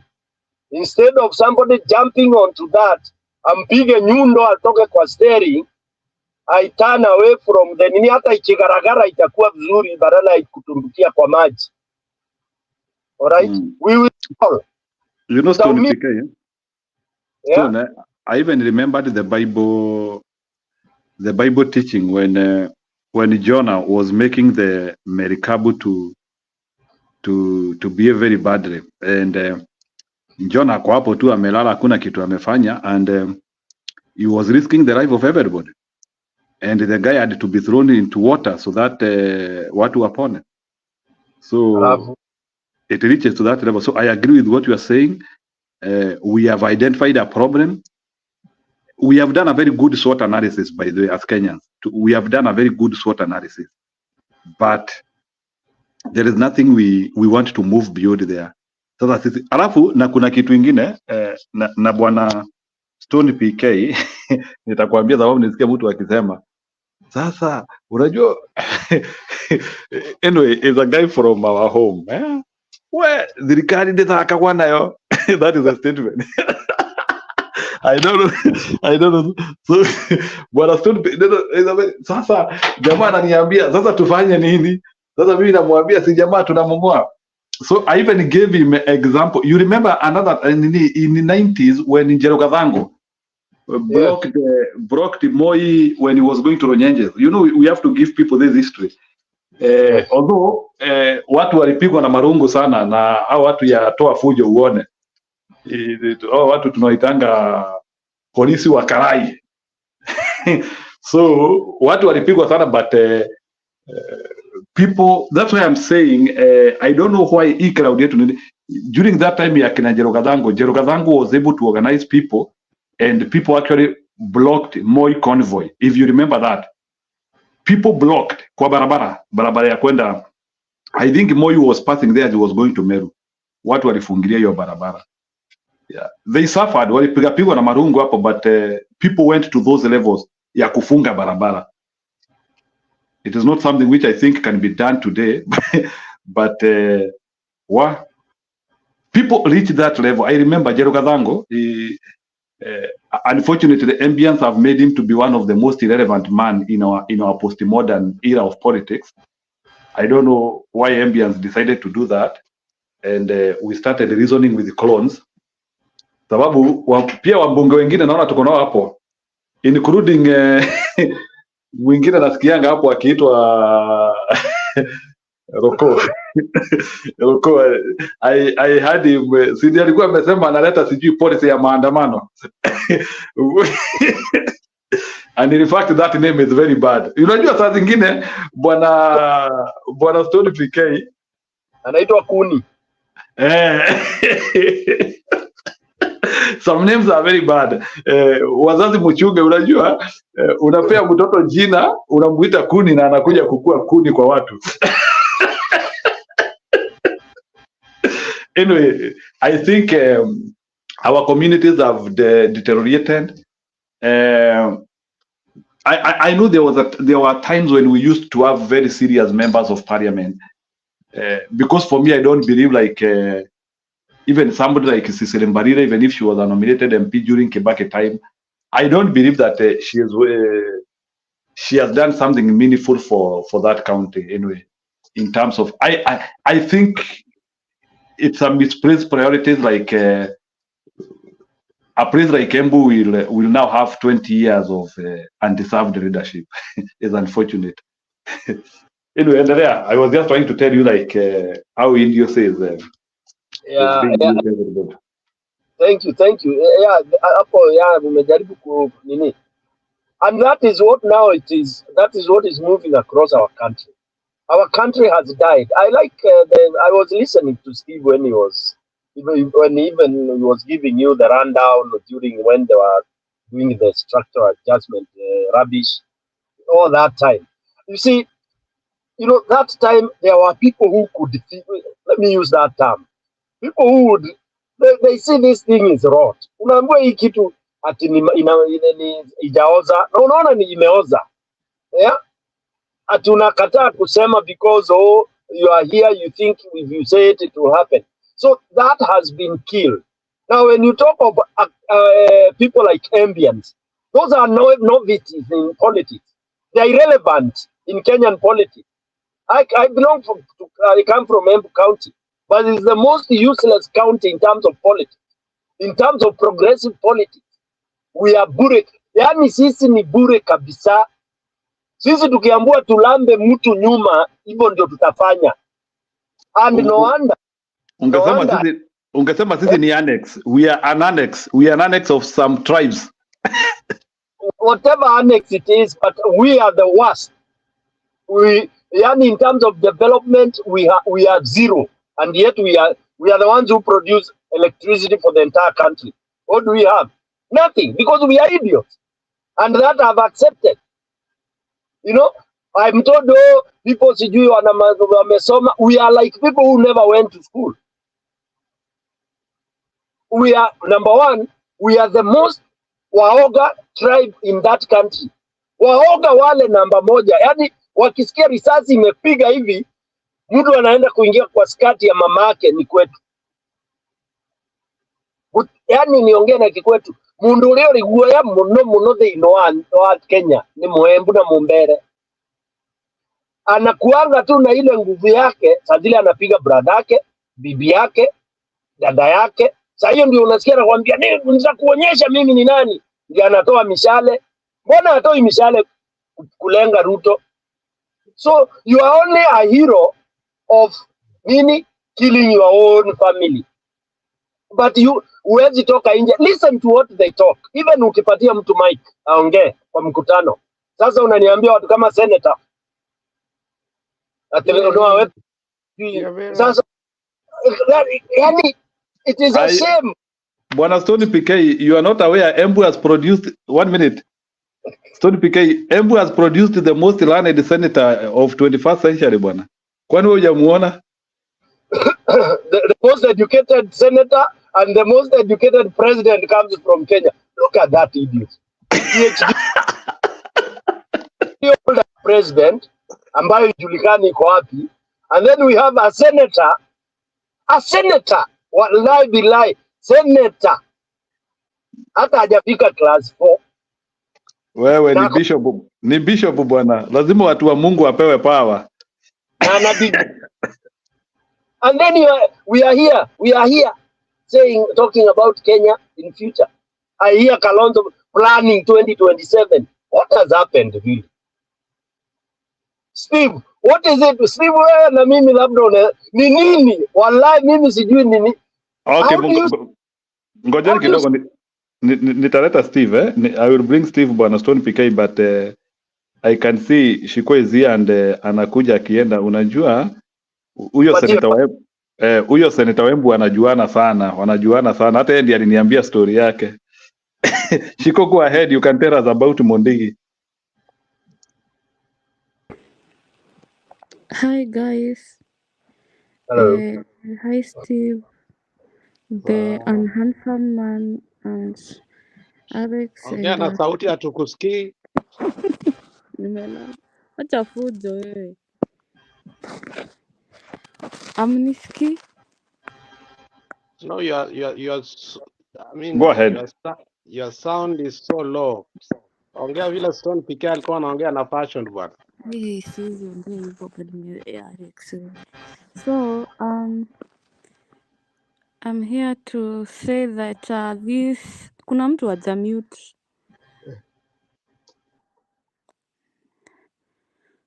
I think Steve ndiye hajamute, kuna kanini kasauti nakuja.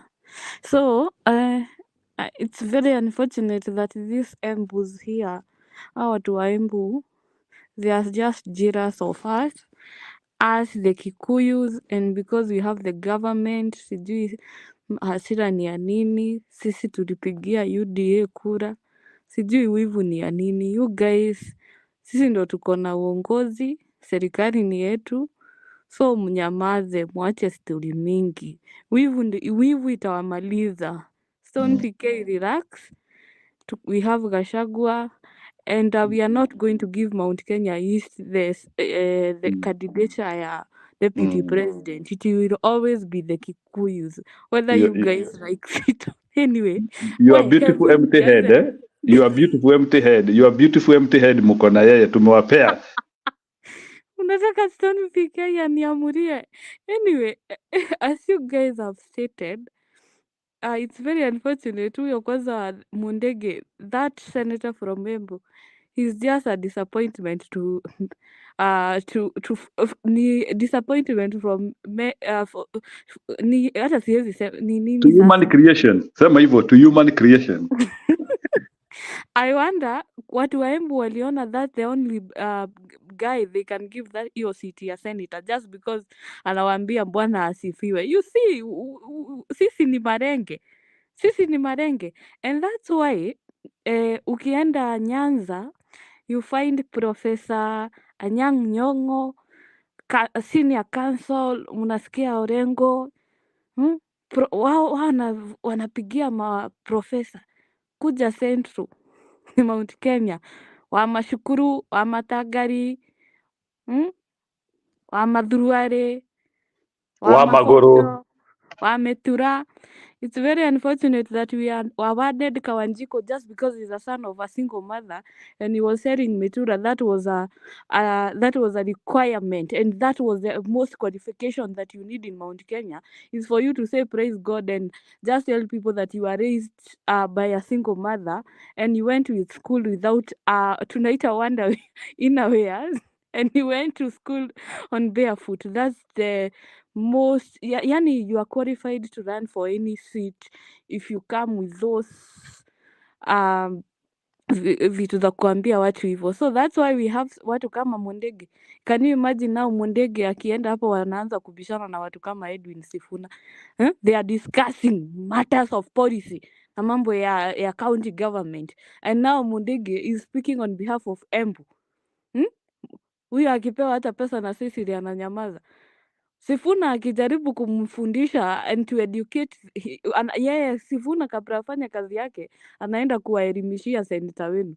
It's just a disappointment. You don't even want to be called to say that you belong. Hata ufai kusema you are from Embu. Hey, oh my God. Jesus Christ. We have lawmakers in Mount Kenya. Wengi wako na certificates which they got them from River Road. They didn't even go to school. But because they were raised by single mothers, then they were voted in. And that's why, I'm sorry to say so, in the next like hata watu wa Nyanza and other counties wenye wamekuwa kwa opposition, they know what they want, and that's why they were able to trigger Uhuru Kenyatta na kukakuwa na handshake. Go to Kisumu, compare Kisumu with Nyeri town. In fact Nyeri town roundabout inakuanga nini inaitwa nini ile Njiro Githuke, kile kikijitikia ukikata mtu inaachwa hapo. We call it a Trump.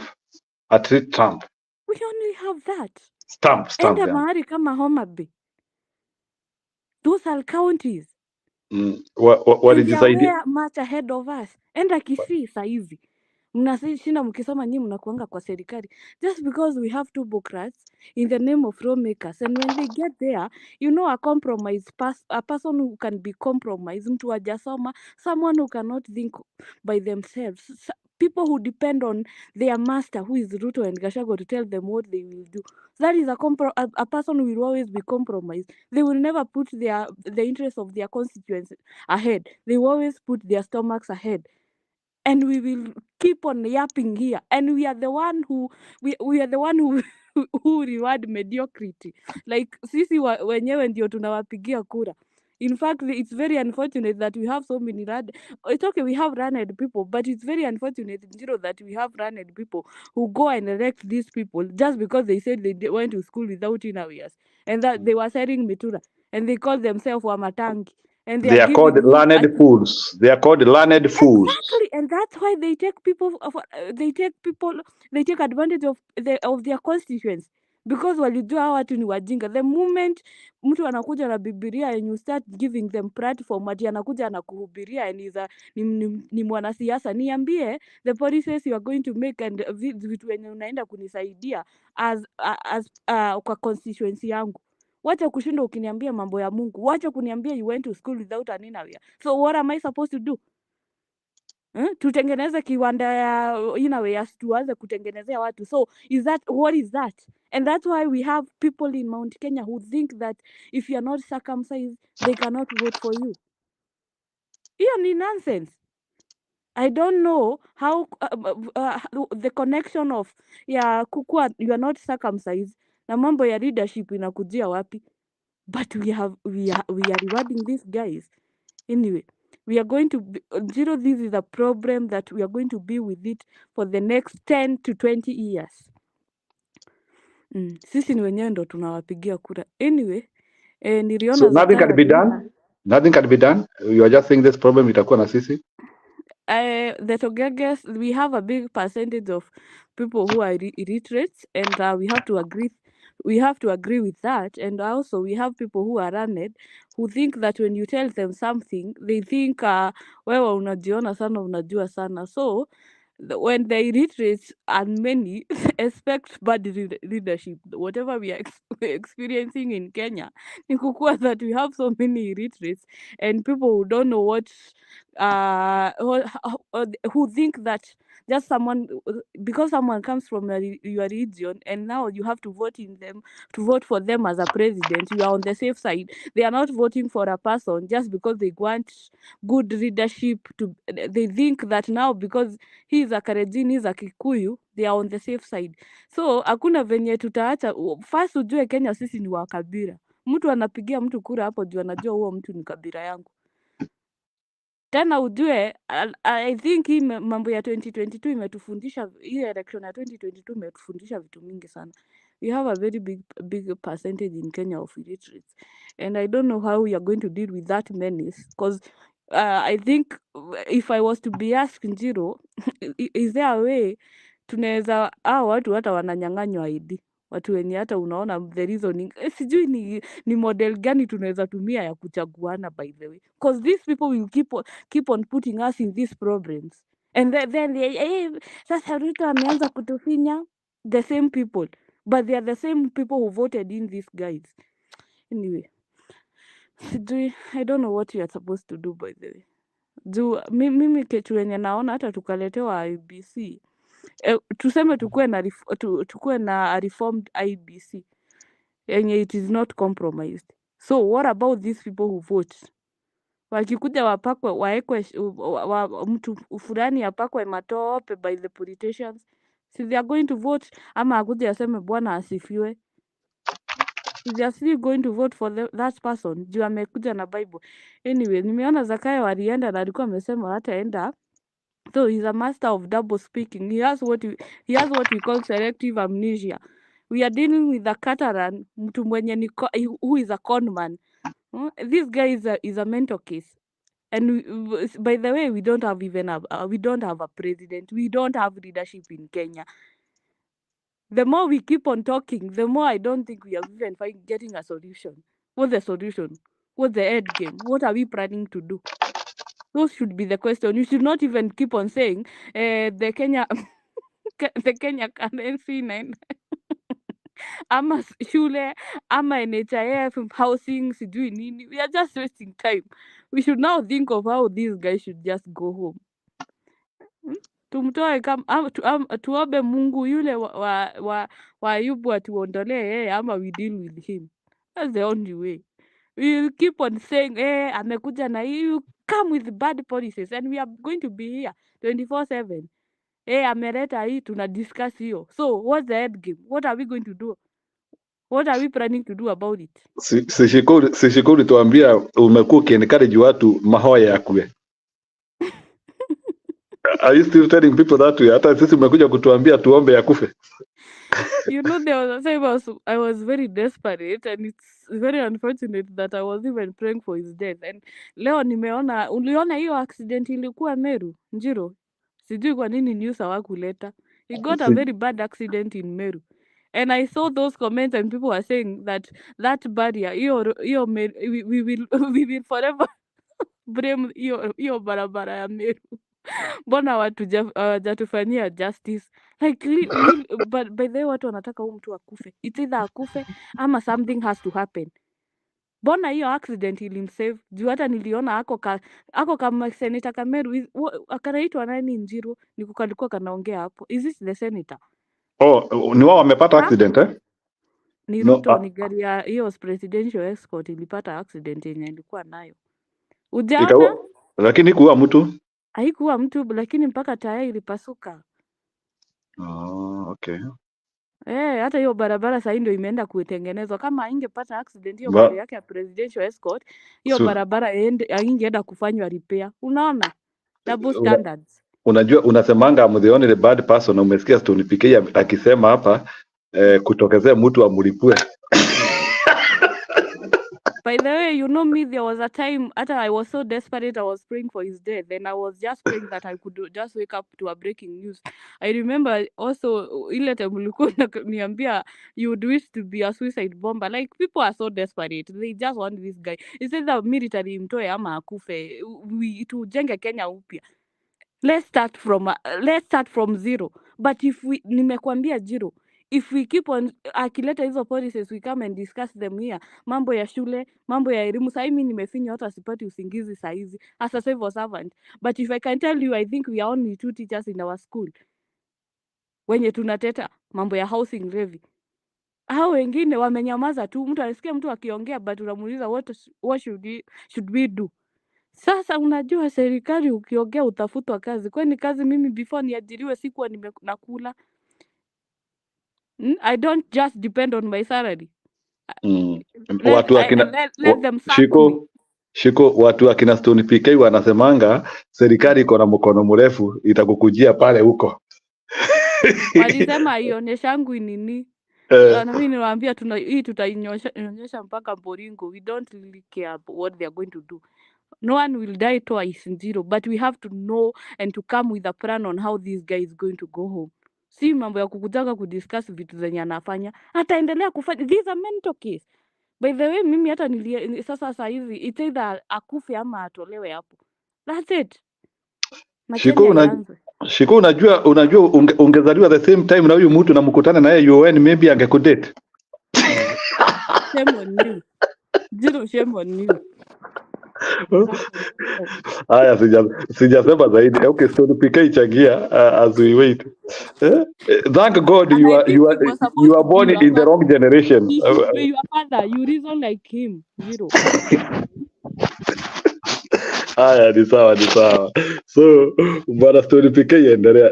By the way, wandada munafaa kushukuru Mungu sana.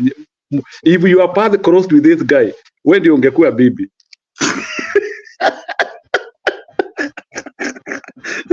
Ile story pekee, go ahead.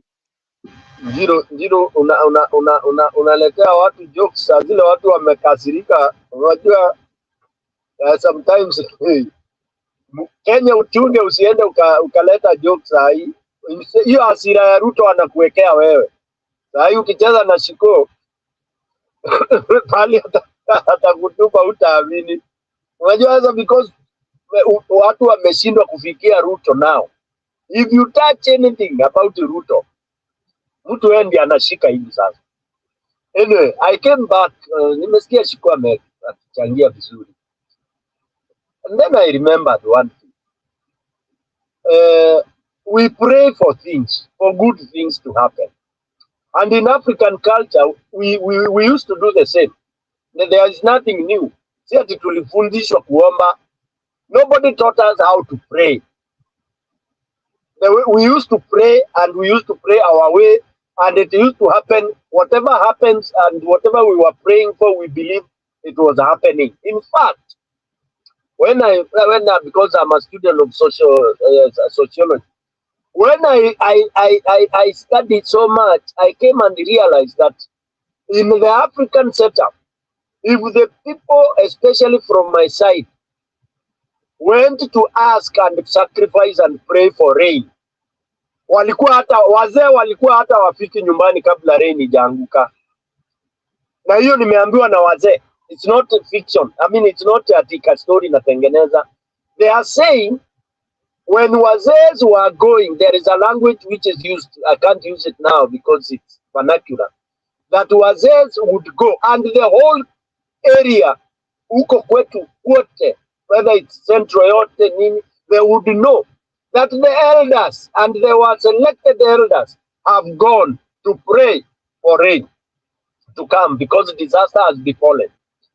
And their prayers would be supported by the people who have remained behind because they had faith and they were saying, wazee wetu wameenda kutuletea mvua. And it is said, hiyo mbuzi wanachinja ama kondoo walikuwa wanachinja na wakisacrifice.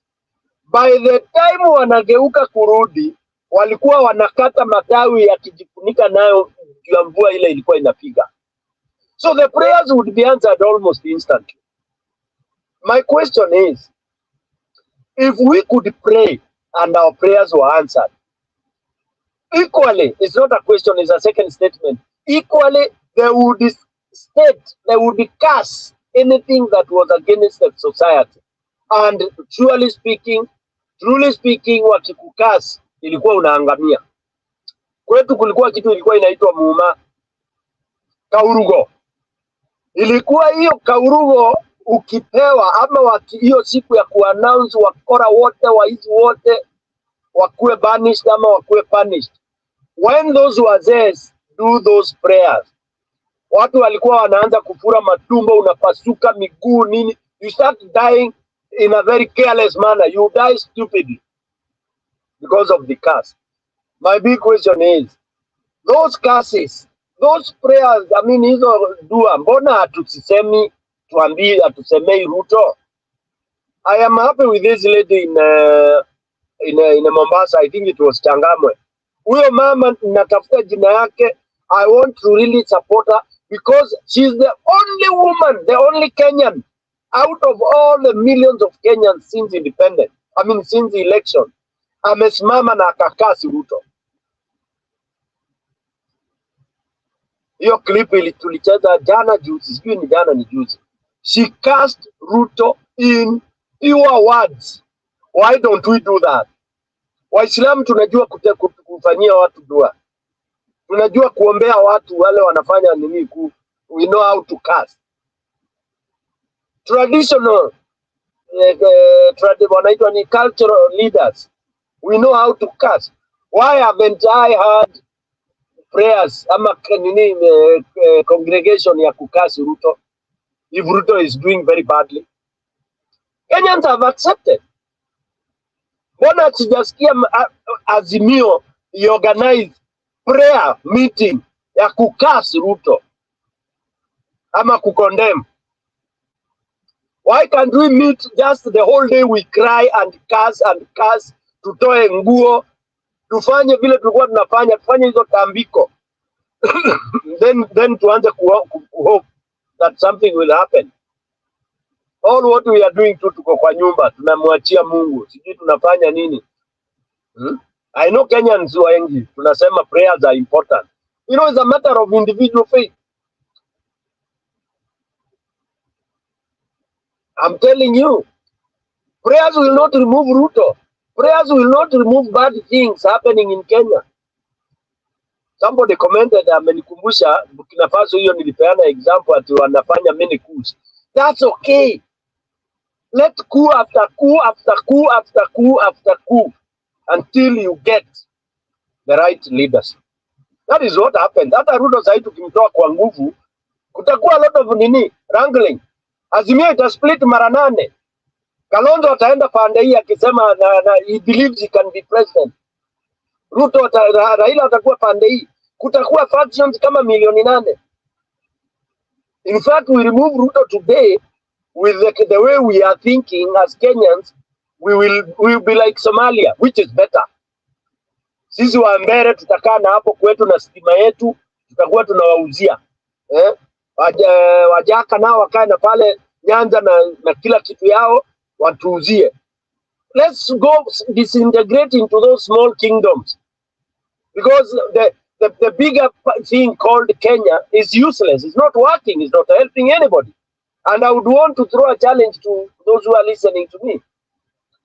Of what benefit am I as a Mbere to be associated with a Kisii from Southwest, huko Mali? Tunahusiana wapi?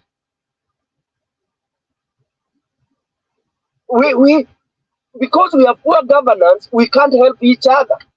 But if we had proper leadership, then we would be talking of a nation sharing well. But now we are not sharing well. So it's better I go die in my village with my mwere and dengu.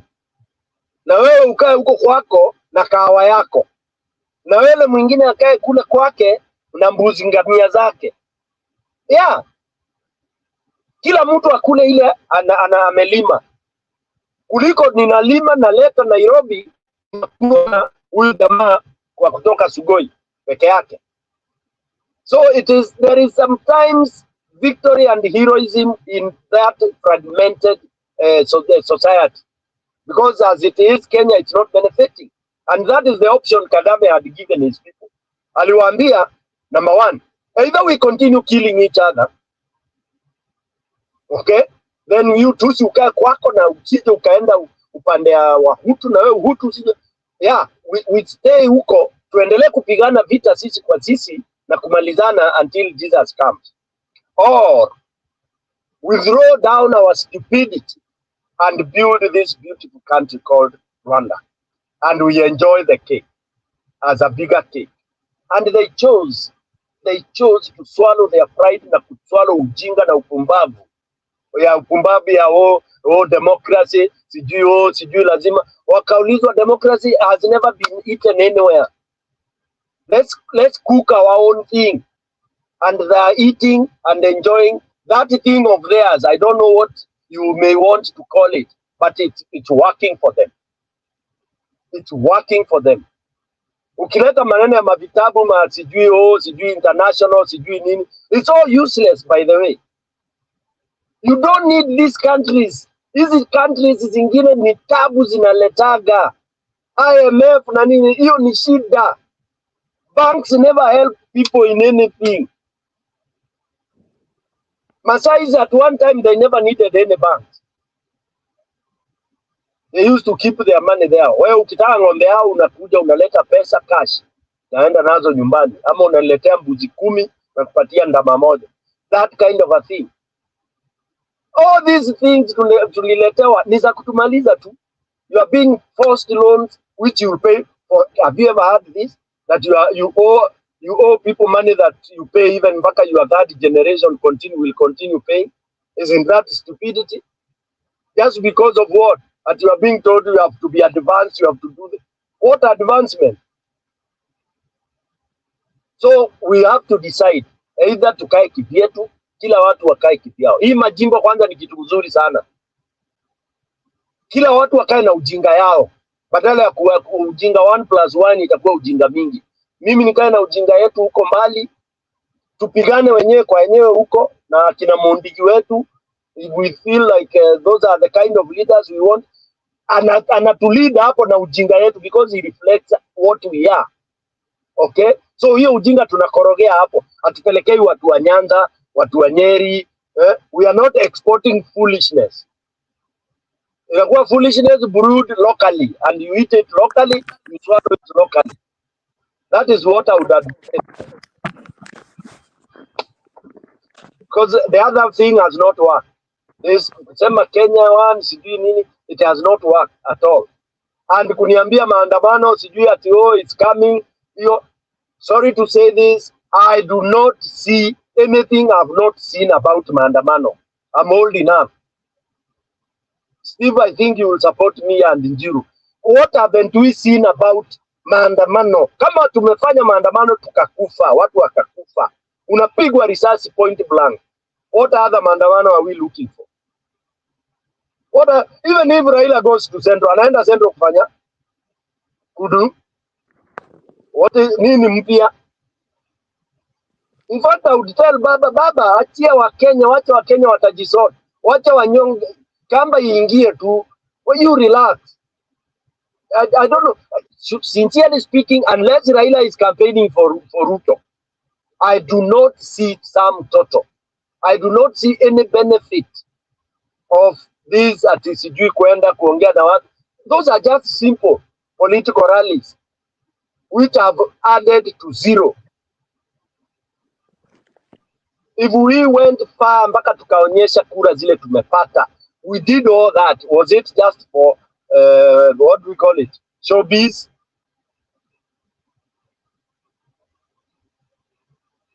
So for me, I tend to imagine it's just a game. I think they are all innate.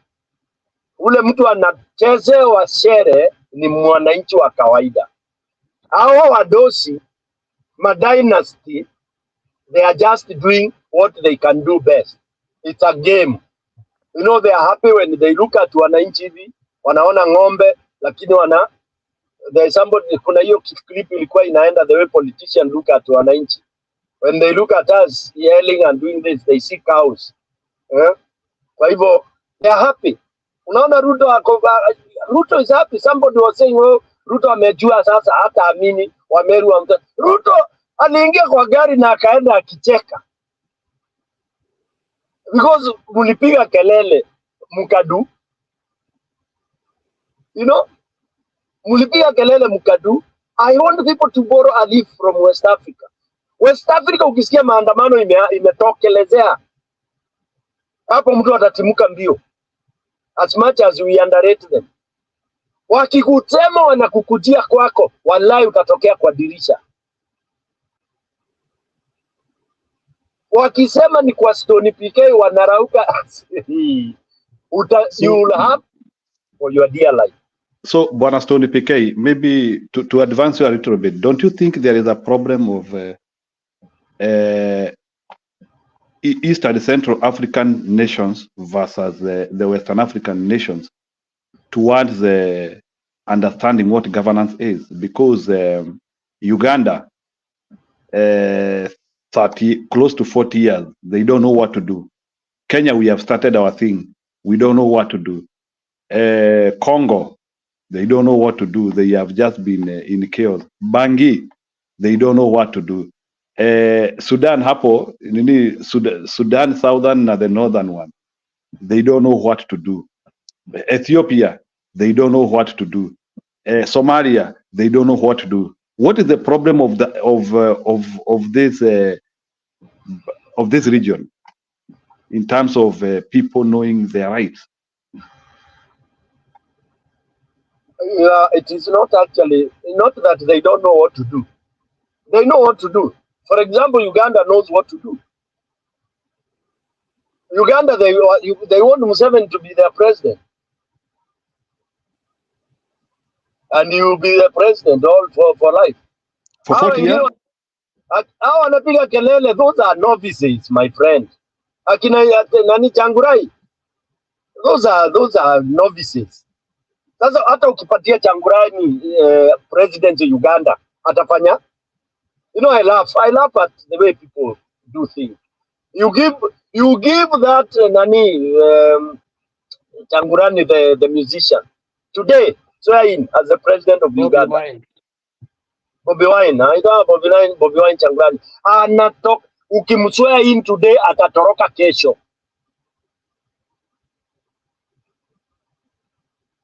He will swear in today, and tomorrow he will be looking for his way home. Ama aanze kuwa kama Ruto. You see, people think president ni utoto. They think ni game ya kati na cha baba na cha mama. Euphoria. You have ati kama hivi Ruto unaona alikuwa anafuatwa na bodaboda na nini. That is exactly what he is exhibiting, because that is who he is.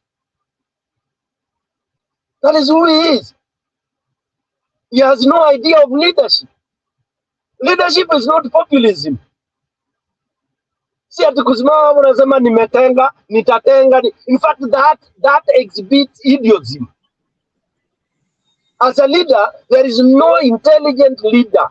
And to answer, I had this program I wanted to exhibit how intelligent leaders have done. Sikiza Kibaki, kwa roadside. Get any clip uniambie mahali Kibaki alienda kusema ametenga, atatenga, atafanya. Nothing. It's a brain. The only people of kutenga na kufanya nini? These Kalenjin people. Moi, Ruto. They are the people of kutenga na kutenga. Kenyatta hakutenga. Na Mudavadi alidanganya watu wa Bondo akakuwa heckled. Alafu Kenyatta tumetenga. Yes, Kenyatta, our first president. Those of you who are not okay, we were all very young. I just follow his clips and all that. Of course, I danced for him. Don't forget, I was 20 years when Kenyatta was the Kenyan president. Oh, okay, sawa. Hapo ni sawa. So anyway, wacha niseme hivi. Ulikuwa unaimba wimbo gani? Mwomboko ama gani? Ulikuwa unaimbia Kenyatta gani? Can you tell us which song were you singing for Kenyatta? Mwomboko ama gani? Nikuimbia njoke tugenja kiro ya gorofa. Aya ya gorofa. Ya gorofa ya dirisha mwaja. We sang that in class, I think 7 or whatever it was, 6 or 4. Anyway, what I was saying, you never had declaration, because anybody who makes those kind of declaration, it shows hapa kichwa hakuna. Even as a father in the house, you can't just walk, umekuja hivi anza kuambia sasa nyinyi in 1 week tunaenda Dubai. In another 2 weeks you will be an idiot father. You can't do that. So Kenyans should have known this is a cartoon, he's a comedian. Not even a father. Even as a husband, as a wife, I wouldn't want a husband mwenye anashinda akiniambia atanifanyia, atanitengea. That is bullshit, yeah? That's a weak man who just want to impress me all the time, yeah? Be a man. Si unishidanga ukiniambia takununulia gari sahi, nimekununulia kila kitu unatenga, utanifanyia. So that is a weak man who is afraid of losing the wife. Anakuja amebeba nyama kilo moja, unasikia zi mtaani tuligrow and we used to see. Akikuja na kanyama moja nusu kilo, unasikia unaona nimewanunulia nusu kilo ya nyama hapo na maini. Mnaona mimi ni baba yenu mzuri? What sort of, that is exactly who this man is. Lakini sio uongo, si amenunua nyama? Si amenunua nyama? Lazima utuambie. Kwani bwana Njiru, wewe ni yule jamaa unakujanga kwako, wewe ni muoga sana, unaanza huko kwa geti ndio unasema nimekuja. Ati unashtua bibi na watoto. Na mimi huko ni a weak man. Forgive him, Stone PK. Zero is a weak man. You know, Mondege. Unajua lazima upige sauti kama hiyo sauti ilikuanga ya kufukuza intruders. It was not for the women and for the kids. Nyinyi watu muelewe kacha bwana. Hiyo ni cowards baba, those are cowards. Kwangu ninajulikana, hata wacha tuongee kimodern. Nikipaki hivi wanajua hiyo gari ya mdosi imekaa, hata mgurumo. I don't even need to talk. The authority is there, the respect is there, but the weak, the most stupid are the ones who kept on announcing, like the way Ruto is announcing. Alienda, nimeenda India, nikasema, na tuambii room 350 amelala na watu ngapi? Mbona hii asemi? Mbona asemi room 350? Okay, sawa bwana Stone PK, simamia hapo kidogo. There was a guy called somebody, alikuwa amekuja mpya, and I could have given him an opportunity lakini ameenda. So I think let me return to maandamano kamili. Maandamano kamili amenyamaza sana. So maandamano kamili Wayne, maandamano kamili. Maybe as we wait for maandamano kamili, Stephen Kizungu kubwa, we miss it.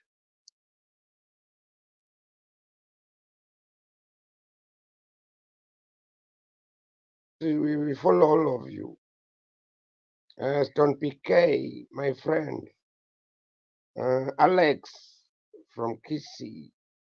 Mama Mzuri. I know all of your names. Okay, Jiro, I think I'll give someone to continue. Let me finish something I'm doing here. Okay, sawa.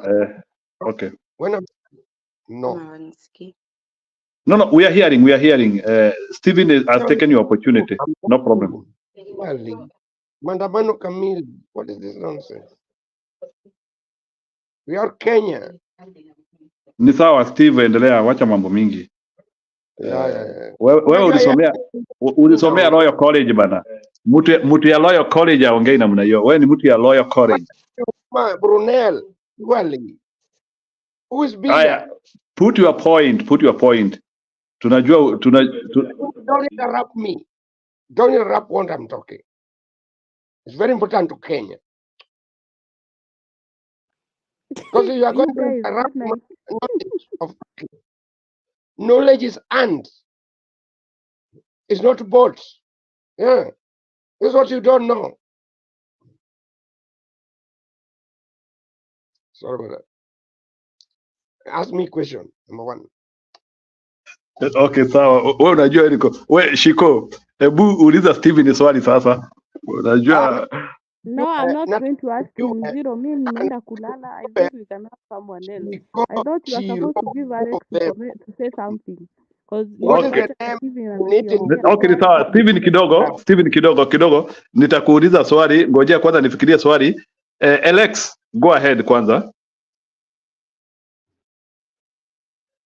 Yeah, I like the debate we are having here. It's making a lot of sense. And I think lately we have more and more people who are thinking better because of what we have gone through. You know, I'm looking at UDA. Alex ujanisalimia. Oh, Shiko, how are you, teacher? I'm good. I'm glad that you are here very late with us. Unajua hata Stone PK is a teacher too. So I know this guy. Teacher Stone PK, how are you? He used to be one of the moderators kwa Mutembei tukijaribu kuongelesha watu wa Morema. You guys tried mpaka mkatengeneza kipindi ya watu wa mlima, lakini watu wa mlima walikataa kusikia kabisa. You know, Stone PK was very emotional hiyo wakati. He was never emotional. He used to have bullet points.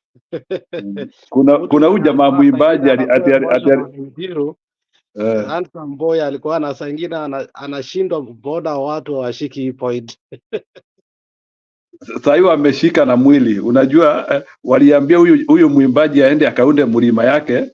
Now they understand when he was talking of mlima what he was saying. Now they are so hot. Kuna mwingine alikuwa ananiuliza kwani katiba iweze badilishwa tukuange tunachaguana after 3 years. Ruto anataka kuchange katiba ikuwe miaka 7 bwana. Sasa unafikiria itakuwa reduced tena? But anyway, what I was saying, watu wa UDA wamechanganyikiwa na Wakenya hawaja realize, hawaja notice. Osoro ndio huyo anapiga watu marisasi hapa. Unaangalia vitu wanafanya. The other day Moni Alwale ndio huyo ng'ombe yake ujinga yenye anajiitanga bullfighting. Kwa miaka yake he should not be doing that nonsense. Ndio hiyo ng'ombe imeua mfanyikazi wake and nothing is being done because they have impunity. It is time to defeat these Ninacoms so that we can bring our country into. And what I agreed with Stone PK is this: hata leo tukitoa Ruto, Kenyans may not behave very well. Sasa ndio tutasambaratika, Wambere waanze kutuuzia stima yao, Wajaluo waanze kutuuzia kabongo yao, Wakisii waanze kuuza matoke yao na avocado. I mean, I don't know if we will ever learn. I think the first president must have made a big mistake in introducing tribalism, and that is where Tanzania went well, to a point that you don't vote for a tribe, you vote for an ideology. Yesterday, somebody said something here which I had to Google to make sure it's true, that the unemployment level in Tanzania is 2.38. You know, I was so shocked. It is unbelievable. It is like in Europe, bwana, or America. Not even America. America is 4%. Maybe Scandinavian countries, you can say, and Israel, that equal that. But how did they get it right? Where did we go wrong? I think the founders of our nation were so selfish to a point whereby they put our country in a trajectory that even right now, itakuwa ngumu kabisa kukubaliana on how to deal with issues. Though we are learned, as Stone PK said, and you can see the panelists here. I mean, you can see the nature and the nature of how we are speaking. We are learned people, but the level of tribalism in our country is... Elect, 1 minute. Unaona hiyo story ya unemployment, let me put it into perspective. Ya TZ, it is for every 100 people, ni wawili hawana kazi. And in Kenya, for every 100 people, 40 people don't have jobs. That is what that means. So it's appalling. It's appalling. I mean, these people walijipanga vizuri na tulikuwa tunawachekelea ati ujamaa ilikuwa kitu kibaya, but now they have reached whereby they have one of the few women presidents who are doing very well. Wana tukejeli, wana tuchekelea on how bad it is on our side. How bad it is on our side. So, I mean, I don't know how we can borrow a leaf of reflection so that we can, the younger generation can know how to change the perspective and the narrative. But the truth is that there are things imefika saa hii hatuwezi fikia Tanzania, hatuwezi fikia Uganda, hatuwezi fikia Rwanda because of the nature and the nature of the nature of politics in our life. And you know, the definition of politics is the way of life. The politics determines the way of life of the people. So while we are grumbling, sasa tunataka kupeleka watu wetu ati ng'ambo, Watanzania hawana haja ya kwenda ng'ambo. Wabotswana hawana haja ya kwenda ng'ambo. Wa South Africa wengi hawana haja ya kwenda ng'ambo. So sisi ndio tumekuwa na appetite ya kwenda ng'ambo. So na sasa Ruto is encouraging us to keep on doing that nonsense. Kwa nimetafuta kazi ajira Europe, nimetafuta ajira Britain, nimetafuta ajira America. While we have one of the best climates, wazungu wanatoka Italy, wanatoka Mali, ukienda Lamu, Lamu is almost an Italian country because the supermarkets and everything, I mean, are owned by Italians. So I think something needs to be changed in our country. I don't know how. Those are the questions we ask, but I can tell you with guarantee that we will never reach near the Tanzanians.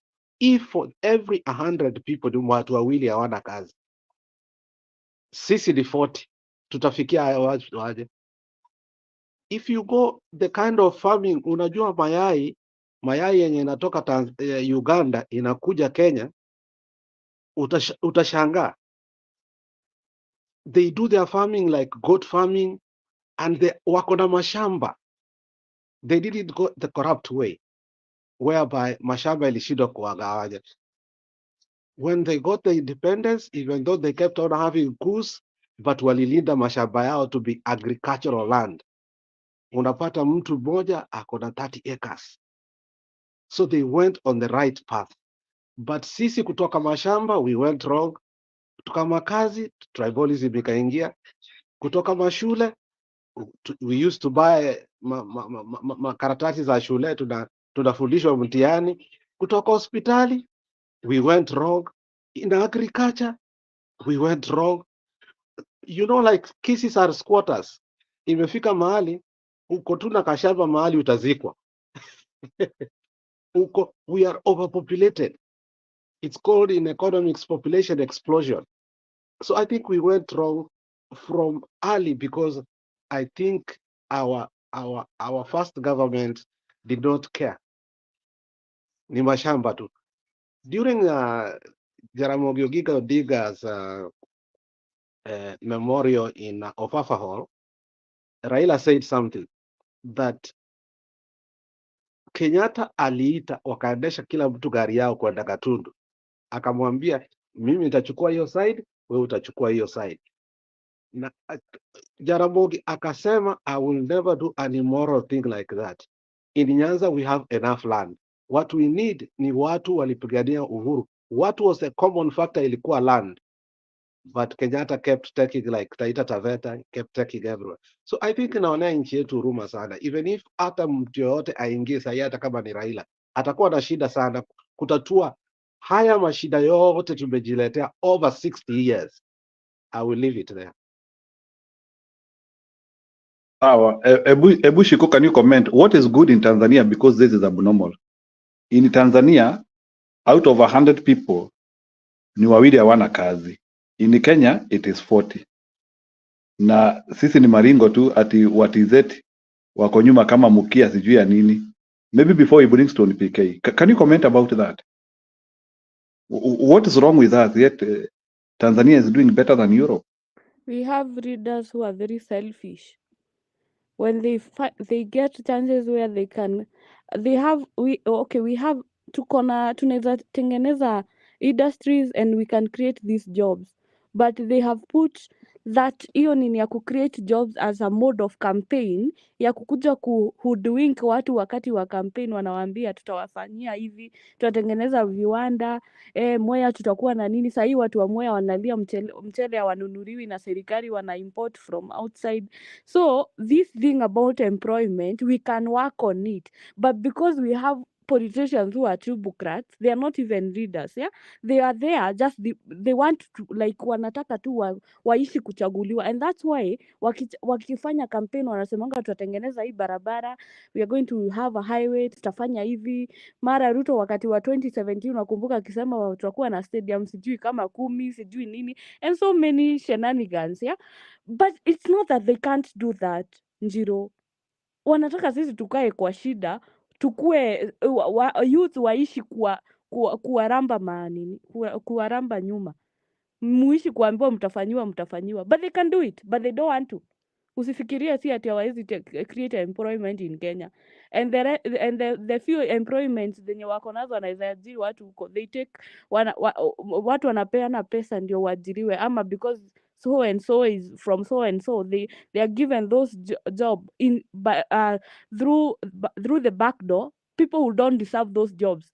That's why we have incompetent people in our public offices. Njiro.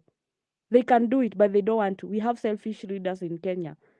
Not even leaders, selfish politicians who they don't care. Wanataka watu waishi kwa shida, muishi kuambiwa. That's why I don't even get enticed when a politician will just tell me ati tutatengenezea barabara. It's not doing me any favor, for heaven's sake. We should stop this bullshit. This is nonsense. Unaniambia utanitengenezea barabara, mimi nalalanga kwa barabara. That is your work. For heaven's sake. You are not doing me any favor.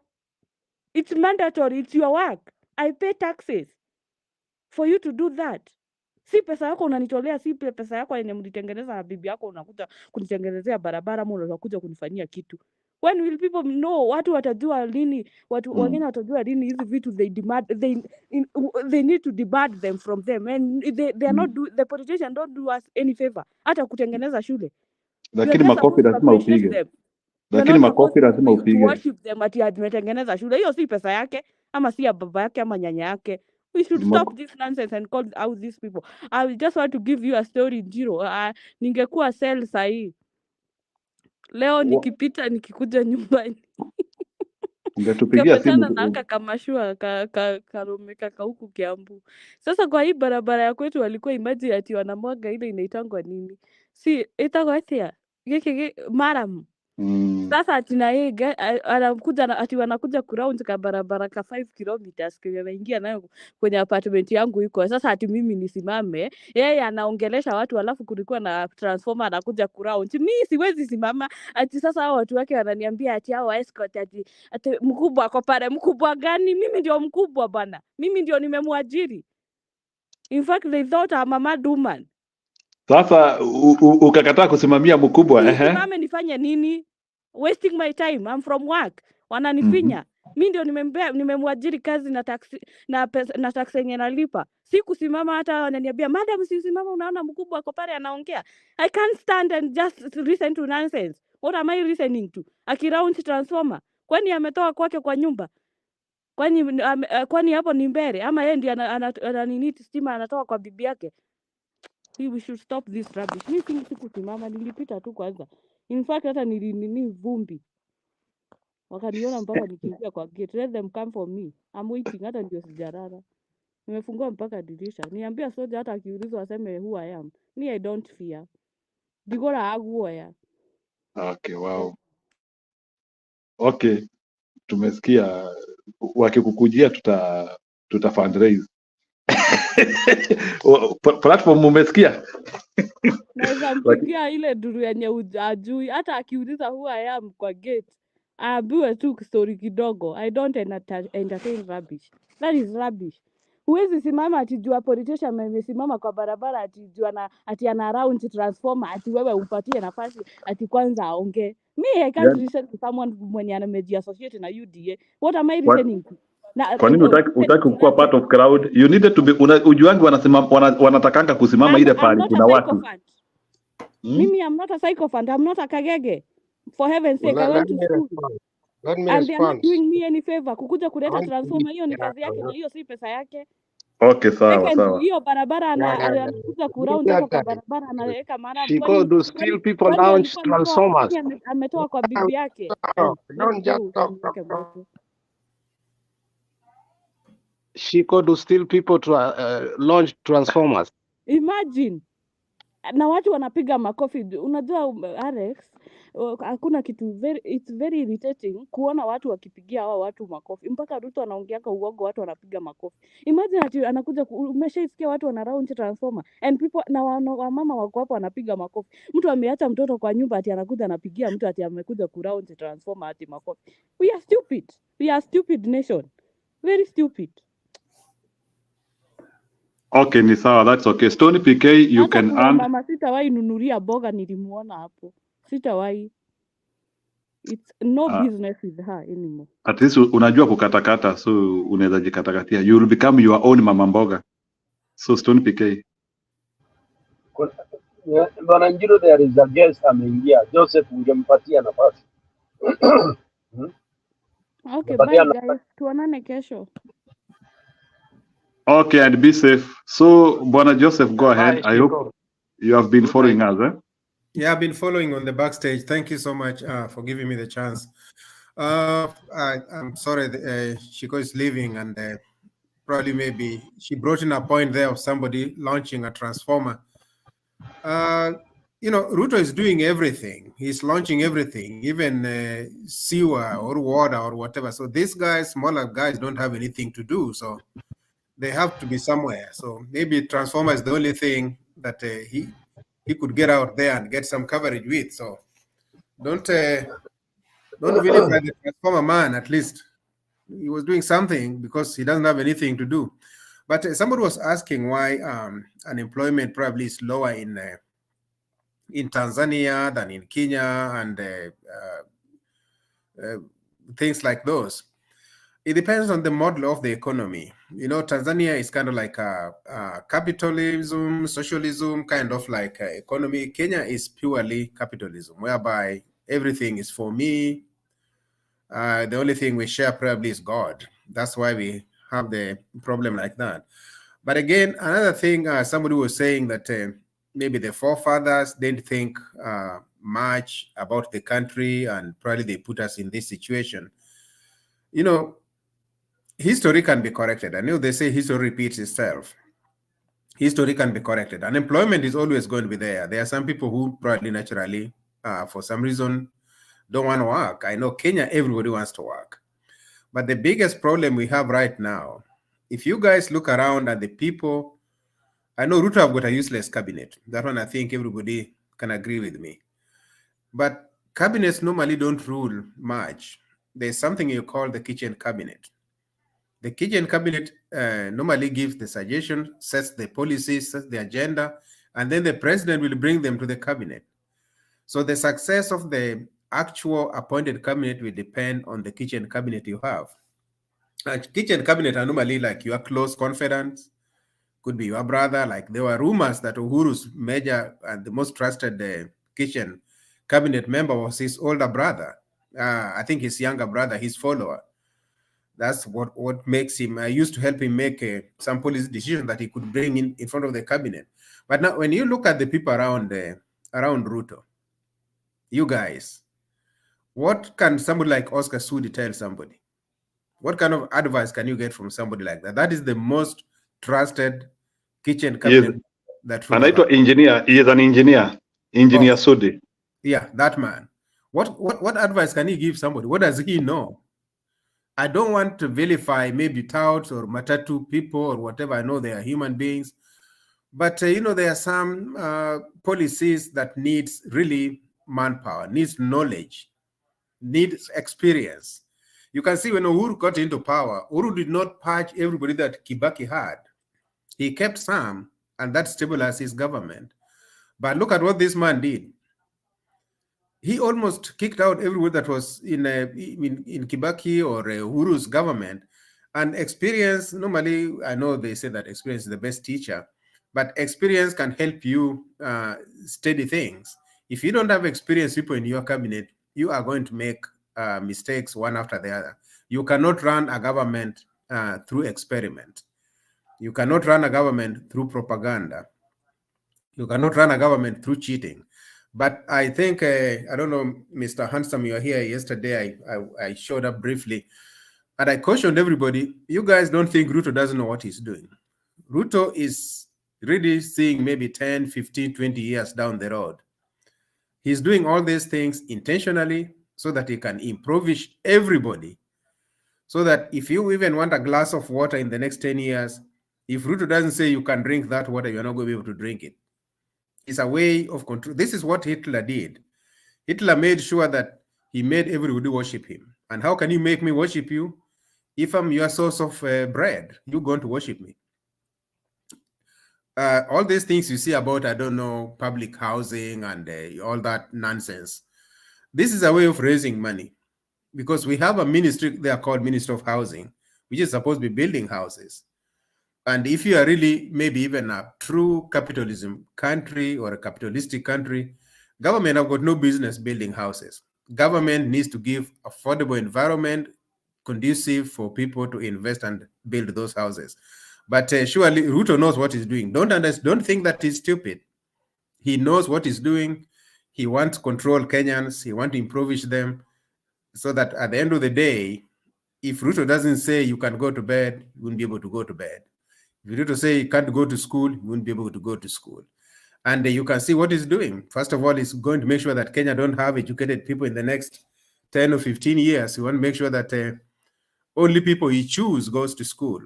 The really bright ones, he makes sure they don't go anywhere. And without education, what can you do? So in my submission yesterday, I gave a challenge to people who are there. Instead of coming and we giving talks and talks and talks, we need to be brainstorming, how can we remove this man? How can we remove? That's what we need to be brainstorming. I don't know that it's illegal to talk about. I know during Kenyatta, they say it was even illegal to imagine that Kenyatta can die. But I think just brainstorming how somebody can be removed, especially for somebody who have vowed he's not going to respect the court rulings. If he's acting outside the parameters of the court, we can do the same by plotting how to remove him. That's my submission for now. We need to see how we can remove this man other than waiting and waiting. I'm hoping that he's not going to reach 2027. That's my prayer every day, because for each and every single minute that this man is in power, he's causing damage that will not be fixed. And I gave you guys an example. Amin damaged the Ugandan economy in 1971. Look at where we are up to now. Have they recovered? So if we let Ruto damage that economy, we'll never see any recovery in our lifetime. So the sooner we act, the better. The only thing we need to be asking ourselves, how? I don't think Mandamanos will do it. Mandamano can be part of it to destabilize him. But he has all the powers, all the guns, all the goons, all everything. So Mandamanos alone will not work. I'm just wondering, at one point, will our military see that enough is enough so that they can save the situation? But that is the only force that Ruto will stand. But if we let him stay there for 2 years, he's going to politicize and control the military. I think that's the only wing that probably he has not put in his pocket so far, after the parliament and the judiciary now. As soon as he takes control of the military, you guys forget about it. Thanks for now. Okay, ni sawa. Julia, Changia, and then Stone PK. I think Stone PK should speak. Actually, I don't know. I just found myself into the show. I think you people left me in the show last night, or I don't know what happened. So when I turned on my laptop, I found myself in StreamYard. So when you added me, I'm asking myself, is this last night show, or I mean, like, are we live or something? Okay, wewe sema kuna mambo una miss. Hiyo show ya jana, it won't repeat soon. So we are live. Okay. Yeah, we are live. We are live. So Romeo and Juliet is done. Romeo and Juliet is done.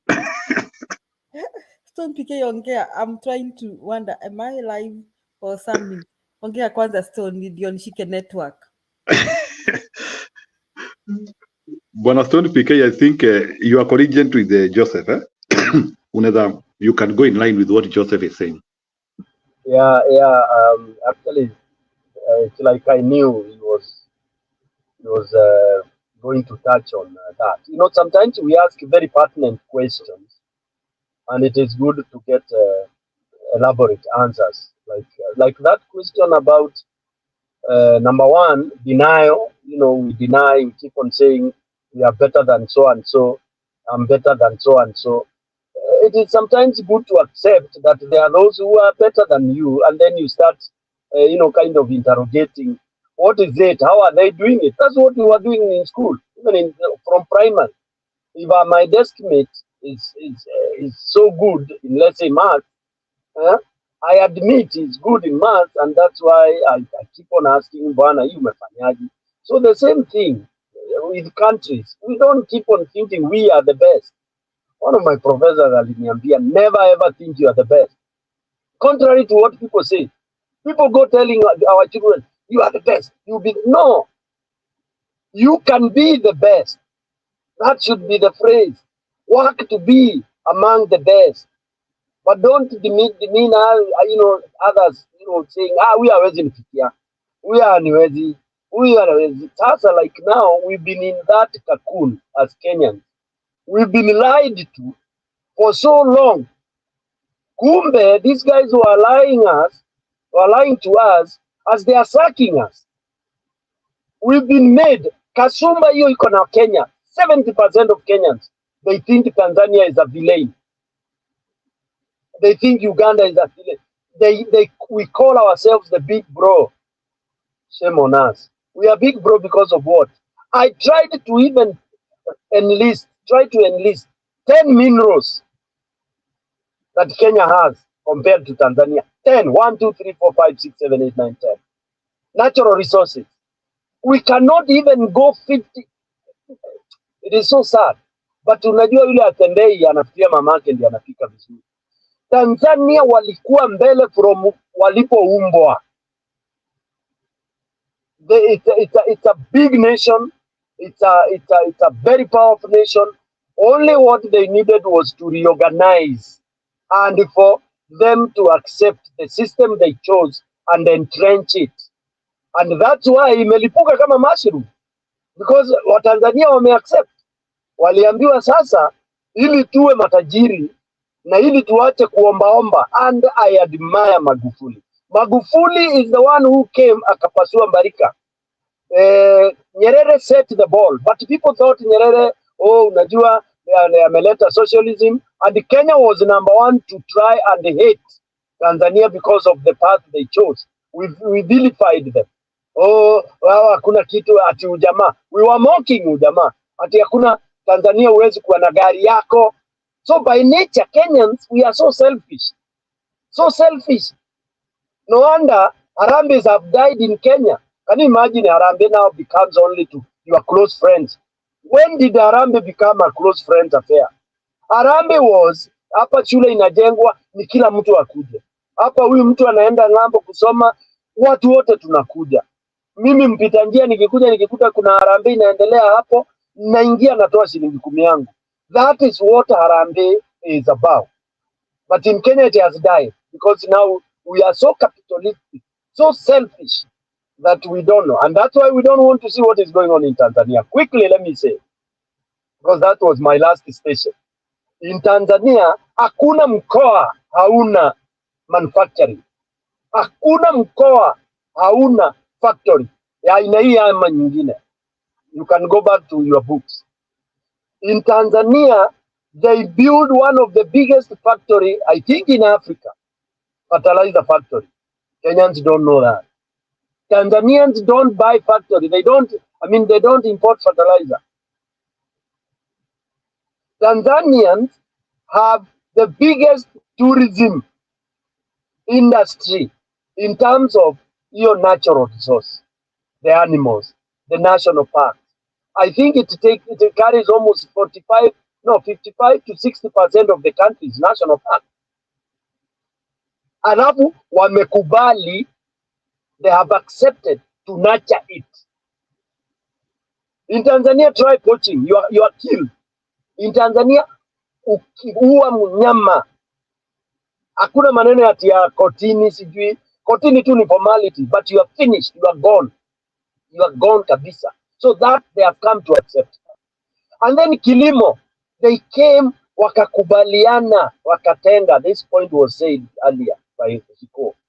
They have said, we must, lazima tulime, natema, na lazima tuwe na miji. Okay? So, they have combined their natural resources, their biggest workforce, and then they have also now gone into production. Because why Baba was emphasizing on production, one factory, one whatever, it's because it does magic. Example, look at what Ngilu did. That production line here, uniform, peke yake, employing 500 people. That's not a small workforce in a village. In fact, there is no village, I think, that can have on its own 500 youth working in the factory. They must import from other villages. So it's in village A, it has spill over village C, B, C, and D.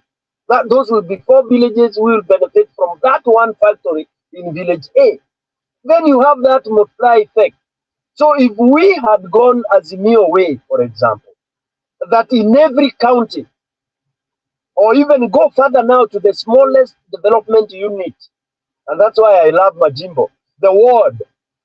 If you have a factory in each ward of what they can produce and add value, that's the magic. It will be 10 years and people will start saying Kenya inapita Europe ama Italy. Hakuna science kubwa. Science ni kwamba ati we get a leader that will support that. For example, I give example of Makueni. Why did people talk of Makueni only 5 years? Kipunda Kibwana alifanya magic. 5 years aliteswa, akasema ata resign. The second 5 years is when people started talking of Makueni.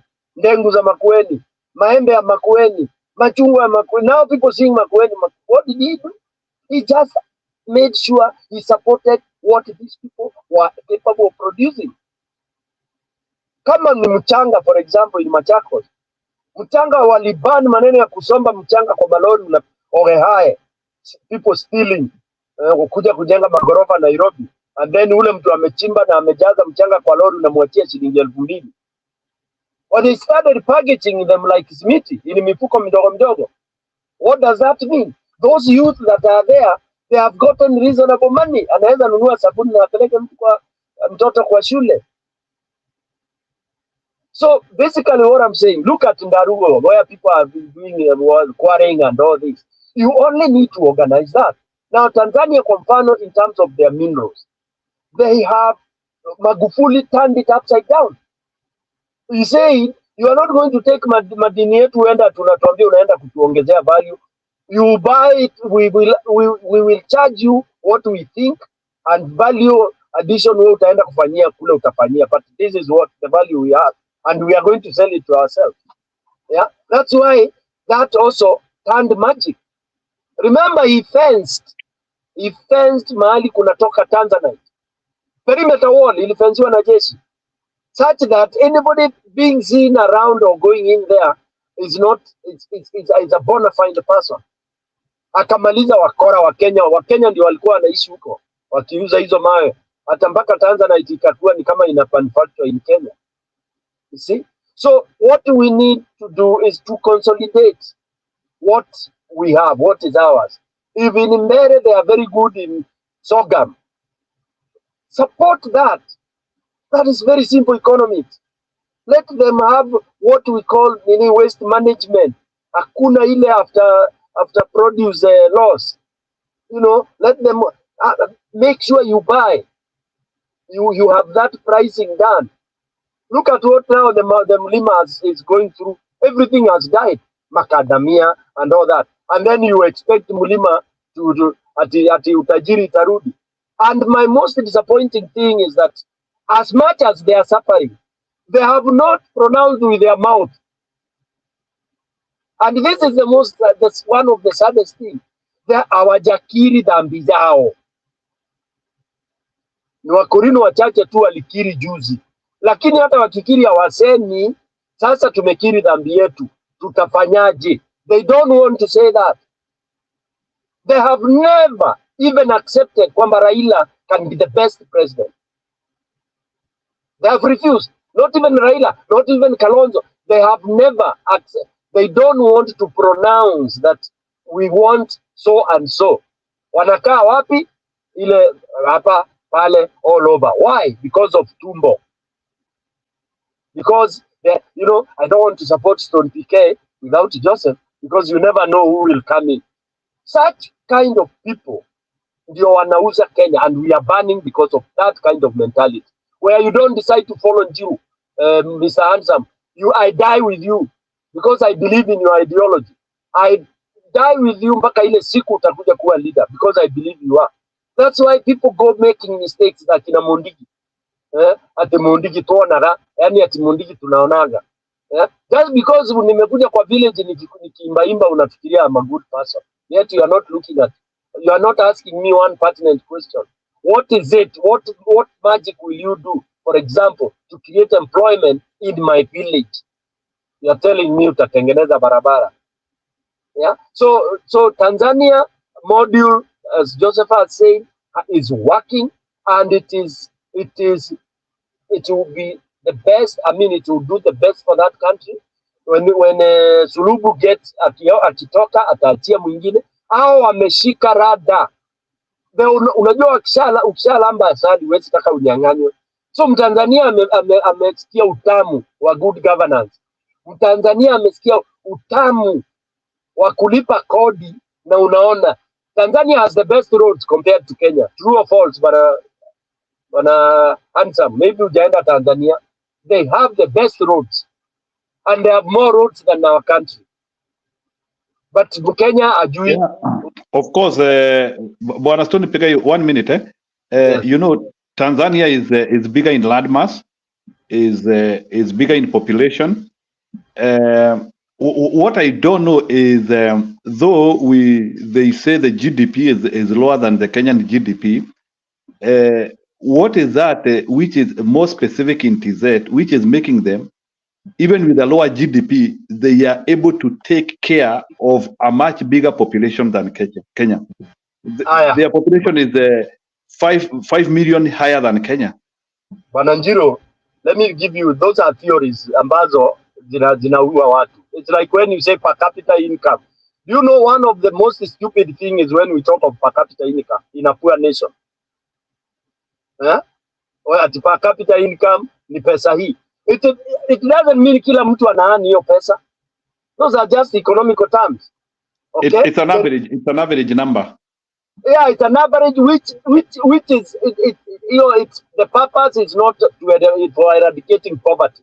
You don't use per capita income to intervene in poverty eradication. Never. Hata Professor Gani akisema per capita income is misleading, and that's why Singapore took a different direction.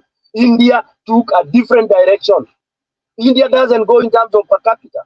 It goes in terms of kule chini. Kule chini. What is the poverty index in my village? Barakiambere. How many people are sleeping hungry? How many people are not able to afford school? In that unit, that family, those 50 or 200 families in my village,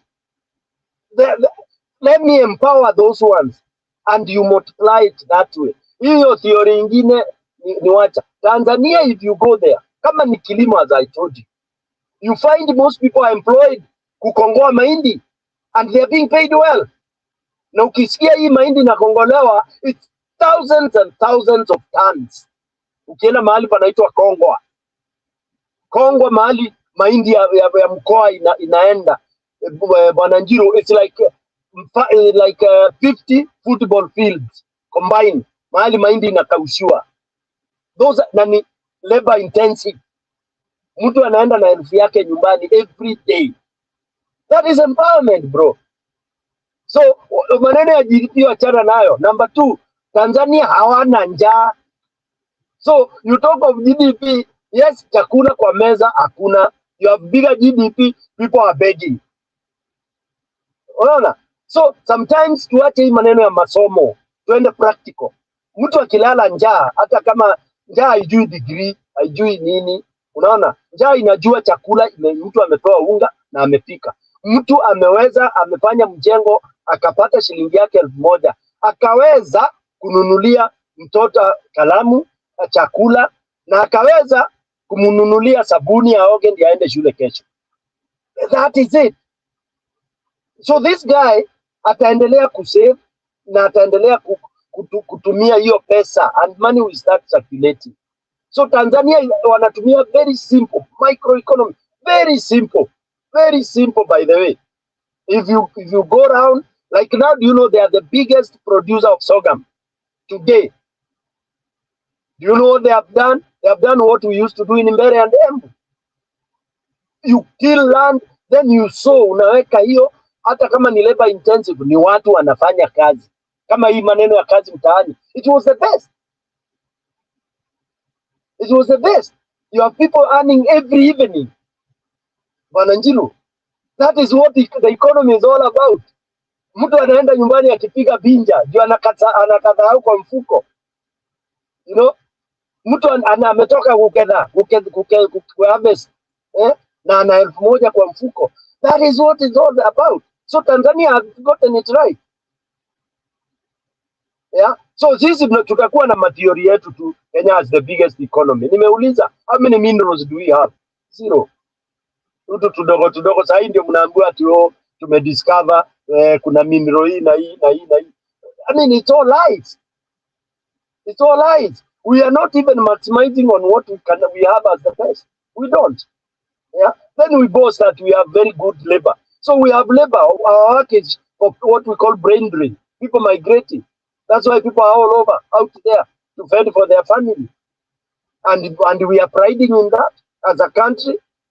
When you have economic migrants, economic refugees, our PhDs getting wasted in the other world, who don't need us, they don't need you.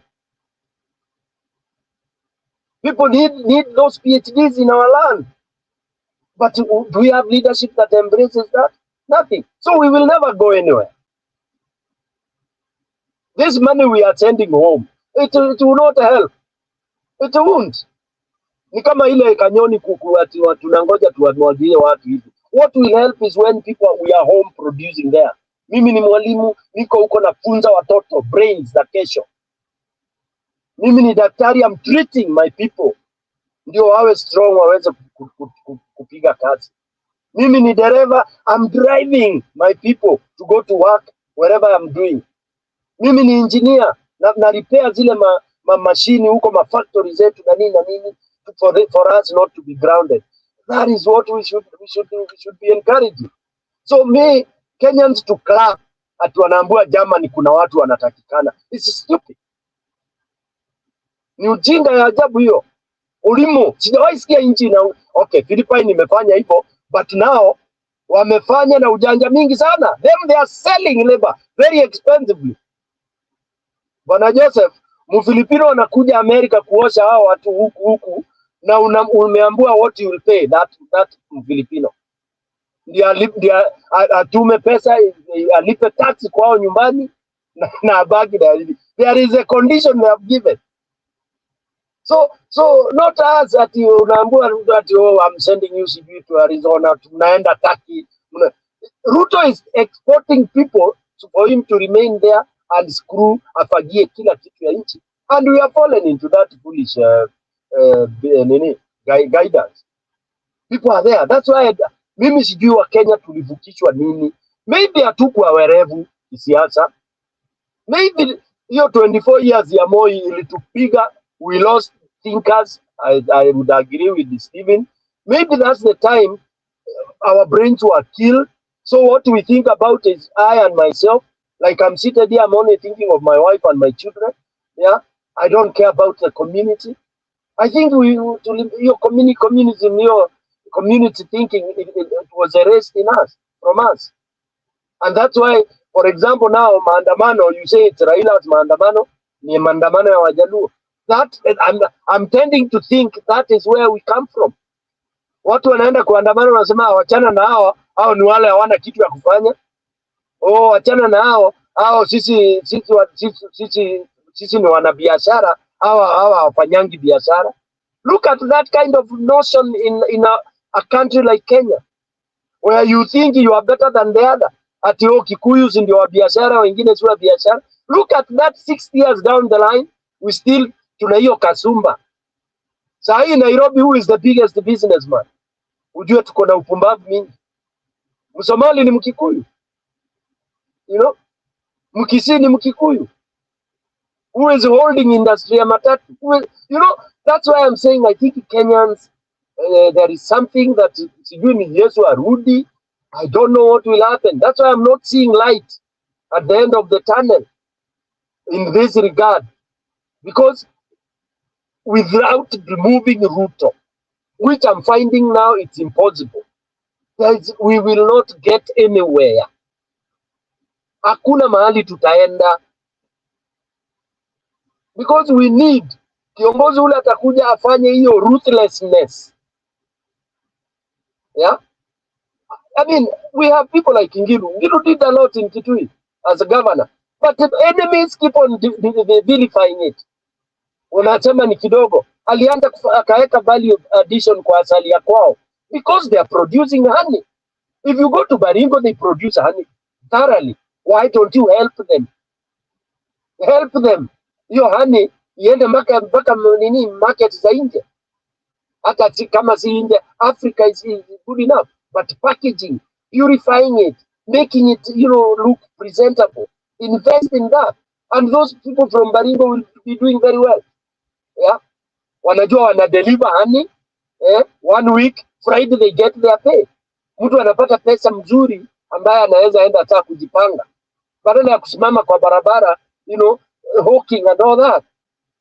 I mean, the answer is so simple of transforming this country. And for me, that's why I die with Raila, because he has the answer. I read because that's the work I've been doing. So whatever I read, whenever I read, and because I've had an opportunity to also listen to him on almost one-to-one, you can hear somebody talking from the heart. You can hear somebody talking a subject he understands and knows. And you can tell a Kigaragaria man talking. Like when Ruto opens his mouth, even a nursery school kid cannot be fooled. Yeah? So that's why I'm asking, what will annoy Kenyans more than what is really happening? Uganda right now, they are doing very well. Despite people are saying Museveni is a dictator, he's doing this and this and that. But I think each people have a way that they are supposed to be governed. In fact, the Kenyans are supposed to be governed if we are lucky to get a good person, a leader that has Kenyans at heart. At our dictator, you will be the best. A leader that will come, a dictate, waizi wote wafungwe, si kuwafungulia, maminista wote wale wameiba, waekwe jela na warudishe mali, si kuwafungulia. Tanzania did that. Tanzania walikuja, wakachukua, I think it was who came. I think it is Nyerere who started that program. Nyerere o nani, ule alimfuata. They came and they said, anybody ambaye ameiba mali ya serikali, umeujenga nyumba, umejenga my estate, all of them were summoned, they were given ultimatum. Wakaambiwa, you come and declare what you have stolen, and we will give you a moratorium. We will think of what to do. And they were told, we will take all what you have jengered, it is now mali ya serikali, but we will not send you to jail. Okay? And that worked. So the government takes over whatever has been stolen, then they can decide to sell it to the willing buyer, or they can decide to launch government project and all that. Lastly, Bwana answer. What is most annoying is when you are being told that utapewa nyumba, utafanywa hivi na hivi, and you are seeing it is an obvious lie. Umekuja umenyang'anywa land, that land no longer belongs to you, and it used to be yours, and it's not being taken to benefit people, it's being taken to benefit an individual. If you come and take out of my 20 acres land, piece of land, uchukue 10, nione umejenga nyumba za kupatia maskini hapo bure, I'll be happy. I will even want to be associated with that. And I see the maskinis you are bringing. Okay? Give them 2 rooms, jenga manyumba hapo wapatie 2 rooms soon. I can donate half of my land, because that is a good legacy also to leave behind as a Kenyan. All right? And that module would have worked. But sasa because hii ni ya wizi kabisa. I was talking to another architect, akaniambia, you can jenga a flat, a 2-bedroom flat, in the most economical way. Haitachukua 1.2 million when you have land. And it's true. He calculated, he showed me. And he showed me that if the government really wants to help, it is so easy. Engage private partnership. patia mtu, mwambie wewe tengeneza nyumba 100. Hizo nyumba 100 patia serikali 45%. Wewe zako ni 55%. Hizo uuzie wale utauzia, you recover yours. Serikali uchukue 45%. Then give to people at a very cheap price.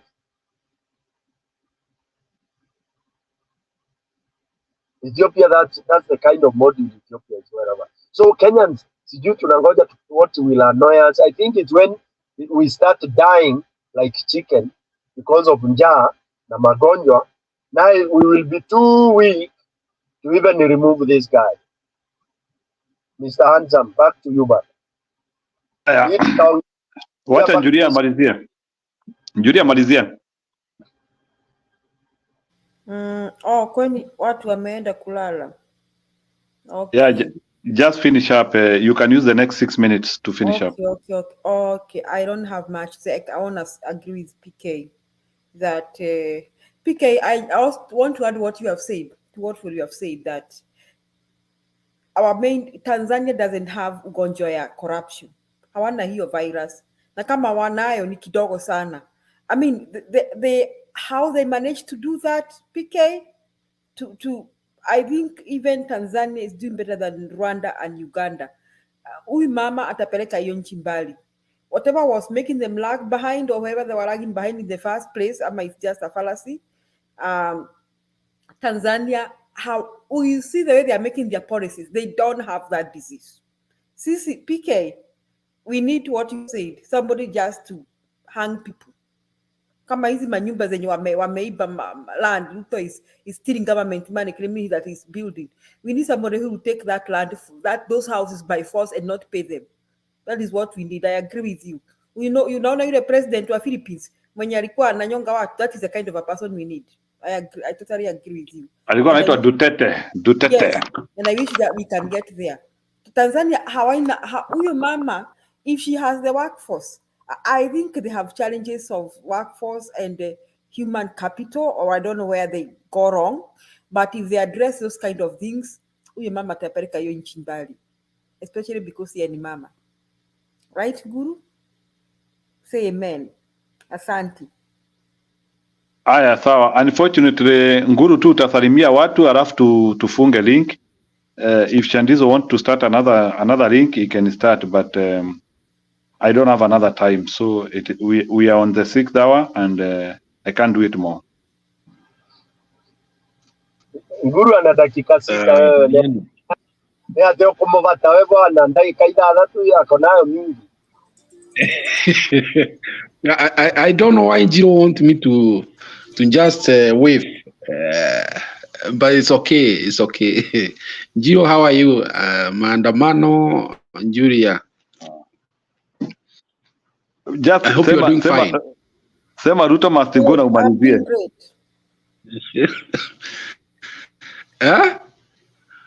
He's now taken.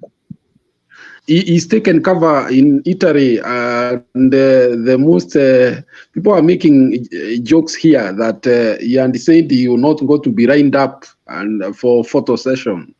Yet that is exactly what we saw happen yesterday.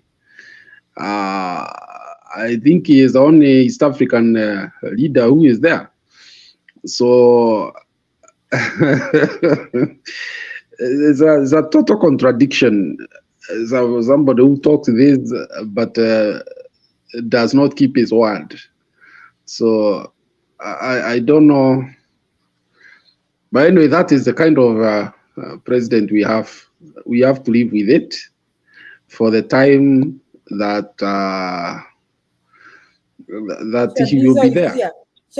Shadizo, nani anasema tusichome ama ni nani? Ni Shadizo ama ni wewe Jiru? No, ni Shandizo. Wacha tu Nguru amalizia, then we cross over. Okay. Yeah, so this government is totally clueless on what to do with the economy. And in fact, yesterday there was a report that we have lost a lot of trade with Uganda. I think $300 million worth of trade in the last 1 year. So you can imagine if we are losing what we have been getting over the years, then what else are we waiting for? I mean, how can we say that things are moving in the right direction? That report was contained in the East African, so which is an authoritative publication of the Aga Khan stable of magazines and newspapers. So it's a well-researched publication. So this is precisely the kind of situation we are in, and anybody waiting for anything better, I think would better start reviewing that stand. I will not talk more than that for now. Thank you. Good night. Sawa, shalom alaikum. Hiyo ni ya kuanzia salamu. What Ngiru, come on. Sawa, wacha nimalizie na bye babes and wanaume wanaitangwa aje? Okay. Ya wanaume ni gani? Jiru umeharibika. I don't know who is spoiling Jiru. No. So bye babes and gents. Njiro, I think I don't know. I don't know your marital, but seems you are very excited these days. Maybe you have found somebody. No, bana, I'm extremely married. Jina anaharibu Jiru squeeze. Hakuna mtu ananiharibu. Ni vile unajua hii station bana hamtaki kuoana bana. So I don't know. I have not had anyone who has gotten anyone. I have not heard of anyone who has gotten anyone. Sijasikia ambaye yule ambaye amepata mwingine na mwingine amepatwa na mwingine, hatujasikia. Mnaongea. There was another time when there was a lot of babying here, alafu hiyo babying ilikuja ikakufa. So watu waliboeka, unaona Jiru, what people have people. So they don't want people here. Okay, ni sawa. Maybe watu wakuja wapige mudheshe hapa. But you go at the babe elsewhere. But babying is good. So I know Guru is from being babed. Bye. Tonight. Hii mradi ulianza kata serikali ya Uhuru Kenyatta. Kenya is the most stable democracy in Africa. Kenya is the gateway to the East African market. Kenya is the leading regional financial hub. Na eneo hii yote Makueni mlisimama imara juzi. Manake maandamano iko kwa sheria yetu. Kama wewe umekasirika, wewe huna imani ni yale serikali inafanya, una haki ya kufanya maandamano. Mimi nimeangalia na nimeona ya kwamba hii serikali tuko nayo ni serikali ya majabasi. Naomba niwaambie, ukisimama imara vile nimesimama straight namna hii, hakuna mwenye anaweza kupanda kwa mgongo. Unajua hivyo?